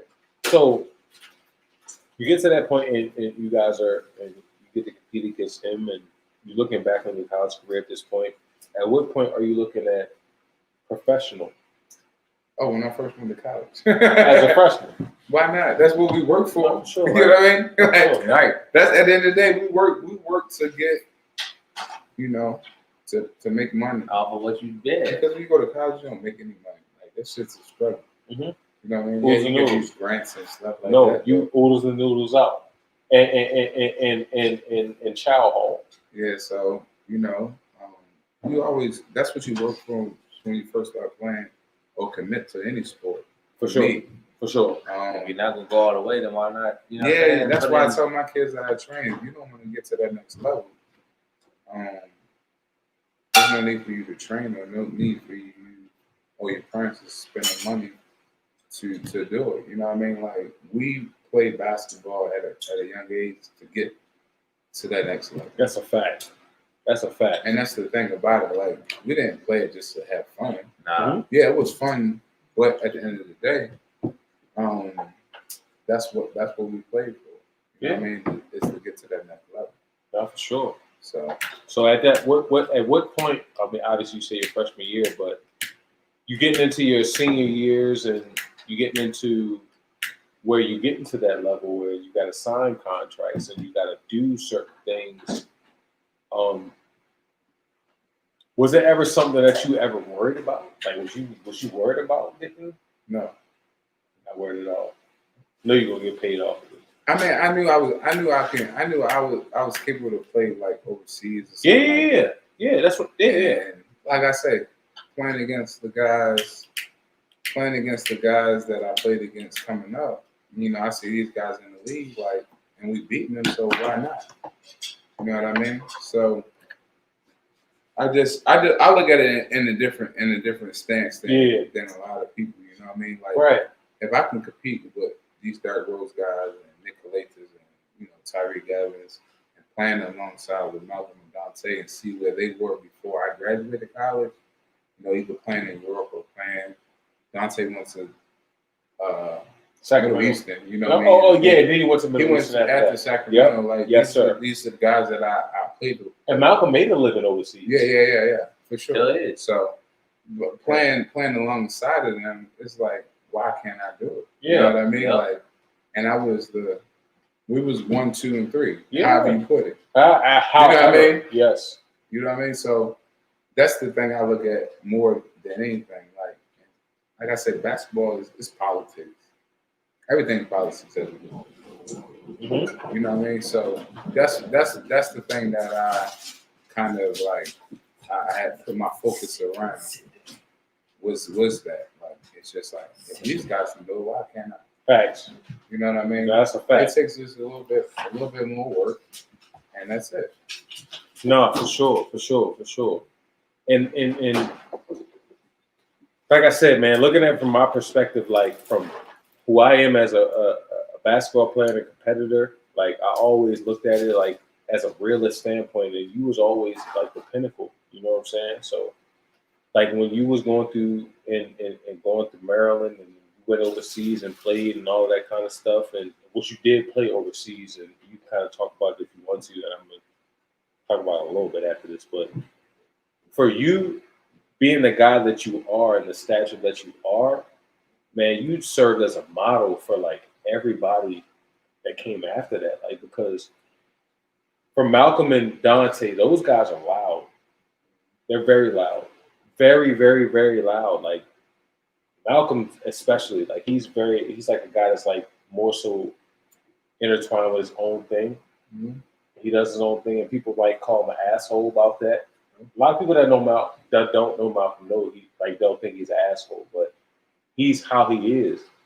And for you, it was like you kind of came from what we was about. Like, not even saying like everybody, but like me and my man is like, for as much as we are, like we're humble in our in what we do. So you being the guy out of all the guys, and I mean all the guys like in our class, OA class, and to be as humble as you were, it was just like, man, that was just something that we had to kind of follow behind. I think it's just my upbringing from my parents. Yeah. My dad fought in the Vietnam War, so it was different. I wasn't a military brat. I wasn't none of that. You know what I mean? I just fit in where I get in, and I always kept the same mannerism. I kept the same drive because I knew where I wanted to get, and I knew what I wanted to do. Right. So obviously, when the NBA didn't work out, cool. I know I can go make some money. Still get some money. Yeah. You know what I mean? And overseas, it was kind of like I played in Poland my first year. And I played late. I probably went over in October. Season starts in August? You go over in August. Season starts in October. Yeah. So I kind of went over like mid-October, late October. Same thing. And as a freshman year. You know what I mean? After I graduated from Maryland. And I was just like, well, I mean, I'm here, so I might as well do something. And I went over there, and it was a different than running flex offense. I go there and get money easy. You know what I mean? Against any, and I played in BBL, which is in Germany, which is probably it's tough. The top league over there. Because I played against Ricky Harris there too. Yeah, we beat him twice. Twice, Ricky. I got you. And you know that. So crazy. And I played against Dano too. We beat Dano now. But just like I say, just to see like my childhood friends and play against them on different levels. Yeah. Like that shit just like we took pictures of, like in different uniforms, but we from the same, from the same city. Like to see guys from Baltimore still do something because we got a lot of guys here that's probably good, fucking good. Like people say Baltimore, New York, basketball cities. We got a lot of guys here in Baltimore that, that were great. That was great. But, some people didn't achieve the higher standards. But at the end of the day, like to see and play against some guys overseas and do different things and see like Malcolm and my guys saying them and, hit them up before I went overseas, like, bro, what I need to take with me, different things. You know what I mean? Like, he's like, nah, they do everything for you, bro. Like, just go. Just move. You know what I mean? And they had that first-hand experience for me because they graduated before me. You know what I mean? So I was just like, all right, cool. I'm cool with that. I just go over there and hoop, nothing to worry about. And I took it in a different, and I had the same demeanor as I worked the next guy. You know what I mean? Like at the end of the day, same thing from the beginning. Yeah, and nothing changed. It's nothing. It's the same calculation. It's the same mindset. It's the same work ethic. You know what I mean? Because some people get caught up into making money and then changing what they do or change the way they act. I've been the same person, man. Under Armour sweatsuits all day. That's it. Yeah. I hate wearing jeans, bro. Like, No, me too. So, like, I tell a lot of people, man, a lot of people like, yo, you ain't change for what? Yeah. You've been you your whole time. Yeah, so that's how I just skirt everything in life. Like, I'm the same person since I had nothing. Facts. You know what I mean? I think for me personally, it's just installed from just my upbringing. You know what I mean? Facts. Yeah, we was on Team Mellow. We had all of the fresh Nikes of the team and all that. You know what I mean? So I had different shit. Yeah, I was a little mad. I was a little upset about we was that. on a different level, man. Yeah, Team Mellow was different, yo. You come to tournaments to see Team No, Mellow. them guys was wearing different stuff. Like Dante had the listen. I remember when LeBron came out. White and blue. Yeah, you know the fours with the waves and shit, right? Dante had the all black Jones with a white Nike check. The only people that had them Jones was Braun, people in the league. I wore the black and gold for St. Francis. So like that kind of stuff is like it's a little different. So, but I look at it the same, man. Like we work hard to y'all get where we. And you said you earned that type of shit. Yeah, nobody can give us. Yeah, nobody gave y'all that. Y'all earned that. Mount Royal, you couldn't. First of all, you from Mount Royal, you in Baltimore. Ain't nobody giving you shit. Period. You know what I mean? Like, even from within. Yeah. So we work for everything that we earn. Right. Ain't nobody let us win the championship. We went out and earned that shit. And we ain't played against no slouches. Okay. We played against some top tier guys that was legit. Okay. So, got a couple closing questions. We're going to close out real quick. And the first of the closing questions, right? For me personally, because I want to know this, knowing you, and I want you to be crystal clear. I'm behind about everything. So you look back on your high school career, and I know I asked this before, just like a couple minutes ago, but like you look back on this thing, man, and you really look at it, man. Where do you really put yourself? Seriously, I know I asked him, like I no, seriously. He want to get that out of me, so no, because like I told him earlier, generational wise, I'm number one for sure. For your generation, yes. For the new cats, you the new Gucci. I'm new me, Sean. You new Sean. Because you don't understand, like playing with a school like St. Francis that had a couple guys that was good at basketball, from culture to a lot of guys, right? To a lot of other guys. Generational wise, ain't nobody coming close to that. Because I always had to live in culture shadow because everybody thought we had the same strength or we played a little bit the same, and I was just like, nah. I mean, you gotta separate yourself one way or another. Yeah. So when I kind of surpassed him as far as point wise, I separated myself From what he was known for. Right. And that was scoring the basketball. Facts. You know what I mean? And and you he did was that. from the east side of Baltimore. I'm from the west side of Baltimore. So when he was coaching me, Look at him. He west side. he He west side. He big west. He big west. He big west. But you know, like when he was my coach, it was a big deal. Like, all right, cool, Carter coaching Sean. He passes Mark Carter. Who cares? I'm trying to win a championship. This is semifinals. I'm just trying to win a championship. I don't worry about none of that. If it come out in the article, okay, cool. I'm not saying, all right, cool, I gotta get like 10 points. Yeah. I don't think about that. No. It just came out and I'm like, oh damn, that's pretty cool. All right, next game, we gotta play Mount St. Joe. So that's how I look at it. I mean, from my perspective. Like it's different when you're chasing somebody that other people would think that's better than you than chasing a record. I don't care about no damn points. Facts. I want, You just I went want out to and be did what you did. I want to be a winner. That's it. And my senior year, I was fortunate to win a BCL, you know what I mean? And another MVP. And that's the only thing I can, especially for St. Francis school, I just wanted to just be one of the guys that put my stamp in and say, Yeah, I'm up there with denigrating culture. You did that. You know what I mean? No, you did that. For me. You did that. Yeah, so I appreciate it. But No, that's how I look at everything, man. When I'm not even when I'm just out there playing, just everybody always asking me, like, bro, like, you think you top 5 in Baltimore, this and that? Like, you can't say that because there's a lot of motherfuckers, bro, that play here. And that's the craziest thing In because, the like you say, it has to be generational. Because if you ask my dad, my uncles, or Right, like he can name 20. They can name 20 dudes off the top. Yeah, and I'll probably be 50. First one they're gonna say though, Skip Wise. Skip Wild. First one. Yeah. So you talking about generational wise? Yeah, it gotta be generational because I put me up there. Okay. What else you got for me, man? Hey man, that was as far as that's the only concerned. question you No. had?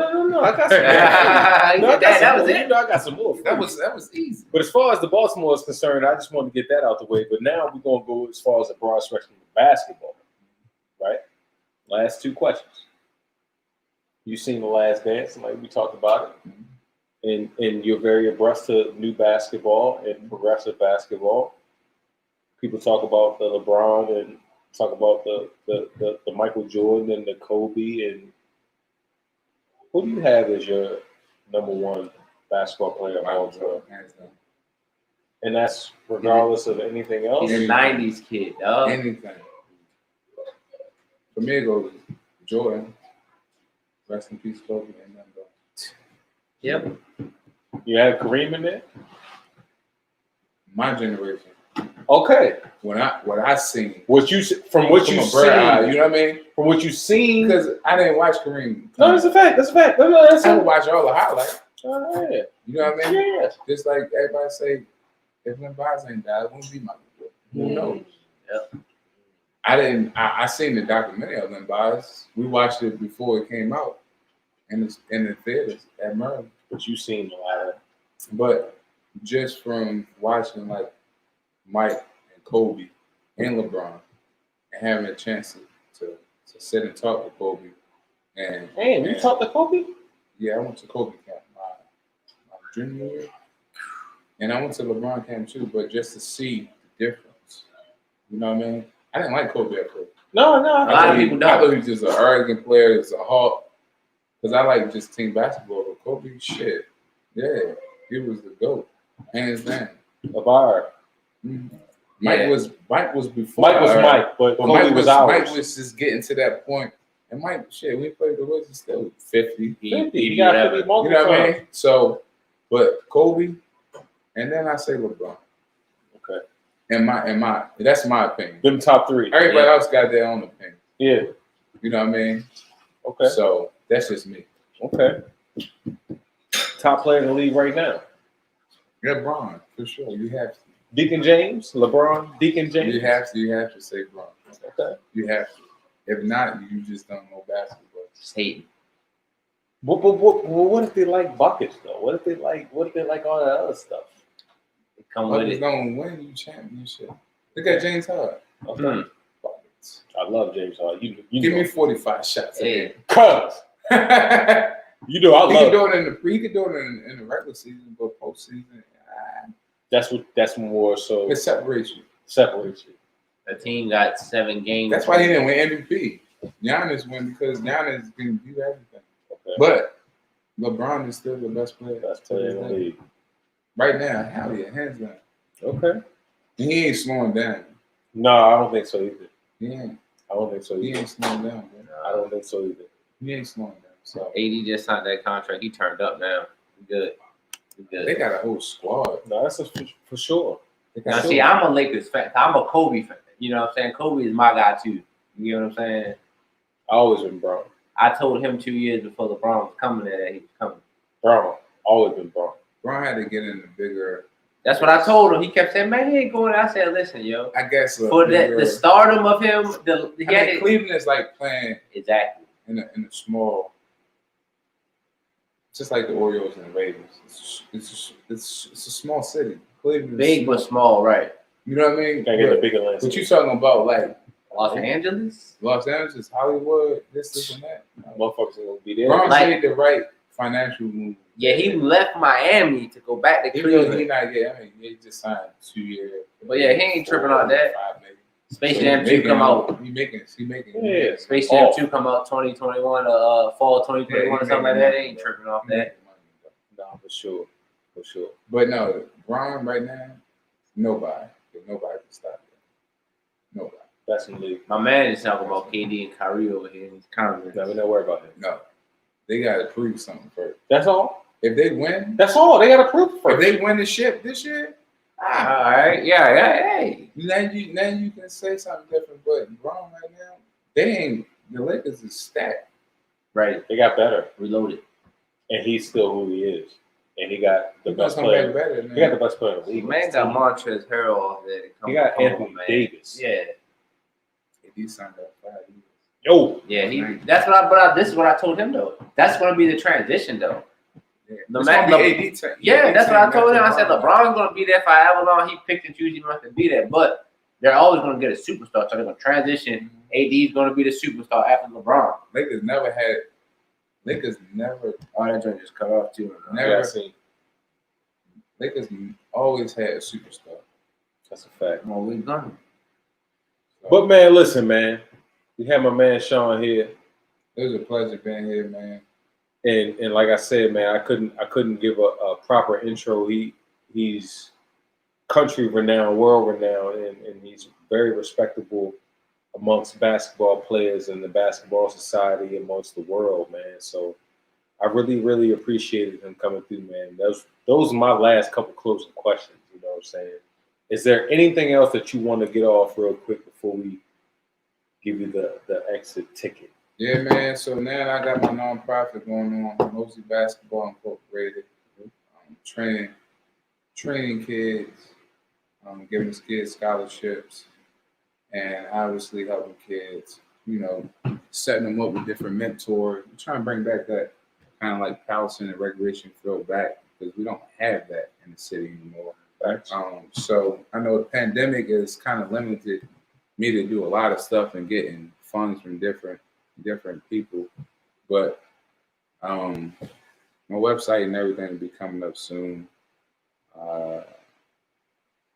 When it comes up, as soon as it come up, I'm gonna be posting. I got my own channel. I'm about to start doing some stuff with my Queen, doing like podcasts and kind of like instructional, the easiest, simplest things as far as, you know, showing kids how to bounce pass and kind of bringing back the fundamental stuff to basketball. So other than that, no, man, I've been just trying to just grind at what I do is just kind of giving kids the I guess the platform of, I won't say how to be successful, but you know, become a better basketball player in this game. Because it's different, man. Basketball is transitioned to where we don't have any centers anymore. So a lot of kids have to kind of, like I said, we always talk about knowing your role. Yeah. So that's the one thing so my nonprofit is way different than all that though. Is just giving kids an opportunity to, I mean, because you look around, most kids that goes on these scholarships and stuff like that are kids that have money, Privilege already, yeah, and have the grades or play a sport. The access. So I want to give these kids an opportunity to take college tours, even if they don't have that like to say the privilege aspect of it, but just give them the opportunity just to see outside of Baltimore. Thanks. And it can be Baltimore City, Baltimore County, because everybody is still the same. You know what I mean? So that's one thing I try to do with my nonprofit, and I'll send my man Queen links to my Instagram get that out and to y'all. everything. So For sure. because I know it a little bit, but you know I just now started my whole social network. We got him. We got you, cuz. We got you, cuz. We got you. But yeah, Mostly Basketball Incorporated is my nonprofit organization, and like I said, we're just dealing with all kids in general. We don't put a kind of a closure on no kids at all. But that's what I'm doing now. And like I say, if y'all not doing anything, tune in December 17th. I will send Queen the link we'll have like our 10-year kind of like anniversary for ACC regular season champs. Yes. With myself, Graves, Dino, I think Arcades, Coach Williams will be on Zoom also. December 17th from 6 to 7 o'clock if you're a Maryland fan. Gotcha. So I know you guys are going to be locked into that. I didn't know it was 10 years. Time flies. Man. It's almost been 8-9 years since I graduated college. So, but yeah, look out for that, man. Look out for the nonprofit. And like I said, we'll do this again for sure. Oh, yes. Yes. So just look out for that, man. I appreciate, man, Queen. Definitely bringing me through. You got my cigars for me. So yeah, you know. We are good, man. So, yeah. Y'all be safe out here. The pandemic. Happy holidays to everybody, and enjoy. Happy New Year. It's 2021. We just need a better year. That's all, man. Facts. If we make it out of 20, if you make it out of 2020, man, get into 2021. We got to get some more blessings coming in that 21, man. And I want to say this real quick before we get up out of here, man. I really appreciate you coming through.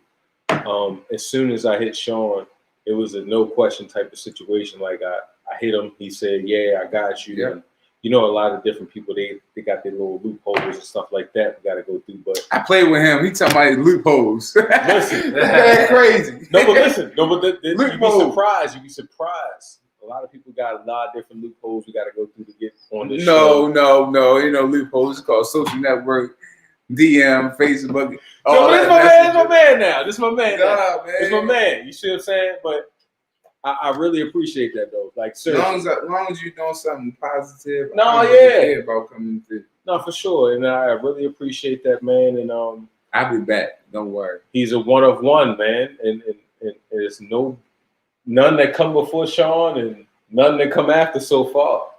You know what I'm saying? And I really appreciate you for coming through, like real shit. Like I really do appreciate it, man.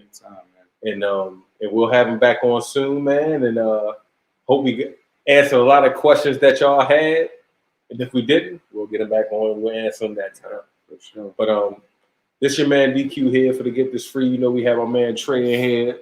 Already know. You know what I mean, my mans. And we had Sean in here for the guest appearance. And like I said, we greatly appreciated it.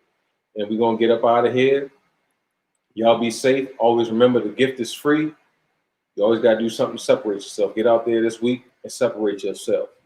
Whatever it takes, whatever you need to do what you need to do. All right. And I appreciate everybody that came through and watched tonight and is going to watch in the near future. Thank y'all. Good night.